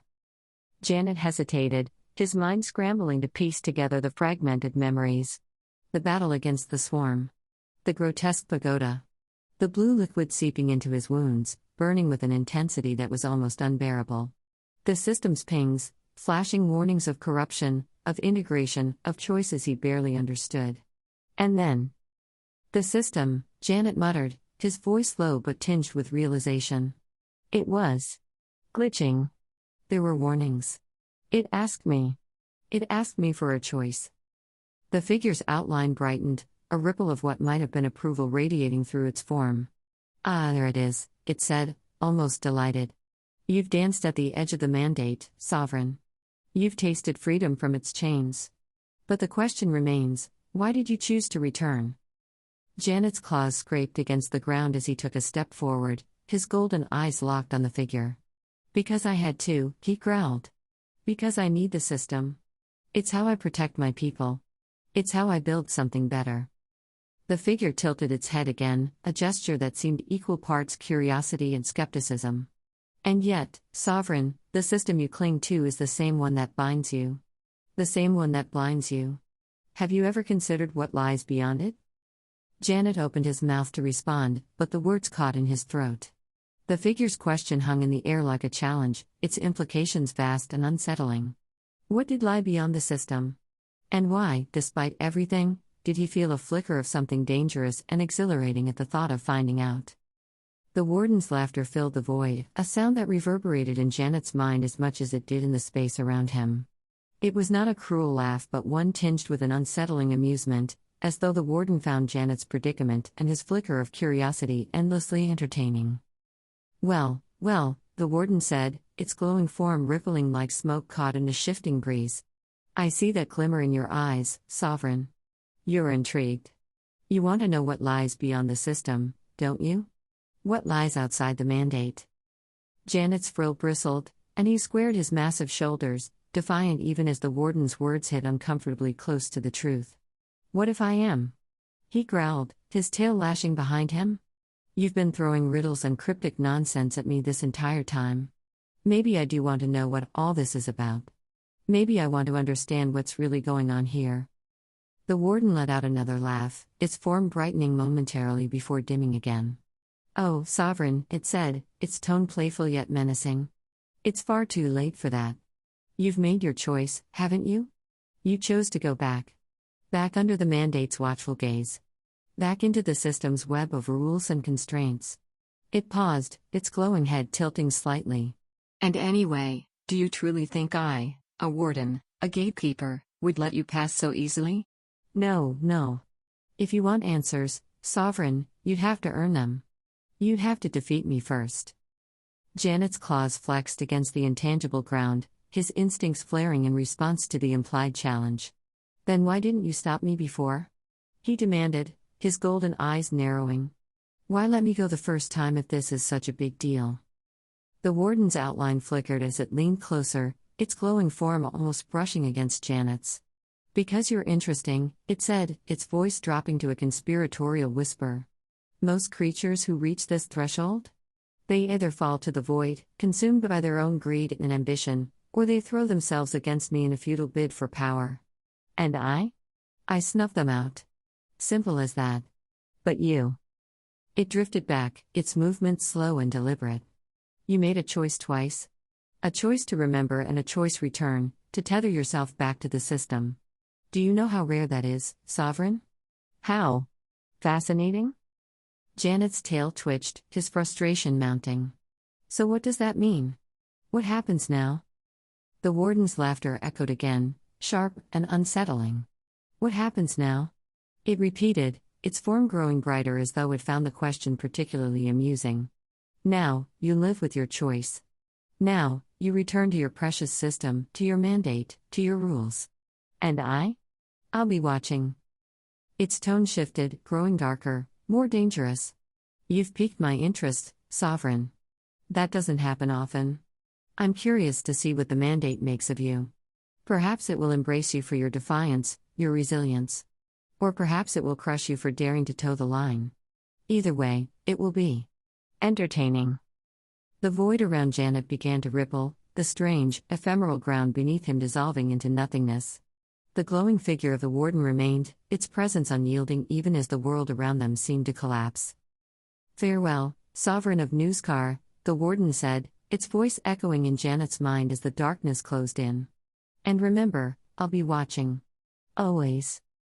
Before Jannet could respond, the void swallowed him whole, and the warden's unsettling laughter faded into the distance. Janet's consciousness wavered, the echoes of the warden's words lingering in his mind as he was pulled back into the waking world. Janet's mind stirred, fragments of thoughts and sensations pulling him from the void-like haze. A strange, rhythmic hum resonated in his consciousness, accompanied by what felt like the static-filled startup of an old machine. It was surreal, as though his very essence was rebooting. His instincts urged him to fight it, but the hum was not threatening, just unfamiliar. Then, clarity returned, though not all at once. System notification, reboot complete. The words flashed through his mind like the first light of dawn. Jannet blinked, trying to reconcile the strange experience with the growing awareness of his body. His eyes fluttered open, the world blurry at first but steadily sharpening. Familiar pings echoed in his mind, a sound he had grown used to in his new life. System notification, achievement unlocked. Achievement, Pillar of Continuity. Title earned, Pillar of the Mandate's Grace. The notification unfurled, glowing with an almost reverent weight. Jannet read each word carefully, the implications sinking into his foggy thoughts. Description: You have transcended mortal ambition and become a stabilizing force for the divine mandate. Through unwavering resolve and profound understanding, you have ensured the continuation of the grand cycle, upholding the balance that sustains existence. Rewards: Title unlocked, Pillar of the Mandate's Grace. Grants A plus 15 bonus to wisdom and charisma, and increases favorability with all entities aligned to the divine mandate by 25%. Skill unlocked, Cycles resolve. Type, passive skill. Effect, upon near death, your connection to the divine mandate triggers a one-time full restoration of health, mana, and stamina. Flavor, you rise again, an unyielding pillar against the chaos, chosen by the mandate to endure. System recognition. Your alignment with the divine mandate has strengthened its trust in your actions. Unique opportunities may now arise for you to deepen your bond with the system and explore its hidden depths. Flavor text upon unlock. Through your actions, the divine mandate endures. You are the unyielding pillar that holds existence steady, the anchor upon which all cycles turn. The system reveres you as its chosen protector. Janet's breath hitched as he processed the notification. The implications were staggering. This wasn't just another level, another skill, it was a shift in his very status within the system. He felt the weight of it, the recognition of the system itself. A title like this wasn't given lightly, and it wasn't merely ceremonial. His profile shimmered into view, and he saw the changes. Level 8. Stage, Pillar Sovereign. The designation had no numbers attached, no rank or tier. It was something wholly different, an acknowledgement of what he had become. It felt less like a badge of power and more like a mantle, a role he was now destined to fulfill. Jannet tried to focus, his mind racing, but another notification popped into view. System notification, quest completed. Reward completion, 100%. Congratulations. Legendary variable reward earned. Would you like to open now? YN. Jannet hesitated, the pulsing words tempting him. Yet his instincts told him now was not the time. Wherever he was, whatever had happened, his priority needed to be understanding his situation. Slowly, deliberately, he selected no. The reward could wait. A flood of sensations returned as the system interface faded. The cool air of the plains brushed against his scales, the faint rustle of grass tickling his senses. He heard voices, sharp, nervous tones that quickly drew his attention. "We can't stay here. It's getting dark," came Jaren's gruff voice, his frustration barely veiled. "I don't care," Lutz snapped, her voice trembling but firm. "We're not leaving him here like this." "Leth, listen," Callus interjected, her voice calm but urgent. "We've already lost too much. If more of those things come back." "I said no," Leth shouted, cutting her off. "He saved us. We don't just abandon him now." Jannet blinked and shifted, the faint noise of his movement silencing the group instantly. Their eyes snapped to him, wide with shock and no small amount of relief. "Jannet," Leth cried, rushing to his side. She knelt beside him, her hands glowing with healing magic as she instinctively began to channel it. The warm light spilled over his form, but she hesitated as her gaze fell on the faint blue-gold patterns now etched into his obsidian scales. Her hands trembled. "What? What happened to you?" she murmured, her brow furrowing in confusion and worry. Janet's voice rumbled low, hoarse but steady. "I'll live," he said simply, his golden eyes scanning the horizon. "But it's clear we can't stay here." The others crowded closer, their weapons still in hand as they warily scanned the darkening plains. "He's right," Jaren said, his tone clipped. "We've pushed our luck enough for one day." Callus nodded. "We should move. Quickly." Jannet exhaled, testing his limbs. The strange vitality he felt coursing through him was undeniable. He was refreshed, though not quite as strong as he'd been before. He lowered himself slightly, his massive frame casting a long shadow over the group. "Get on," he said, his tone leaving no room for argument. The group hesitated for only a moment before scrambling onto his back, their relief palpable.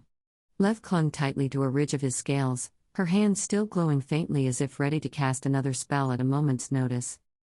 "Hold tight," Jannet growled, his muscles tensing as he prepared to move. With a powerful leap, he surged forward, his massive claws digging into the earth as he carried the group into the encroaching night. The wind rushed past them, carrying the faint scent of decay from the ruined pagoda behind them. As they raced across the plains, the weight of the warden's final words lingered in Janet's mind, a shadow he couldn't shake. "I'll be watching. Always." For now, the system was quiet, the mandate's presence a faint hum in the back of his thoughts. But Jannet knew that whatever lay ahead, the choices he'd made here would follow him. The path forward was uncertain, but one thing was clear: his journey as sovereign was far from over. Chapter 42, Starlight in the Morning. The night had settled deep over the plains, the stars above twinkling faintly through the canopy of the sparse trees where the group had chosen to camp. The air was cool and crisp, the kind that made breaths visible even in the faint glow of the dwindling campfire embers. The adrenaline from their harrowing escape had faded, leaving behind a palpable exhaustion. Jannet lay nearby, his massive form stretched out like a watchful guardian over the small cluster of humans who now debated in hushed tones about what they had just survived. The sovereign could hear every word, though he feigned sleep. The group's concern was clear, he could feel it in the glances they cast his way, their tones heavy with unease. For a moment, he considered reassuring them, but then thought better of it. Words wouldn't fix this unease, and besides, his own thoughts were too fractured to form anything coherent. The strange visions, the dreamlike encounter with the warden, and the messages from the system weighed heavily on him. Eventually, Jaren broke the quiet. "We can't just act like this was normal," he said, his voice low but insistent. "That thing wasn't just another creature, it's dangerous. It's different." "Maybe it was isolated," Callus offered, though her tone lacked conviction. These things happen sometimes, unpredictable events.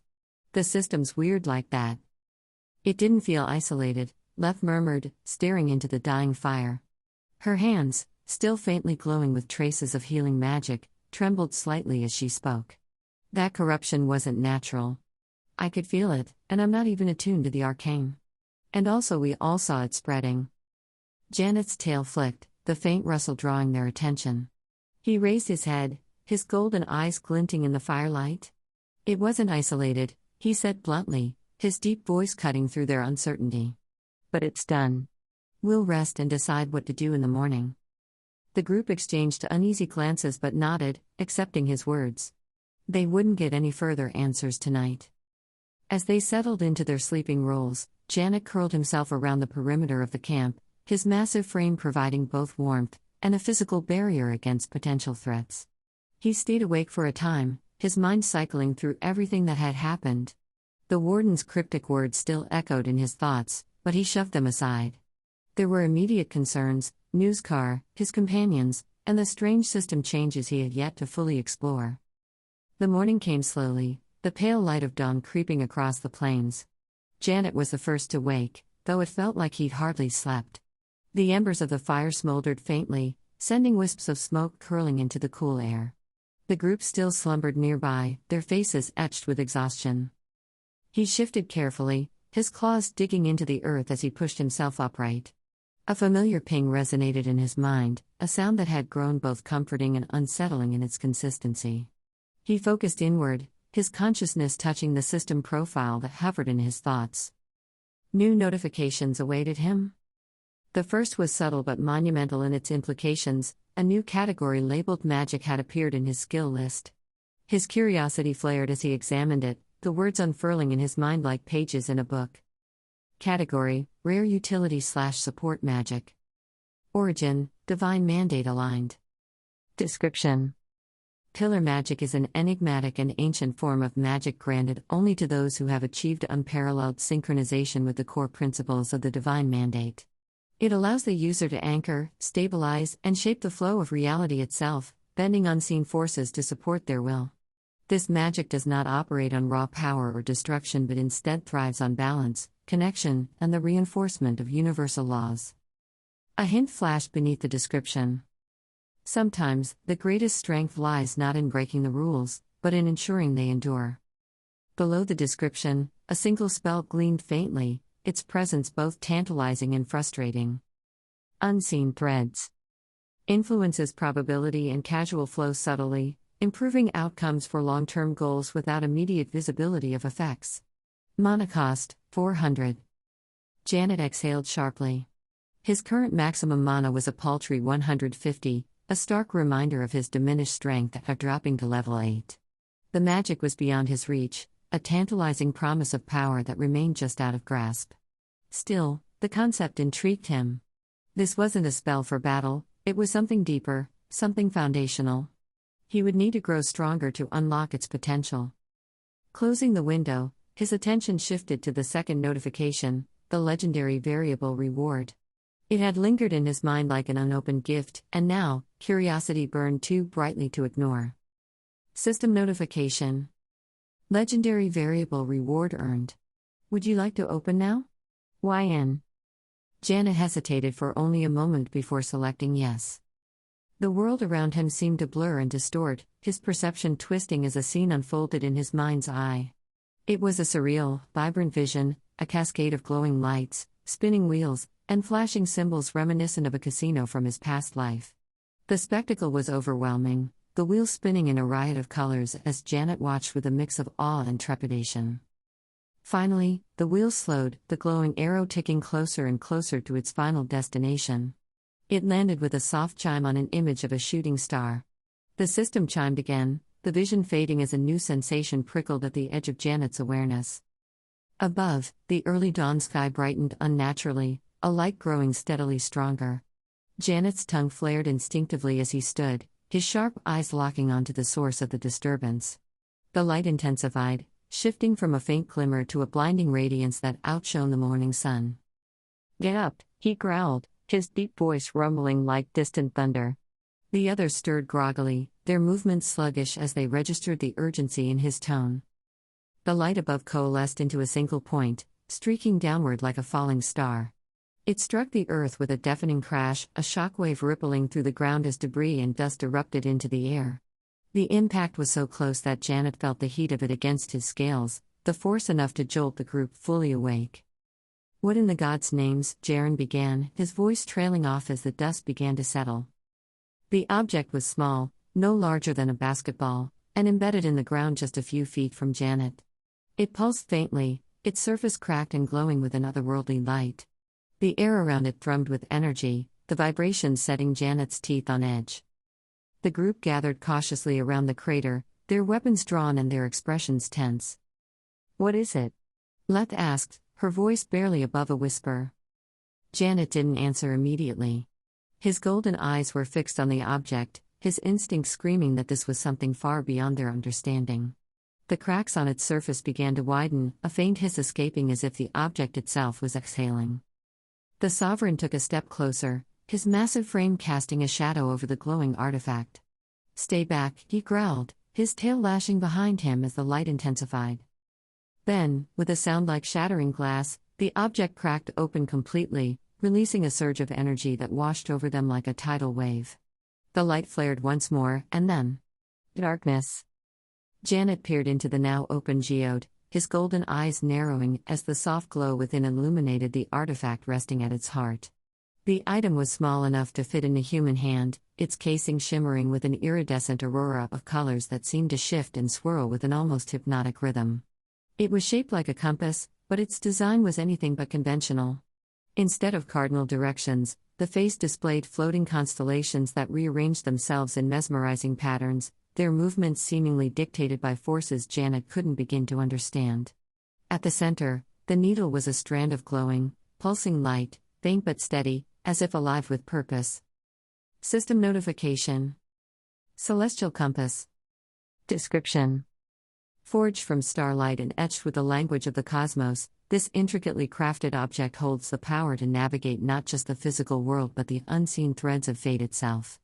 Its true purpose remains shrouded, a mystery waiting to be unraveled by those with the insight to see beyond its surface. The system's voice echoed faintly in his mind, carrying a weight of significance that made Janet's eye twitch.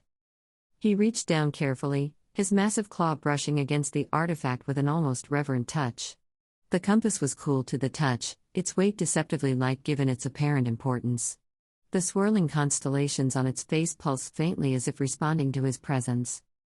"Interesting," Jannet muttered, his deep voice barely audible. "Let me see," Jaren said, stepping closer with his hand extended.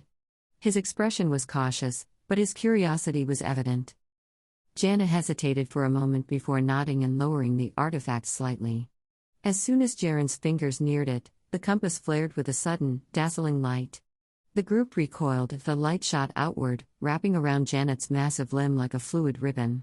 When the glow subsided, the artifact was gone from his claw, replaced by a sleek bracelet etched with the same shifting aurora that had adorned the compass.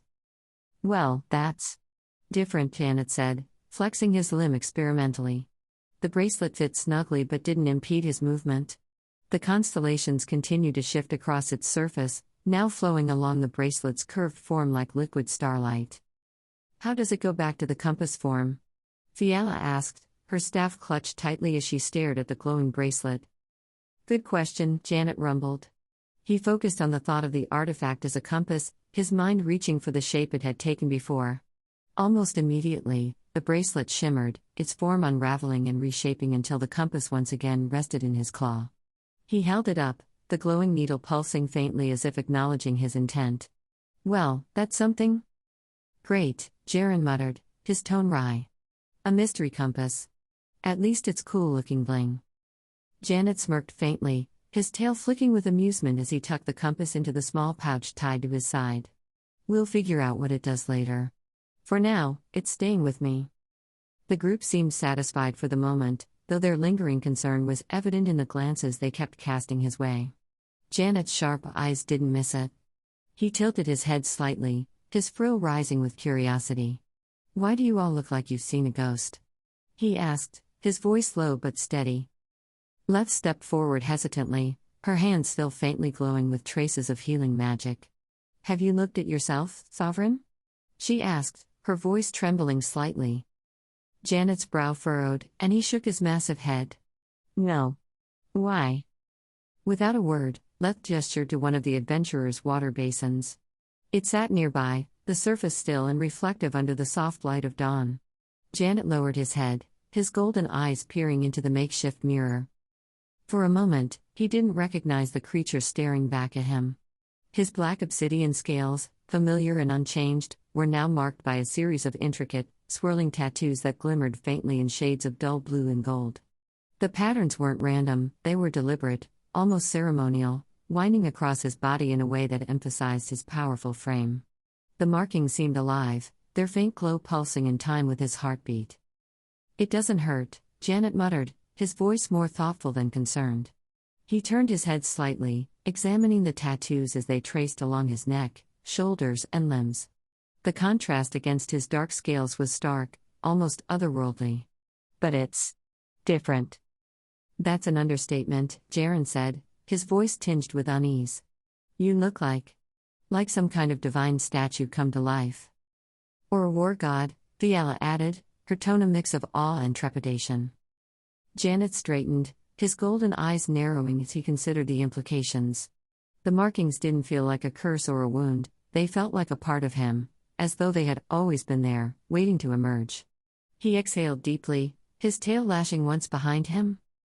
"It's just another thing to figure out," he said firmly, his voice brooking no argument. "We move forward. This doesn't change anything." Leth nodded hesitantly, though her worry was still evident. "If you say so." As the group began packing up their camp, Jannet glanced down at his claw, where the faint glow of the markings seemed to shimmer in response to his thoughts. He wasn't sure what had changed, or what it meant, but one thing was certain. The world wasn't done testing him yet. Chapter 43, Names and Power. Janet's profile. Name: unnamed species, Sovereign Komodo dragon, Primordial Sovereign variant stage, Pillar Sovereign, unique level, 8. Age: almost 10 years since hatching. Size: length approximately 20 feet, from snout to tail. Weight: estimated 1,200 pounds. Health points: HP, 550-550. Mana points, MP, 150-150. Strength, STR, 172. Dexterity, DEX, 124. Constitution, CON, 174. Wisdom, WIS, 155. Charisma, CHA, 135. Intelligence, INT, 110. The plains stretched out endlessly before them, a vast expanse of rolling grasslands broken only by the occasional copse of trees or jagged outcropping of stone. The golden light of dawn bathed the landscape in a serene glow, but the party moved with an urgency that belied the tranquil surroundings. The encounter with the beetles had left them rattled, and the weight of the corruption they had witnessed drove them forward toward Donturia. Jannet strode at the head of the group, his massive form casting a long shadow as he scanned the horizon with sharp golden eyes. The journey had been arduous in ways Jannet hadn't expected. Despite his restored vitality, every encounter with the plains creatures served as a reminder of his diminished strength. A pride of saber-toothed hyenas had nearly overwhelmed them 2 days earlier, their speed and coordination forcing Jannet to fight with a desperation he hadn't felt in some time. Though they had triumphed, the battle had left him questioning just how much the beetles had truly taken from him. It wasn't just the physical effort that weighed on him. For the first time since hatching in this strange world, Jannet was left grappling with the concept of weakness. The strength he had clawed his way toward, the sovereign power that had become synonymous with his identity, now felt tenuous, as if the foundation he had built himself upon could be toppled at any moment. The system had always been a constant, a guiding force that rewarded effort and ensured growth. But now it had faltered, and Janet's confidence in its infallibility had faltered with it. These thoughts churned in his mind as they marched, the rhythmic thud of his claws against the packed earth a counterpoint to the soft chatter of his companions behind him. Jaren and Torain discussed tactics, their voices low but animated, while Fiala occasionally chimed in with her own insights. Leth walked just behind Jannet, her staff tapping softly against the ground with each step.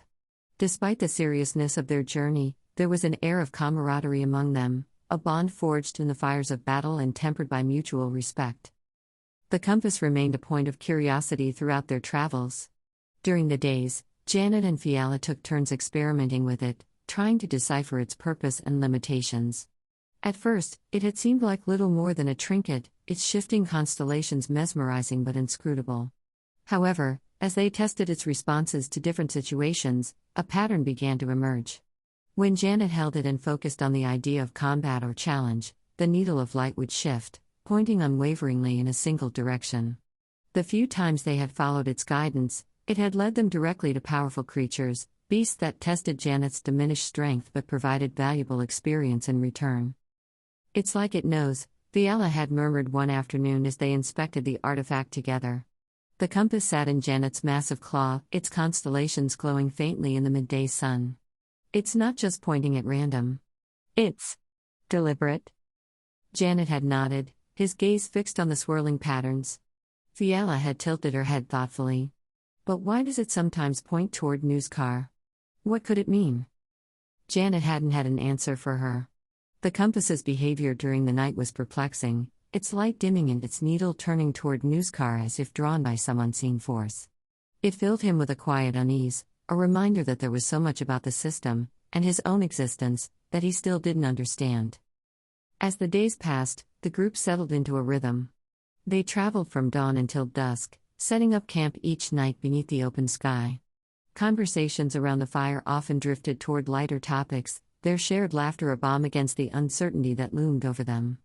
Jannet found himself speaking more often than he expected, his deep, rumbling voice joining the mix as he shared stories of Newscar and its odd, patchwork community of lizards, goblins, and gnomes. One such evening, the fire crackled softly as the group relaxed after a long day's march. Jaren was cleaning his greatsword with methodical precision, while Toraine tinkered with one of his enchanted daggers. Leth sat cross-legged near the fire, her hands absently tracing patterns in the dirt as she watched the flames dance. "Sovereign?" she asked suddenly, her voice cutting through the quiet. The group's attention shifted to her, and she hesitated for a moment before continuing. "May I ask you something?" Jannet tilted his head, his golden eyes reflecting the firelight. "Go on." Leth straightened slightly, her expression thoughtful. "Are we to keep calling you Sovereign forever? Forgive me if it offends, it's just struck me as rather formal. We're all on a first-name basis, but we refer to you by title." The others murmured in agreement, their expressions curious as they looked to Jannet. He blinked, surprised by the question. It wasn't something he had ever given much thought. In Newscar, the title of Sovereign had felt natural, a reflection of his role as leader and protector. But here, among these humans, it did feel strangely distant. He considered his response carefully, his gaze drifting to the fire as he thought. His mind wandered to the system profile he had spent so much time studying over the past few days, exploring the updates and changes that had come with his new stage. One detail stood out, a line that had been there since his hatching but had never seemed significant until now. Name, unnamed. The realization struck him like a thunderclap.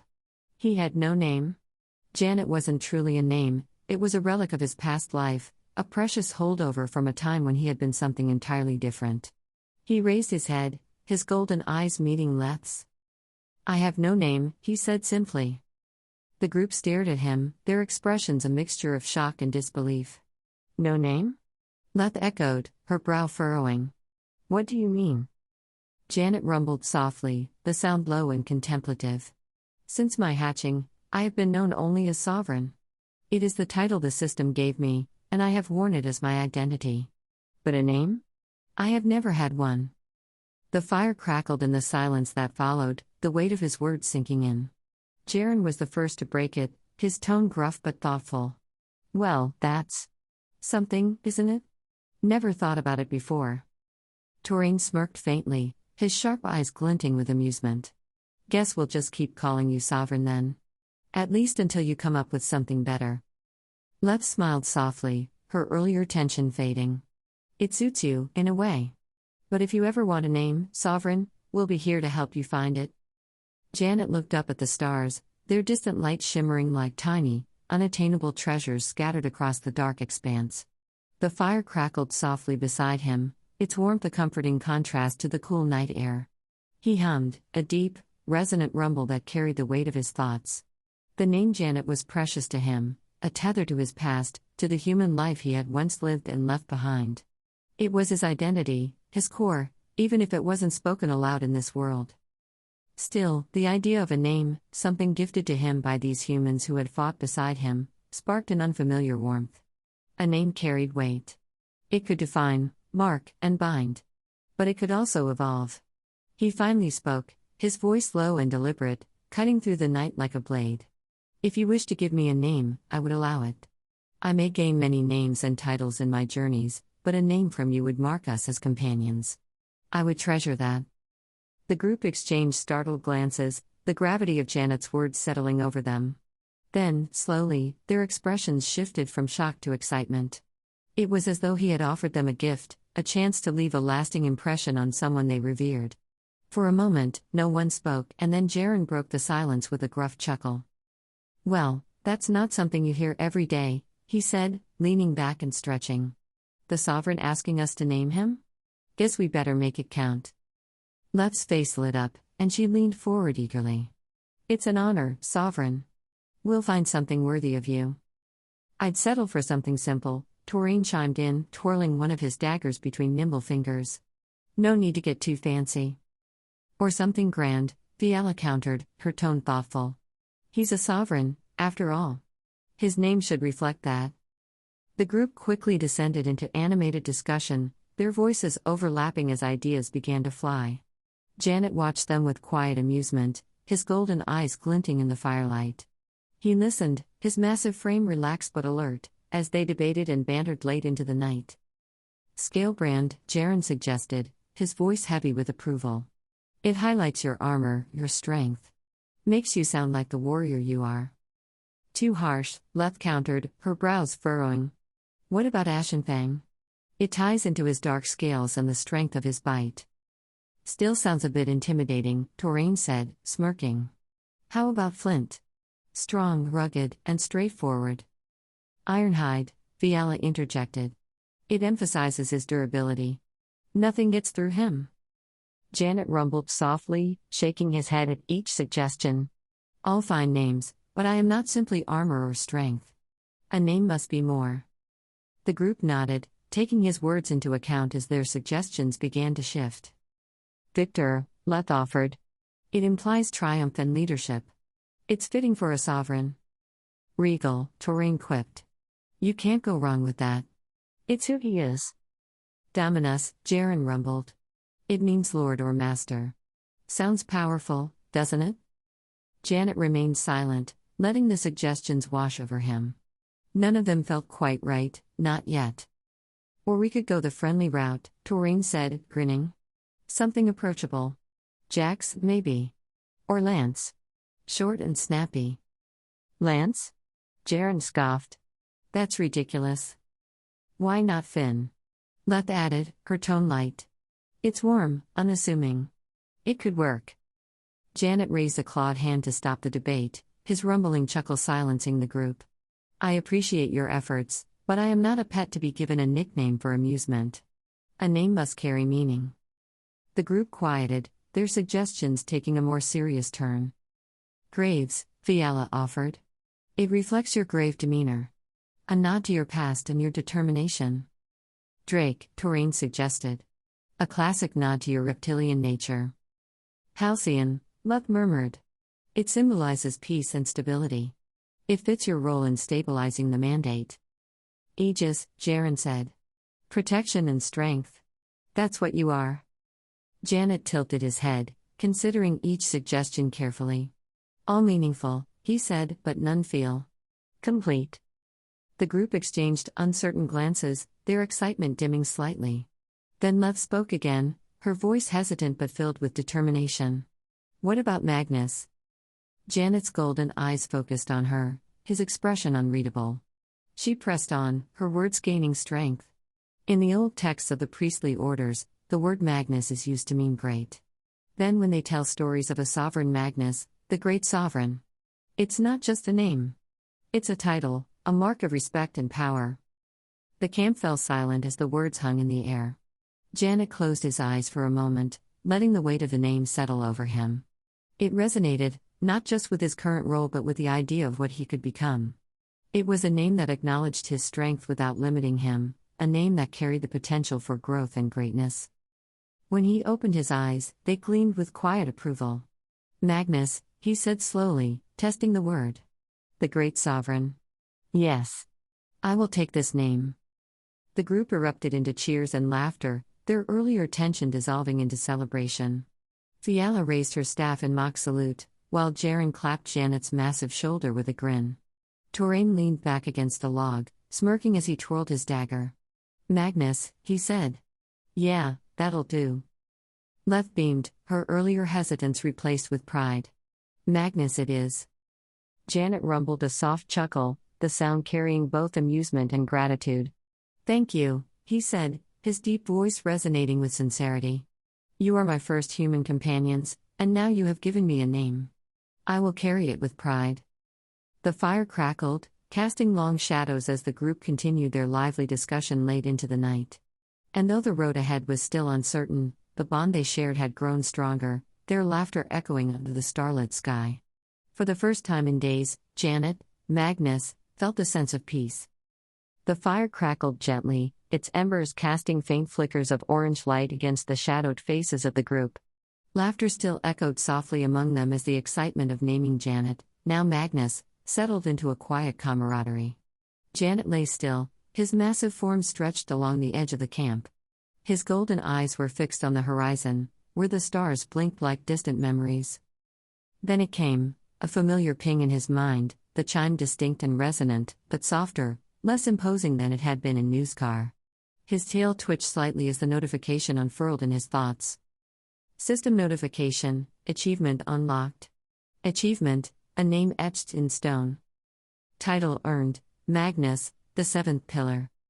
Description: Against all odds, you have transcended the boundaries of ordinary existence, earning the recognition of the divine mandate as a named pillar monster. As Magnus, the seventh of your kind, your presence is now inscribed in the annals of both reverence and fear. Few monsters achieve this honor, and fewer still find themselves welcomed into the intricate weave of humanity's story. Rank, number 7 of named pillar monsters. Standing among the rare elite, your actions will be observed closely by the divine mandate and others in the realm. Rewards.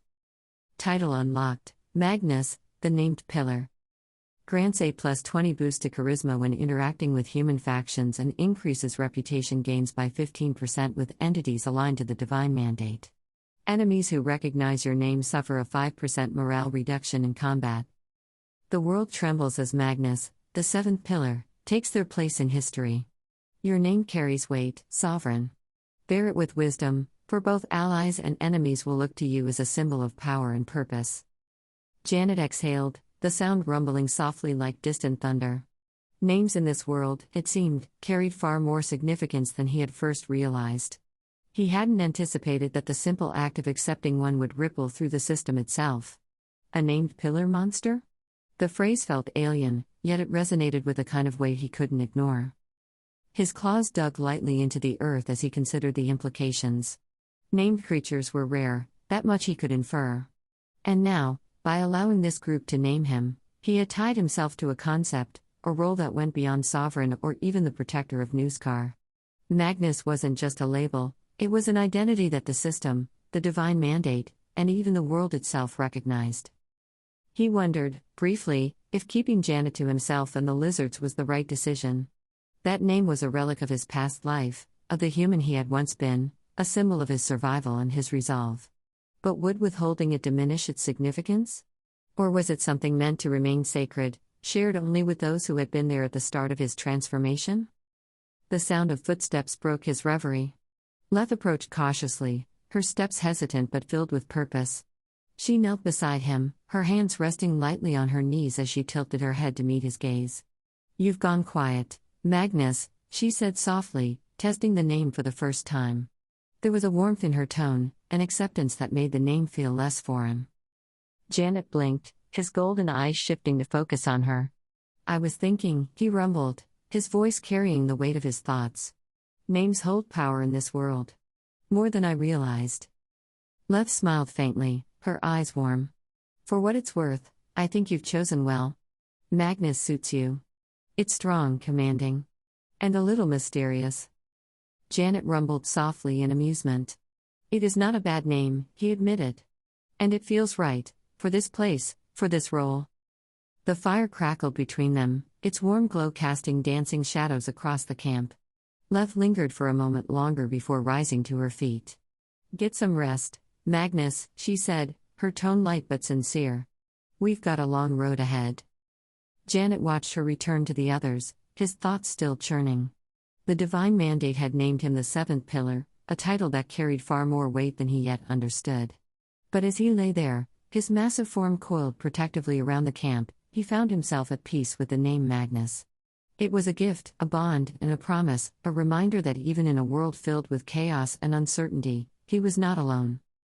The night deepened, and the stars above seemed to gleam just a little brighter, as if the heavens themselves acknowledged the seventh pillar.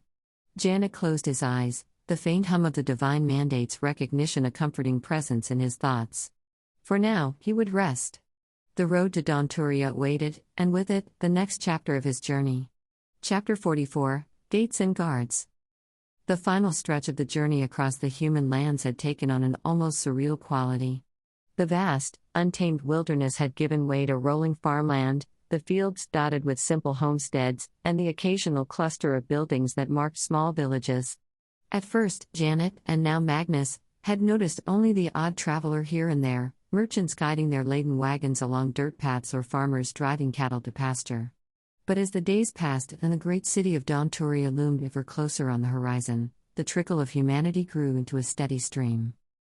The presence of so many humans was both a comfort and a source of unease. Jannet had grown used to the company of his party and the solitude of the wilderness. Now, the hum of human life surrounded them, the chatter of passing traders, the clatter of cartwheels, the rhythmic pounding of hooves on packed earth. Yet beneath the surface of this bustling activity, Jannet sensed an undercurrent of tension. Eyes turned toward him and his companions with a mixture of fear and awe.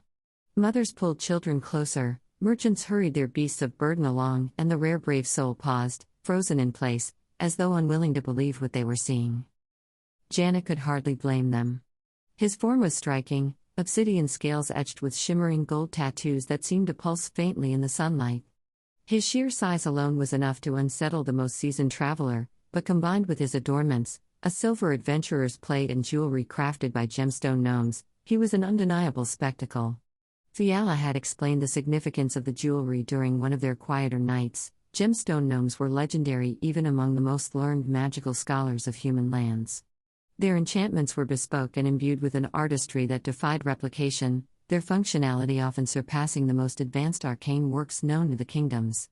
That Jannet bore such treasures, and wore them casually, was enough to spark awe and envy in those who understood their worth. But it wasn't just the sight of him that drew attention. The land itself seemed to be in the grip of a harsh, lean year. The destruction wrought by the ancient crocodile's rampage had sent ripples far beyond its point of origin, devastating trade routes, displacing communities, and upending the careful balance of human society.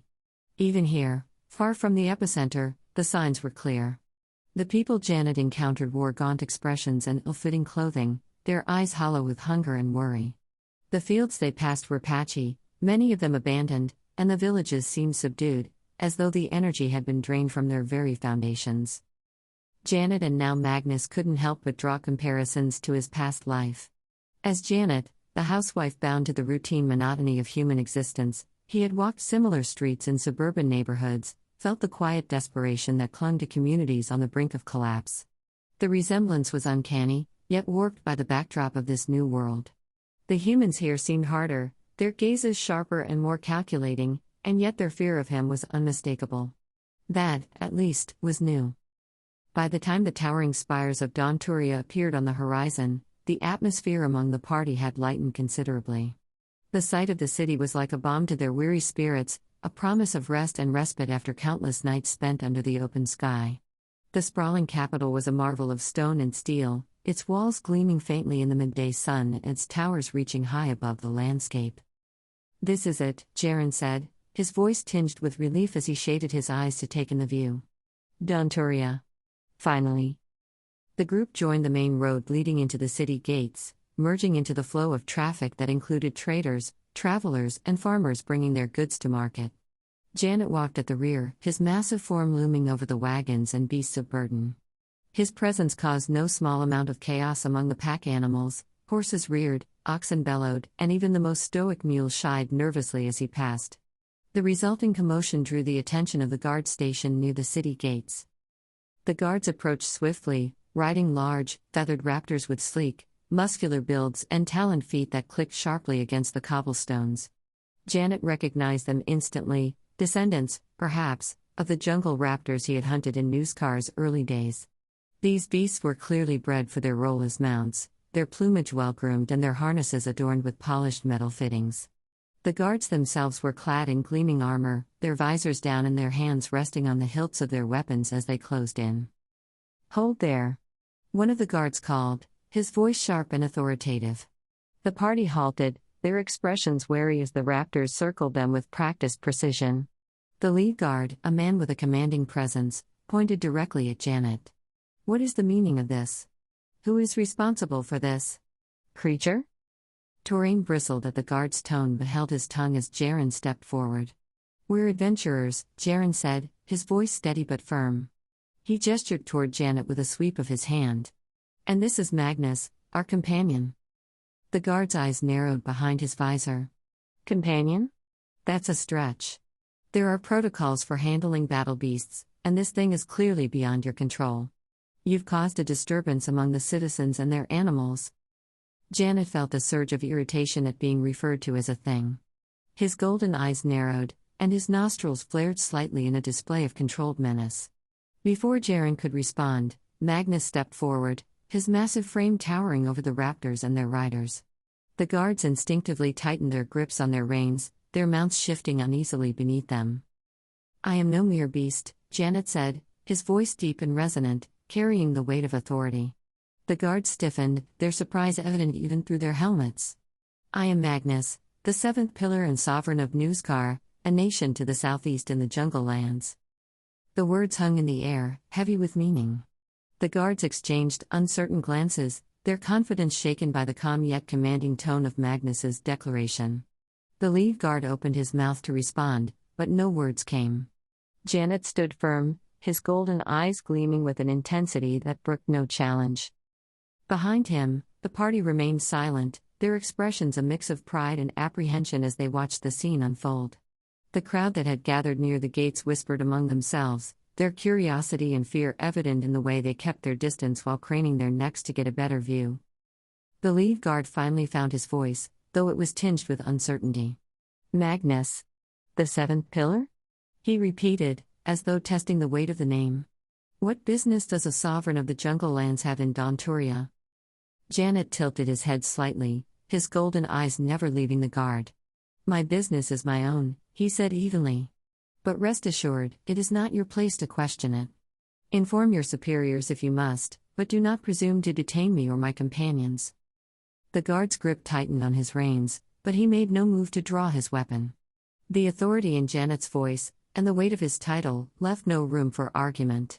After a tense moment, the guard nodded curtly, signaling for his men to lower their weapons. "Very well," the lead guard said, his tone grudging but respectful. "You may pass. But understand this, Daunting is a city of order. Cause no trouble, or you'll answer for it." Jannet inclined his head, his frill relaxing slightly as he stepped back to rejoin the group.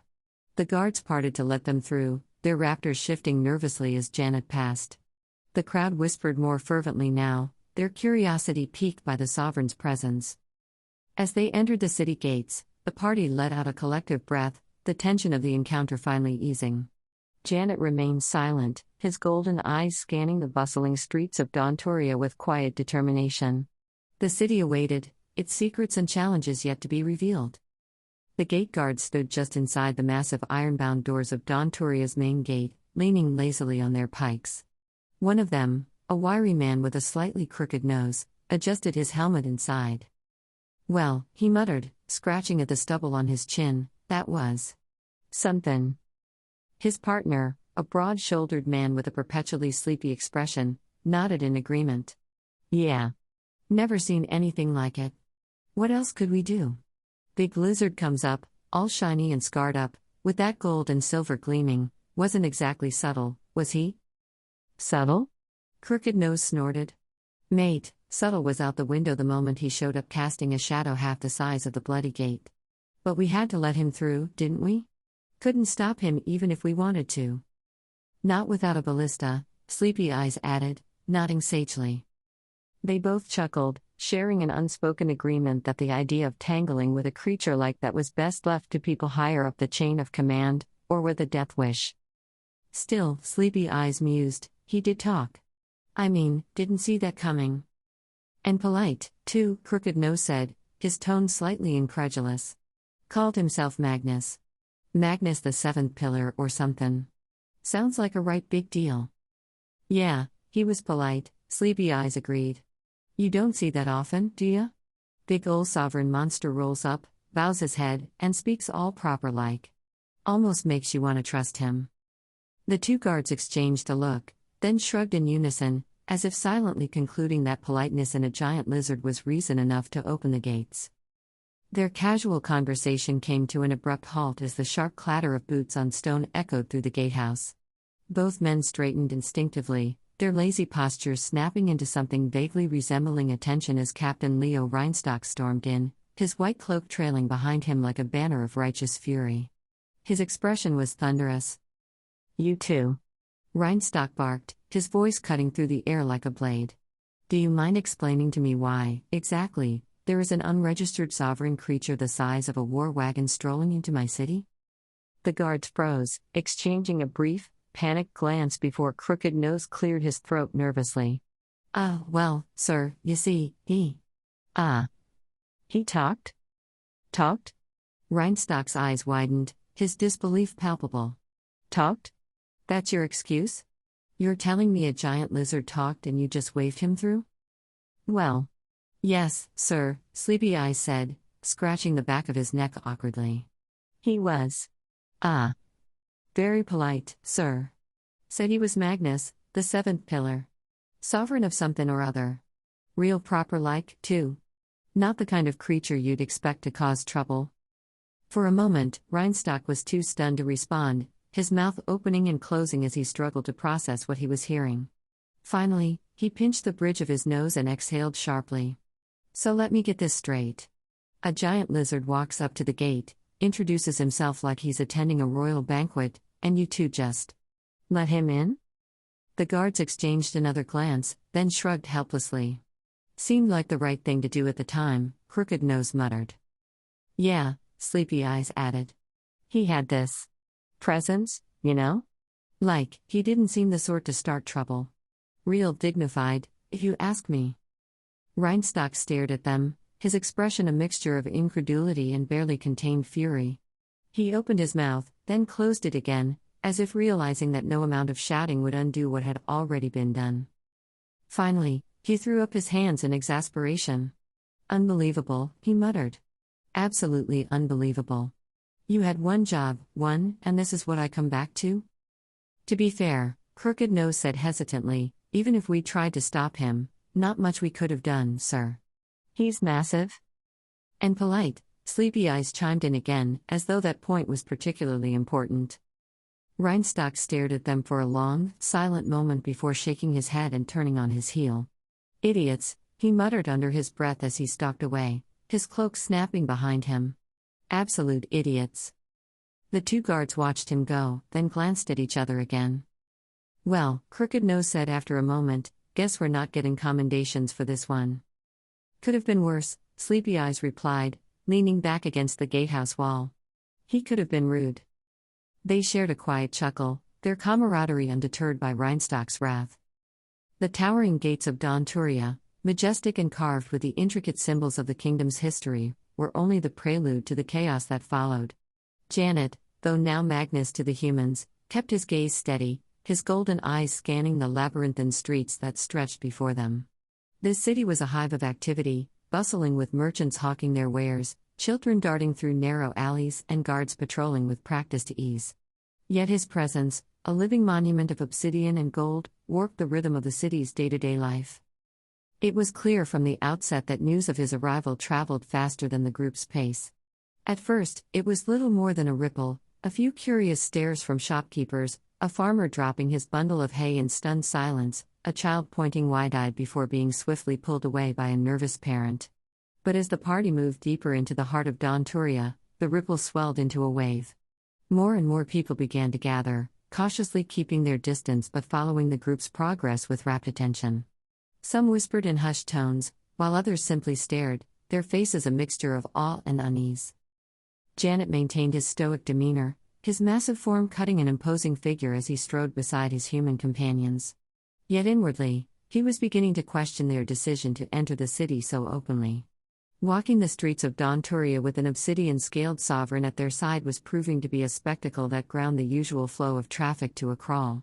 Carts backed up along the main thoroughfare, beasts of burden snorted and stomped nervously, and merchants shouted in frustration at the bottleneck forming around the party. "We should have taken the back streets," Touraine muttered, his sharp eyes darting around as the crowd thickened. "This is getting out of hand." "Too late for that," Jaren grumbled, one hand resting on the hilt of his greatsword. "Just keep moving. The sooner we get where we're going, the sooner this circus ends." Jannet could feel the tension radiating from his companions, their unease palpable as the attention of the crowd grew more focused. He kept his head high, his spine flat, his steps deliberate. Though he felt the weight of countless eyes on him, he refused to let it show. He was sovereign of Newskar, and he would not falter. The first sign of trouble came in the form of a sharp whistle, piercing through the din of the crowd. The noise was followed by the rhythmic clatter of hooves on stone and the fluttering of white cloaks in the wind. A column of mounted guards emerged from a side street, their polished armor gleaming in the midday sun. The leader, a tall man with a commanding presence, rode at the front, his white cloak billowing behind him as he guided his raptor mount with practiced ease. "Royal Guards," Leth whispered, her voice barely audible over the murmur of the crowd. There was a note of fear in her tone, and she leaned closer to Janet's massive flank. "I've been to the capital before. These men don't take kindly to disruptions." Jannet still, in his own mind, tilted his head slightly, his sharp gaze fixed on the approaching guards. His companions tensed, their hands drifting toward their weapons as the column came to a halt, forming a loose semicircle around the group. The crowd fell silent, the tension in the air thick enough to taste. The lead guard dismounted with fluid grace, his movements precise and deliberate. He removed his helmet, revealing a sharp-featured face framed by close-cropped blonde hair. His piercing blue eyes swept over the group, lingering on Jannet with an intensity that spoke of both caution and curiosity. "I am Leo Reinstock," the man announced, his voice carrying the authority of his station. "Captain of the city guard. You are disrupting the peace." Jaren bristled immediately, stepping forward with a scowl. "We're doing no such thing," he said, his tone defensive. "We're just passing through." Captain Reinstock's gaze shifted to Jaren, his expression unreadable. "You are traveling with a beast," he said, his voice cold. "A creature of this size and nature must be subdued and contained. You have caused panic among the citizens and disrupted commerce. If you do not take appropriate precautions, you will be taken into custody and processed for the crimes you are committing. Now subdue this beast." A command to the adventurers and his fellow guards, one and the same. Torin bristled immediately, his dagger already half drawn. "Crimes? What crimes? We haven't done anything wrong." Jaren stepped forward, his greatsword resting on his shoulder. "Watch your tongue, guard. This beast has a name." Jannet held up a massive claw to silence them. The crowd murmured in hushed tones, clearly anticipating some kind of confrontation. Instead, Jannet lowered his head slightly, his golden eyes locking onto the captain's with steady intensity. With a measured tone, Jannet said, "I am no mere beast, Captain Reinstock. I am Magnus, the seventh pillar and sovereign of Newskar, a nation to the southeast in the jungle lands." He straightened, his massive frame seeming to grow even larger. "It is fortunate that the royal guard has arrived, for I seek an audience with your king." The reaction was immediate. Gasps rippled through the crowd, and even the guard seemed taken aback by his words. The captain's composure remained unbroken, though his eyes betrayed a flicker of surprise. He regarded Jannet with a calculating expression, clearly weighing his next words carefully. "I see," Reinstock said finally, his voice carefully measured. "A sovereign, you say? And a nation in the jungle lands. Unusual claims." "They are true," Jannet replied evenly. "And I will prove them, should your king grant me the opportunity." "That is a bold request, Sovereign," Reinstock said after a moment. "Such matters are not handled lightly. You must understand that your presence here is unusual. Protocol must be followed. I cannot promise you an audience, but I will see to it that your request is considered." Jannet inclined his head, his tail lowering slightly in acknowledgement. "I understand the need for protocol, Captain. However, I trust that my status and intentions will be given due consideration." The captain's lips thinned as he studied Jannet. "Perhaps," he said. "But even so, such a beast must be controlled. Your size and appearance alone are enough to incite panic among the citizens. Measures will need to be taken to ensure the safety of the city." Before Jannet could respond, Leth suddenly stepped forward, her voice trembling but resolute. "Magnus is protected under the Adventurers Guild Charter," she said. "He is registered as part of our party and therefore falls under the jurisdiction of guild law, not city ordinances." The group turned to stare at her, their expressions ranging from shock to disbelief. Even Jannet found himself blinking at her words, caught off guard by the unexpected declaration. The crowd murmured louder, their curiosity only heightened by this new revelation. Captain Reinstock's gaze sharpened, his eyes narrowing as he regarded Leth. "The Adventurers Guild, you say?" he asked, his tone carefully neutral. "Interesting." "Yes," Leth said quickly, her cheeks flushing as she avoided Janet's gaze. "The Sovereign, Magnus, is an adventurer. The guild recognizes him as a member, and he has a ranking plate to prove it," she repeated with more confidence than last time. He glanced back at Jannet, his expression unreadable. "This changes things." "Slightly." Chapter 45, Legalities. The steady rhythm of boots on stone echoed through the streets of Daunting as the party walked in the center of the ever-growing escort of guards. Captain Leo Reinstock rode ahead of them, his raptor mount strutting with the precision and pride of a creature bred for its role. Reinstock himself sat tall in the saddle, his polished armor catching the light, the white cloak trailing behind him like a banner of authority. His demeanor was calm, but there was a stiffness in his posture that hinted at a deeper unease. Jannet, no, Magnus to these humans, moved with measured grace, his massive claws clicking softly against the cobblestones. The attention they attracted had not abated, if anything, it had grown more intense. Crowds gathered along the edges of the thoroughfare, their faces pale with fear or alight with morbid curiosity. They whispered in hushed tones, their words indistinct but their intent clear. This was not an ordinary sight. A beast of his size, adorned in glinting jewelry and bearing an aura of power that seemed to press against the air itself, was the stuff of stories and legends, not something that should stride the streets of Daunting. Jannet could taste their fear. It was palpable in the air, mingling with the acrid scent of sweat and the faint tang of metal from the guard's armor. His reptilian instincts registered it as a predator might, cataloging the subtle shifts in posture, the nervous darting of eyes, the trembling hands gripping spears and shields. And yet, the fear was not wholly unwelcome. Part of him, the lizard part, reveled in it. These humans were no threat to him. Their weapons, their posturing, it was all meaningless in the face of his sheer physicality and the power that coursed through his veins. But another part of him, the part that remembered being Jannet, the housewife, felt something entirely different. These humans were fragile, like the lizards of Newscar had been when he first began shaping them into a community. They feared what they did not understand. And while it would have been easy to dismiss them, to let their fear fuel his own sense of superiority, Jannet had no desire to rule through intimidation. He had taught the lizards of Newscar with kindness and patience, guiding them towards something greater than mere survival. Perhaps the humans of this world could learn, too. As they neared the inner walls of the Dauntless Palace, the grandeur of the city gave way to something even more imposing. The palace was a marvel of architecture, its towering spires and intricate stonework a testament to a bygone era of craftsmanship. Jannet marveled at it, his sharp eyes tracing the soaring buttresses and the gleaming banners that adorned the walls. It was a castle in the truest sense, the kind of structure Earth had long since forgotten how to build. Yet as magnificent as the palace was, Jannet couldn't ignore the subtle shift in the atmosphere. The guards had grown more numerous as they approached, their ranks swelling until they formed a veritable wall around the party. Their movements were precise, almost rehearsed, and the tension among them was as tangible as the steel they carried. Janet's tail twitched slightly, his golden eyes narrowing as he sensed the unease radiating from his companions. Jaren and Toraine walked with hands close to their weapons, their gazes sharp and watchful.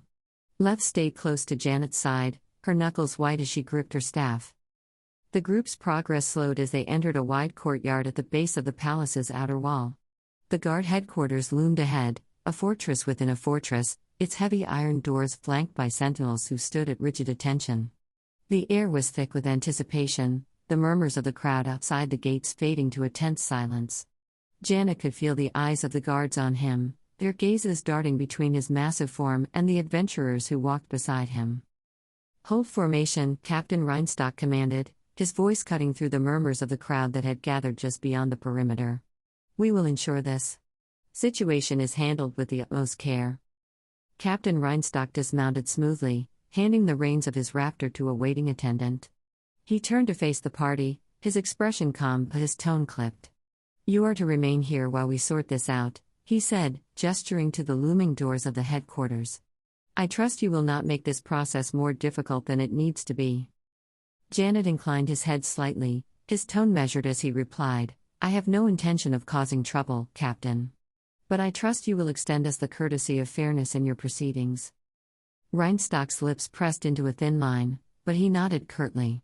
He gestured to one of his lieutenants, a younger guard who had been hovering nearby. The man saluted sharply and turned to relay orders to the rest of the escort. As Reinstock began to stride toward the doors, a younger guard, barely out of his adolescence, sprinted across the courtyard clutching a scroll. His armor rattled with each step, and he nearly stumbled as he came to a halt before Reinstock, his chest heaving from exertion. The boy guard reached Reinstock just as the captain ascended the steps to the headquarters. He spoke in hushed tones, his voice too low for Jannet to make out. Reinstock paused, his hand resting on the hilt of his sword as he listened. Then, with deliberate slowness, he turned back to face the group. His expression was unreadable, but there was a weight to his gaze that made the hairs on the back of Jaren's neck stand on end. "Magnus, the seventh pillar," Reinstock began, his voice carrying across the courtyard. He unfurled the scroll, the parchment crackling softly in the still air. "You are hereby placed under arrest as an enemy of the state and for the murder of an entire regiment of soldiers." The words fell like a hammer blow, the weight of them sending ripples of shock through the group. Jaren's hand flew to his sword, and Toraine's daggers gleamed faintly in the sunlight as he drew them halfway from their sheaths. Fiala gasped, her staff trembling in her hands, while Leth took an involuntary step closer to Jannet, her eyes wide with disbelief. "Stand down, Jaren," Jannet rumbled, his voice calm but firm. He stepped forward, his massive frame casting a long shadow over the assembled guards. Janet's golden eyes narrowed, his mouth opening widely in defense as he processed the accusation. Enemy of the state? Murder? The charges were preposterous, but the delivery was anything but.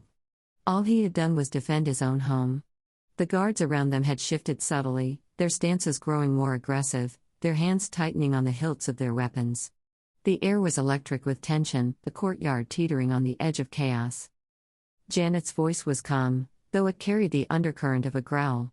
"These are grave accusations, Captain. I trust you have evidence to support them?" Reinstock's grip tightened on the scroll, but his expression remained impassive. "You will have the opportunity to answer for your actions, Sovereign. But for now, you will come with us." The tension among the party was palpable, their instincts screaming at them to resist, to fight. But Jannet remained still, his massive form coiled with restrained power. He could feel the weight of his companions' gazes, their trust in him evident despite their fear. Slowly, deliberately, he lowered his head slightly, a gesture of acquiescence that was as much for his companions as it was for the guards. "I will comply," Jannet said, his voice steady. "But know this, I am no murderer. And I will not be treated as such." The courtyard was silent save for the faint rustle of armor and the murmurs of the onlookers beyond the gates. Reinstock nodded once, signaling to his men. The guards moved in closer, their weapons drawn but held at the ready rather than pointed. The message was clear: compliance was expected, but resistance would not be tolerated. As the party was surrounded and led toward the imposing doors of the headquarters, Jannet could feel the eyes of the crowd boring into him, their fear and curiosity mingling in the air. He held his head high, his golden eyes unwavering as he walked with deliberate grace. The name Magnus carried weight now, and he would bear it with all the dignity he could muster. The humans would learn, just as the lizards had, that he was not a creature to be feared, but that he was also not one to be underestimated. The grand hall of Newscar buzzed with a restless energy as its leaders gathered for what would be their most significant meeting since Jannet had departed.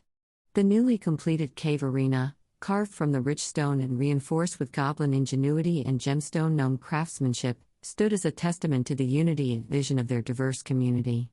It was a marvel of function and symbolism, echoing the ideas that Jannet had, in his enigmatic way, imprinted upon their imaginations. High, arched ceilings gave the space an air of gravitas, the natural contours of the cavern smoothed into elegant curves that played with the glow of bioluminescent fungi. Torches and sconces cast flickering shadows on the intricate mosaics that adorned the walls, scenes of lizards, gnomes, and goblins standing together, their triumphs immortalized in polished stone. The centerpiece of the arena was a lizard-sized table hewn from a single slab of gleaming obsidian, its surface etched with the runic symbols that represented Newscar's tenets: unity, growth, and resilience. Rose traced the grooves with a claw as she stood by the table, her gaze lingering on each rune in turn. These were not just ideals, they were promises to a future that Jannet had fought so fiercely to build. The lizard folk were changing. What had once been a primal existence governed by instinct and survival had evolved into something greater: a culture, a society, a way of life. The rings of speech, gifted through Janet's vision and the ingenuity of their goblin and gnome allies, had been the first step. They had allowed the lizards to understand, to listen, and now, to speak. But Rose had seen the potential for more. Words were powerful, yes, but they needed permanence. They needed to be preserved. It had become her project, her purpose in Janet's absence. The hatchlings, tiny and eager, were the hope of their people. Rose had taken it upon herself to ensure they would grow not just strong, but wise. Using the rings and the knowledge she had absorbed, she had begun teaching them a lizard-spoken language of their own. Simple at first, built from the guttural hisses and clicks that came naturally to them, it was slowly expanding into something sophisticated. Words to express ideas, emotions, dreams. Writing had followed soon after. Rose had worked tirelessly, carving symbols into soft clay and stone tablets, teaching the hatchlings to scratch their own rudimentary marks. The process was painstaking, but it was progress. Every hesitant claw mark was a step toward a future where lizards could record their history, their stories, their truths. She glanced across the arena, where a group of hatchlings huddled around a clay tablet, their high-pitched chirps filled with determination as they practiced their newfound skills. The sight warmed her heart, and a faint hiss of satisfaction escaped her. These little ones would grow into a generation that could speak for themselves, that could shape their destiny with words as well as claws. Rose turned her gaze back to the table, her claws pausing over the rune for growth. It was Janet's influence that had made this possible, she knew. His vision, his teachings, had given them more than just survival, they had given them the tools to thrive. And now, it was her duty to ensure those tools were passed on, to see that his legacy was carried forward by every hatchling that emerged from their nests. The arena was more than just a gathering place as well, it was a monument to the vision of the great Jannet, whose enigmatic guidance had shaped Newscar from the very beginning. In the early days, when the fledgling community had still been grappling with survival, Jannet had shared with them fleeting glimpses of a world beyond their understanding. He had spoken to them of a place called Rome on Cable, a realm of legends brought to life through strange and magical visions. Somehow, Jannet had shown them these incredible sights: vast coliseums where roaring crowds watched champions clash beneath the sun, marble halls filled with echoes of grandeur, and statues of gods that towered as high as their ambitions. The stories he revealed through these images were like fragments of another existence, and though the lizards, goblins, and gnomes could only grasp their meaning in pieces, they understood one thing clearly: Jannet had brought with him the wisdom of another world. Over countless evenings, as the community huddled around campfires or worked tirelessly to build their home, these tales had taken root in their imaginations. Janet's visions had been more than just entertainment, they were lessons, teachings of how to honor the gods and how to build a legacy. He had shown them not only what to aspire to but how to revere the unseen forces that guided their lives. He had taught them to pray, not with blind devotion but with thoughtful purpose, as though speaking directly to the powers that had shaped their existence. The arena, now a centerpiece of Nuskar's burgeoning civilization, was the culmination of those early inspirations. Its design echoed the grand colosseums of Rome on cable, a testament to the idea that unity, strength, and community could coexist with celebration and reverence. Every stone and carving whispered of Janet's influence, a subtle reminder that he was more than their sovereign, he was their guide, their teacher, their bridge to something greater. Even now, as Rose prepared to address the gathering of leaders, she couldn't help but feel the weight of that legacy. The arena was a sacred space, one that symbolized not only their achievements but the path Jannet had laid before them. To stand here was to stand in the shadow of his vision, and Rose knew that every decision they made today would be another step toward honoring the foundation he had built. Rose, the de facto leader in Janet's absence, sat at the head of the table, her posture regal yet approachable. Beside her, the other leaders took their places.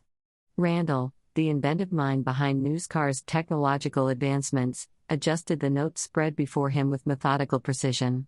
Michelangelo and Raphael, the eldest of the lizard warriors, loomed at opposite ends, their scarred hides a testament to countless battles fought in defense of their home. Baby Goblin, small but brimming with an energy that belied her stature, tapped her claws nervously on the table's edge, his wide eyes darting between the others. Lil Guy, the youngest of the leadership circle, sat with a quiet intensity, his gaze unwavering as he listened intently. Finally, number 1, Janet's most trusted companion, took her place at Rose's side, her calm demeanor a steadying force amid the undercurrent of tension. The room fell silent as Rose rose to speak, her voice firm but warm. "Thank you all for gathering today. Jannet may not be with us, but his vision for Nuskar continues. We've made incredible strides since his departure, but with progress comes challenges. We face decisions now that will shape not only our future but our very identity as a community." A murmur rippled through the group, their collective anticipation palpable. Rose's gaze swept the table, lingering on each leader in turn. First, she continued, "We must address the plea of the catfolk children. Their emissaries have arrived, seeking sanctuary. They tell stories of displacement, of a marauding force that drove them from their home. These children, frightened, starving, have come to us with hope in their hearts. The question is whether we can, or should, extend our hand to them." Randall adjusted his spectacles, his sharp mind already calculating the implications. "We have the resources to accommodate them, for now," he said. "But taking them in could bring consequences.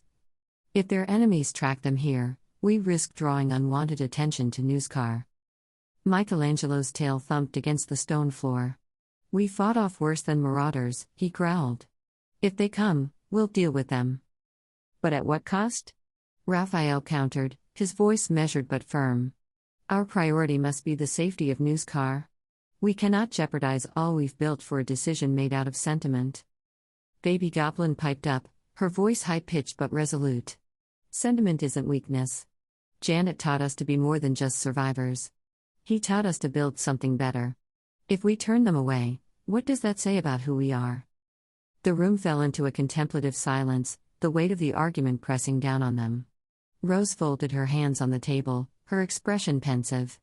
"We'll deliberate further," she said, her tone leaving no room for argument. "But we must also address the warning from Lady Darkdiamonds if this is still a stalemate." At the mention of the enigmatic gnome diplomat, the group tensed.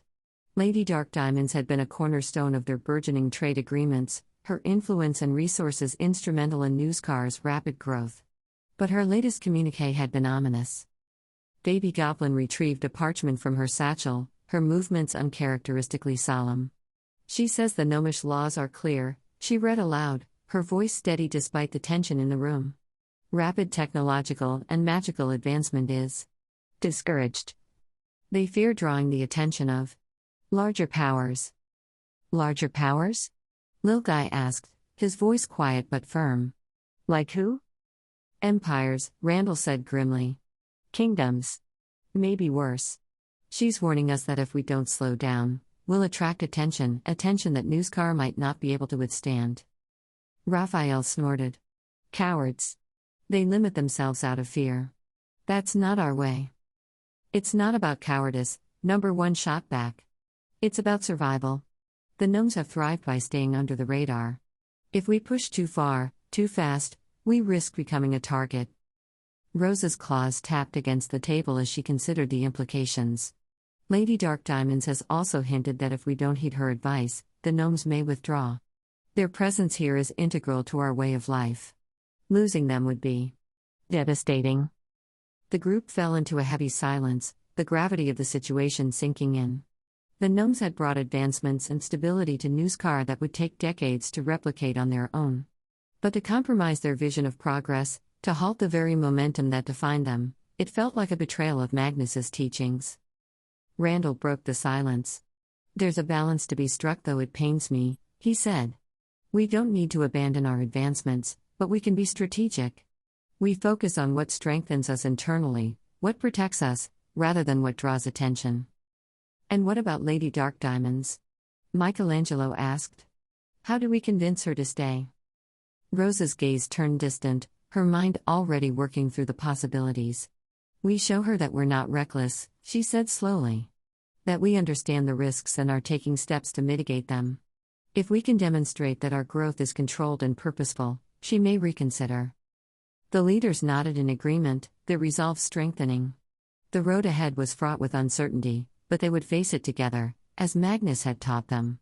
For now, they had decisions to make, about the catfolk, about their future, and about the delicate balance between progress and caution.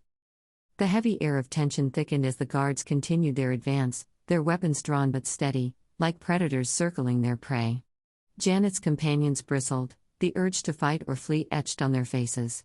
Even as he held himself poised, his immense frame coiled with a grace of restrained power, Jannet could taste the unease radiating from the humans surrounding him.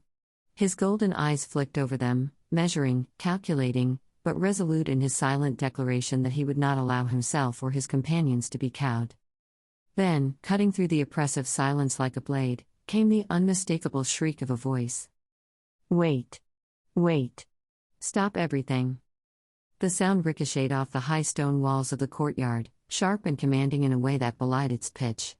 Heads turned in unison, guards and adventurers alike drawn toward the commotion. From one of the winding roads leading to the palace, a figure sprinted toward them, his robes billowing behind him like an errant gust of wind. The robes themselves struck Jannet as strangely familiar, formal and academic, not unlike the ceremonial garb he remembered from graduations in his past life as Jannet the housewife. But there was nothing ceremonial about the urgency in the man's movements or the flush of exertion on his face. The platinum adventurer's plate swinging around his neck was the first thing to draw the guards' collective attention, its gleam unmistakable even in the dim light. The reaction among them was immediate, shock rippled through their ranks, confusion warring with the disciplined stoicism they tried to maintain. Even Captain Reinstock, who had maintained his composure thus far, faltered for a brief moment, his brow furrowing as the figure skidded to a halt before them. The newcomer bent at the waist, hands braced on his knees as he struggled to catch his breath. His sharp features were framed by a cascade of pale silver hair that shimmered like moonlight, his striking green eyes flicking up to meet Reinstock's with a spark of irritation. "Captain," the man began, his voice breathless but firm as he straightened, "you're overstepping your bounds. Again." Reinstock's expression hardened immediately, the earlier flicker of surprise vanishing beneath a mask of cold authority. "Kaelin," he said, his tone clipped. "This is none of your concern." "Ah, but it is," Kaelin replied smoothly, his lips curling into a faint, knowing smile as he pulled a scroll from the folds of his robes. "You see, it has come to my attention, through rather inconveniently timed channels, I might add, that this individual here." He gestured toward Jannet, who blinked slowly, his golden eyes narrowing. "Is, in fact, a registered adventurer with the guild. On a trial basis, granted, but registered nonetheless." Reinstock's jaw tightened visibly. "This creature." "This adventurer," Kaelin interjected pointedly, unfurling the scroll with a flourish, "is therefore subject to guild law. Not yours. And certainly not Dawn Turia's city guard." The captain's glare could have scorched steel, but Kalen was unfazed. He held the scroll out for Reinstock to inspect, the ornate seal of the Adventurers Guild glinting at the bottom like a challenge. Any accusations levied against a registered member must be handled through the proper channels. Which, as you well know, means our channels. I suggest you familiarize yourself with the charter before making such bold assertions. Reinstock did not immediately take the scroll, his gloved hands curling into fists at his sides. The safety of Daunturia is my responsibility, he said, his voice low but steely. I will not have my authority undermined by. By what? Kalen cut in, his tone saccharine with mock politeness. By a platinum-ranked mage acting in full accordance with the guild's bylaws? Oh, how dreadful for you. The guards surrounding the scene exchanged uneasy glances, their stances shifting subtly as the tension mounted. Reinstock's composure, though formidable, was beginning to show cracks under the weight of Kalen's relentless confidence. You don't have the authority to override this arrest, Reinstock growled. Adventurer or not, this creature. Ah, miss, Kalen corrected with a pointed glance at Jannet, his smile never wavering. The sovereign of Newscar. Do try to keep up. Jannet tilted his massive head slightly, his golden eyes fixed on Kalen with a mixture of curiosity and amusement. The man's brazen demeanor was unlike anything Jannet had encountered in this world, a sharp contrast to the deferential fear he had grown accustomed to seeing in the eyes of humans. Enough, Reinstock snapped, his voice rising as he took a step forward. You overstep yourself, Kalen. And you, Kalen retorted, his own voice sharpening, overstep the guild. If you have grievances, take them to the council. File a formal complaint. Hell, send a carrier pigeon if it makes you feel better. But you will not arrest a guild member without due process. I'll see to it myself that this matter is addressed at the highest levels if necessary. The captain's expression darkened further, but he seemed to sense the futility of pressing the issue further. With a sharp exhale, he turned his gaze back to Jannet, his jaw set and his tone icy. This is not over. Of course not, Kalen said breezily, rolling up the scroll and tucking it back into his robes. But for now, it is resolved. Shall we move on? Jannet rumbled softly, the sound low and contemplative as he regarded the exchange. He had no illusions about the tenuousness of his position, but the arrival of this strange, silver-haired mage had at least bought him time. He lowered his head slightly, the faintest hint of a nod in Kalen's direction. Reinstock's gaze swept over the party one final time before he turned on his heel, his white cloak snapping behind him as he strode away. The guards hesitated, clearly unsure whether to follow their captain or remain, but eventually, they began to disperse, their expressions ranging from confusion to barely concealed frustration. As the courtyard emptied, Kalen turned to face the group fully, his earlier bravado softening into something more amicable. Well, that was fun, he said, flashing a wry grin. I don't believe we've been properly introduced.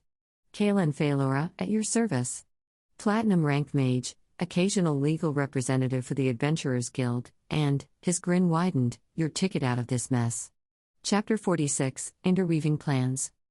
The streets of Daunturia stretched out before them, bustling with activity and layered with the distinct sense of humanity, sweat, spices, and the faint metallic tang of the city's industry. Kalen Phalora took the lead, his steps brisk as he navigated through the winding alleys and avenues with practiced ease. The party trailed close behind, their expressions a mix of curiosity and unease as they absorbed the overwhelming grandeur of the capital. Jannet, or Magnus, as he was known to these humans, walked with his head low, his golden eyes scanning the surroundings with calculated caution. His massive form towered over the throngs of people, drawing gasps and whispers wherever they passed. Children pointed with wide eyes, while merchants fell silent mid-haggle, their goods momentarily forgotten as they stared at the sovereign Komodo. The guards stationed along the streets tightened their grips on their weapons, their unease palpable despite Kalen's authoritative presence. Kalen's voice broke the silence that had settled over the group. Keep moving, he urged, his tone sharp but not unkind. The guild will honor its word, but the council. He trailed off, his expression darkening for a brief moment. The council is not fully informed about Magnus, not his actions, nor the nature of his sovereignty. There will be complications. Jannet rumbled a low response, his voice carrying the weight of his sovereign authority. Complications I can handle. I will not hide who I am. Kalen glanced back at him, his lips curling into a tight smile. Bold words. Just remember, the guild has its own politics, and not everyone will see your presence here as a boon.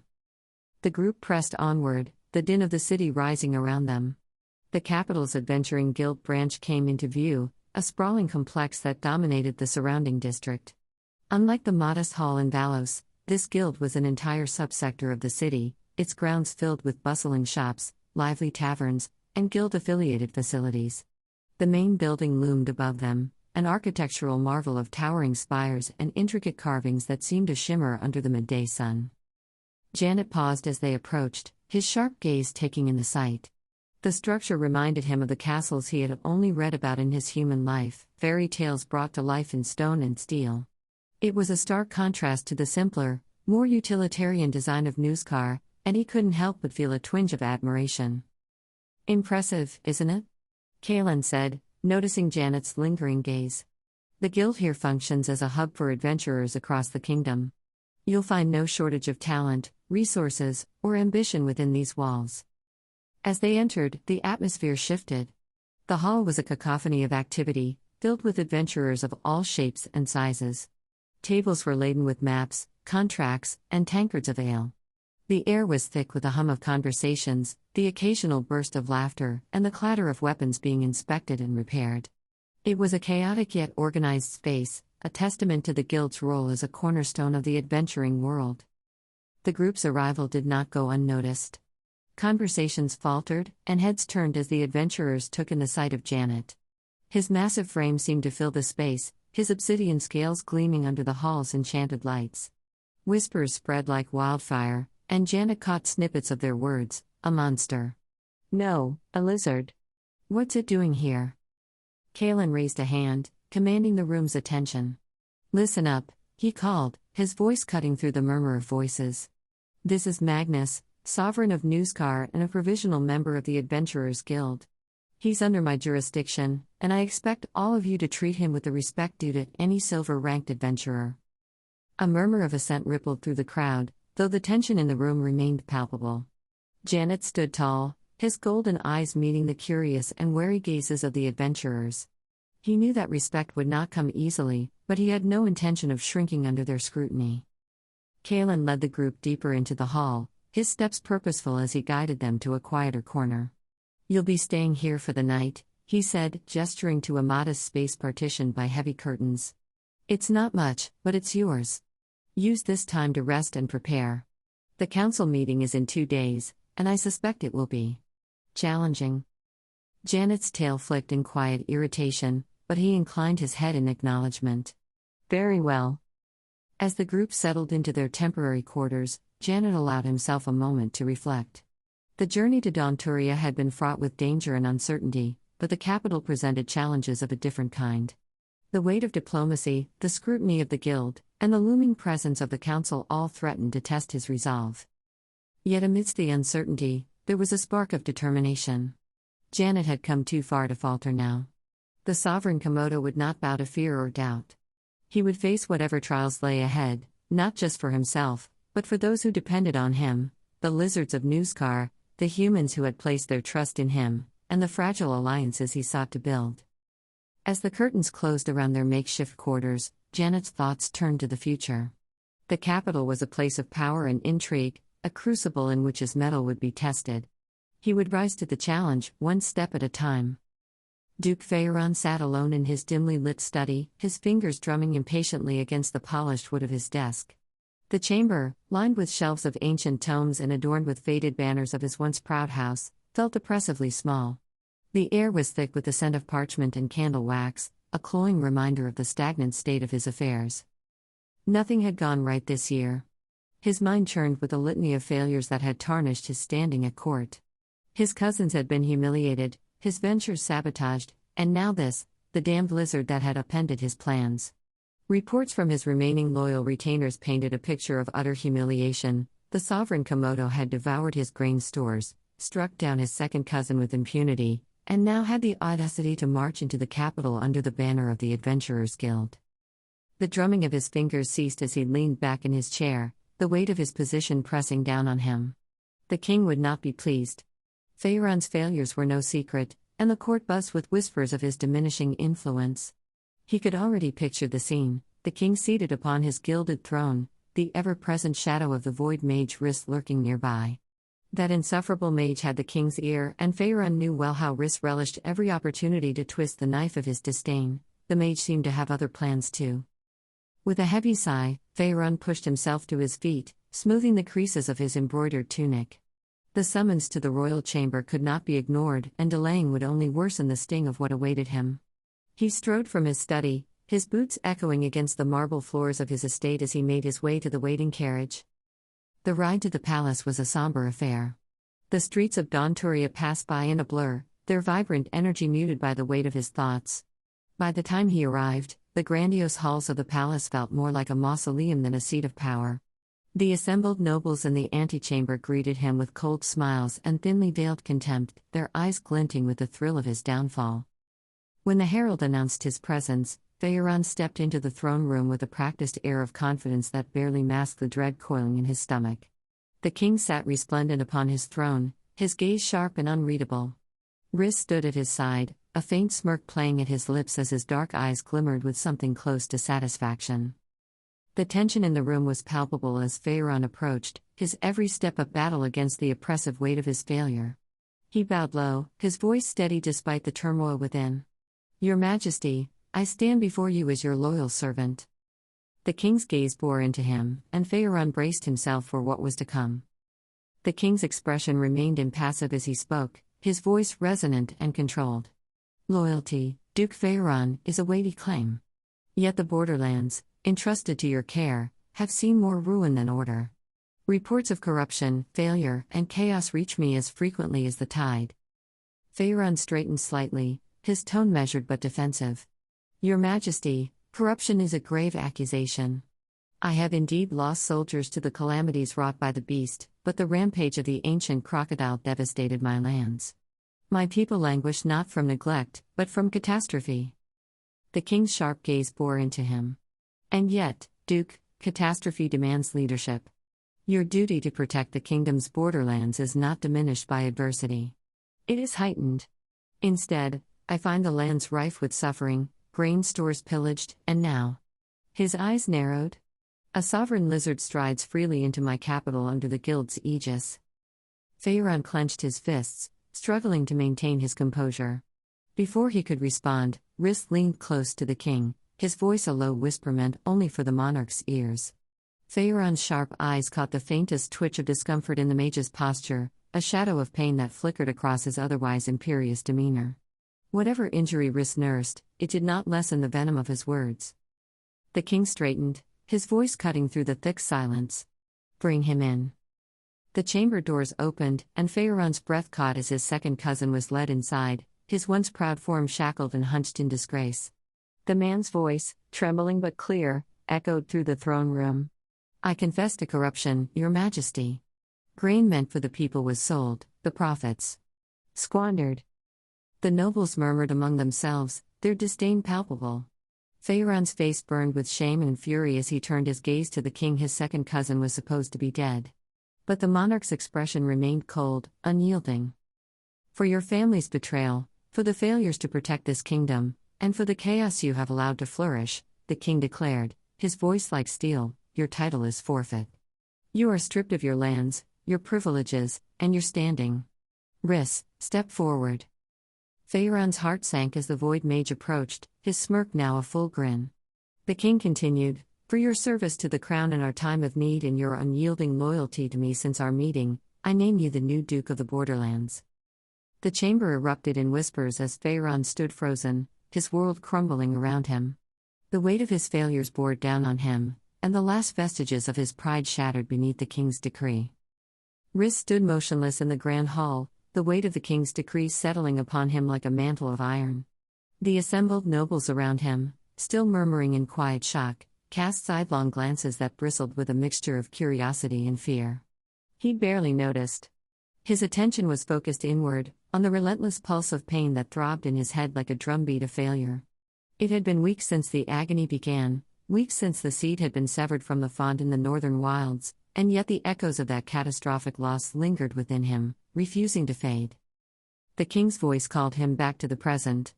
Duke Rhys, the monarch intoned, his words heavy with ceremonial finality, you bear the responsibility of the Borderlands now. Serve this kingdom well, and ensure no further calamity befalls it. Rhys inclined his head, his expression perfectly measured. I am honored, Your Majesty. Your faith in me will not be misplaced. Beneath the calm facade, Rhys's thoughts churned. The king's faith was irrelevant, it was the power granted to him as duke that mattered. His control over the Borderlands, the resources of the ducal palace, and the strategic position it afforded were the keys to his next attempt. Failure was not an option this time. As the meeting dragged on with the mundanities of court politics, Rhys played his part with precision. He feigned interest in the king's declarations, interjected with carefully measured words that carried the weight of deference and insight. The courtiers' eyes were on him now, assessing the man who had been elevated so suddenly, and he gave them nothing to exploit. The pain in his head flared periodically, a jagged reminder of the price he had paid, but Rhys's focus never wavered. He had survived worse. When the court was dismissed, Rhys strode from the throne room with measured steps, his new title heavy but not unwelcome. The ducal palace awaited him, a fortress of stone and intrigue nestled at the kingdom's frontier. It would serve his purpose as well. Plans within plans unfurled in his mind as he navigated the palace corridors, his thoughts a labyrinth of contingencies and ambitions. By the time he reached the privacy of his chambers, the mask of composure cracked. He sank into a high-backed chair, one hand pressing against his temple as he summoned his will to suppress the pain. It was not merely physical, the ache was a reminder of his failure, a lingering echo of the severed seed and the destroyed font. The elders of the clans had warned him of the cost, but he had underestimated the extent of his hubris. His overconfidence had led to ruin, and now the debt had to be paid. Rhys let out a slow breath, forcing his thoughts to settle. He could not allow himself to dwell on the past, the future demanded his full attention. The seed had been a shard of void-bound darkness, a relic cultivated in the far northern wilds by the great work of the clans. It had been everything to them, their most precious creation, and Rhys had failed to protect it. He could still hear the elders' words, their voices laden with quiet fury and disappointment. The font must endure, Rhys. The seed's power is not a gift, it is a trust. Guard it, or all will be for naught. He had guarded it, but not well enough. When the font was destroyed, the pain had nearly shattered his mind. The force of the severance had left him incapacitated for days, and the realization of what he had lost had been a wound far deeper than the physical agony. Yet in the midst of that despair, Rhys had begun to piece together the truth. The adventuring group that had destroyed the font was no ordinary band of mercenaries. They had been prepared, their strength and coordination far beyond what he had expected. And when he arrived at the site days later, he saw the evidence of their true weapon, a beast of immense size and vitality, its claw marks etched into the shattered remnants of the font. Another huge fucking lizard. A creature of such rare power that even the blighting drain of the font had failed to incapacitate it. The implications had been staggering, but they also provided clarity. Rhys had underestimated his enemies once. He would not make the same mistake again. He leaned back in his chair, his fingers tapping against the armrest as he contemplated his next move. The ducal palace would serve as the nexus for his new plan. The vast estate, with its labyrinthine halls and secluded chambers, offered the perfect environment for cultivating another seed. The font's destruction had taught him that caution was paramount. This time, the defenses would be impenetrable and he wouldn't rely on the ley line to accelerate things out of control. The palace itself would become a fortress of darkness, a bastion of power that no adventurer or beast could breach. The pain flared again, sharper this time, and Rhys's hand clenched into a fist. He had endured this long, he would endure until the work was complete. The drug he had introduced to the king's regimen, a subtle but insidious concoction, had ensured his influence at court. The king's dependence on Rhys's counsel was now absolute, and it had given him the leverage he needed to claim the ducal title. But even that victory paled in comparison to what lay ahead. The next seed would not fail. It would grow, and its power would elevate Rhys beyond the confines of this wretched world. Rhys's thoughts turned to the beast once more. The massive lizard and its tamer had destroyed his hope, but they had also revealed the flaws in his defenses. Their presence in the capital was a complication, but it was also an opportunity. He would study them, learn their weaknesses, and ensure they could not interfere again. The night deepened, and the shadows within Rissa's chambers seemed to thicken, drawn to him like moths to a flame. His resolve hardened, the pain in his head now a distant echo drowned out by the clarity of his purpose. Plans within plans, layers of deception and ambition, they coiled around him like a serpent, waiting to strike. Riss would not fail again. He would defend his next attempt to the end. And when the work was complete, the borders of this kingdom would no longer bind him. The void's whispers promised something greater, a destiny that awaited beyond the stars. He closed his eyes, the shadows embracing him as the first threads of his new web began to weave. Jannet sat quietly on the edge of the camp space, his massive tail curled protectively around the meager privacy the thick curtain offered. The guild's accommodations, while functional, felt confining compared to the open plains of the dense jungles of Newskar. Around him, his companions moved with the practiced ease of seasoned adventurers, unpacking supplies and setting up for the night's rest. Torin adjusted his gear before slinging his satchel over his shoulder. "I'll grab some food and be back in a while," he said, his tone light but purposeful. Without waiting for a reply, he strode out into the evening streets, leaving the rest of the group to their preparations. Fiala, ever curious, settled beside Jannet, her sharp eyes fixed on the strange artifact that had become a fixture of their travels, the compass bracelet. The compass gleamed faintly on Janet's thick wrist, its intricate engraving shimmering with an otherworldly light. Since its appearance, it had been a source of both intrigue and frustration. Nightly, they had inspected it, turning it this way and that, testing its reactions to different stimuli. But tonight was different. As Jannet held it aloft, the device seemed to stir, its mechanisms clicking softly before unfolding with a fluid grace. Fiala leaned closer, her breath hitching as the compass opened further than it ever had before. It unfurled like an astrolabe, delicate rings of light extending outward in a mesmerizing display. A narrow beam of starlight emerged, forming a path that shimmered faintly in the dim light of the camp. "What is it doing?" Fiala whispered, her voice tinged with awe. Jannet tilted his head, his golden eyes narrowing as he studied the projection. "It's showing me something. A path." The beam extended beyond the confines of their tent, angling toward the guild hall's door. It pulsed faintly, as though urging him to follow. Jannet rose to his full height, the motion drawing the attention of the others. Leth, Callus, and Jaren gathered quickly, their expressions ranging from curiosity to wariness. "Where's it leading?" Jaren asked, his hand instinctively resting on the hilt of his sword. "I don't know," Jannet replied, his voice low and contemplative. "But I intend to find out." The beam retracted into the bracelet as Jannet stepped into the streets, but the faint glimmer of its path lingered in his mind. His companions followed without hesitation, their trust in the sovereign evident in their swift movements. The evening air was cool, the streets of Daunturia quieter than during the day but still alive with the murmur of life. The group weaved through the alleys and avenues, the starlight path guiding them ever onward. As they ventured deeper into the city, the opulence of the guild district gave way to the stark realities of the poorer quarters. The cobblestones grew uneven, the buildings more dilapidated, their windows boarded up and doors hanging ajar.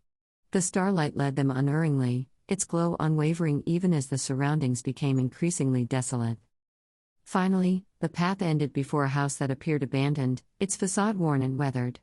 The windows were shuttered, and the door was reinforced with crude planks nailed haphazardly across its frame. Jannet stopped, his massive form casting a long shadow over the structure. "This is it," he said, his voice a rumbling whisper. He crouched slightly, peering at the entrance. It would be a tight fit if he attempted to enter, but the compass's guidance was unmistakable. The group exchanged uneasy glances, the tension palpable. Fiala stepped forward, her hand resting lightly on Janet's forearm. "What do we do now?" Janet's golden eyes gleamed faintly as he considered their next move. "We see what the compass wants us to find. Together."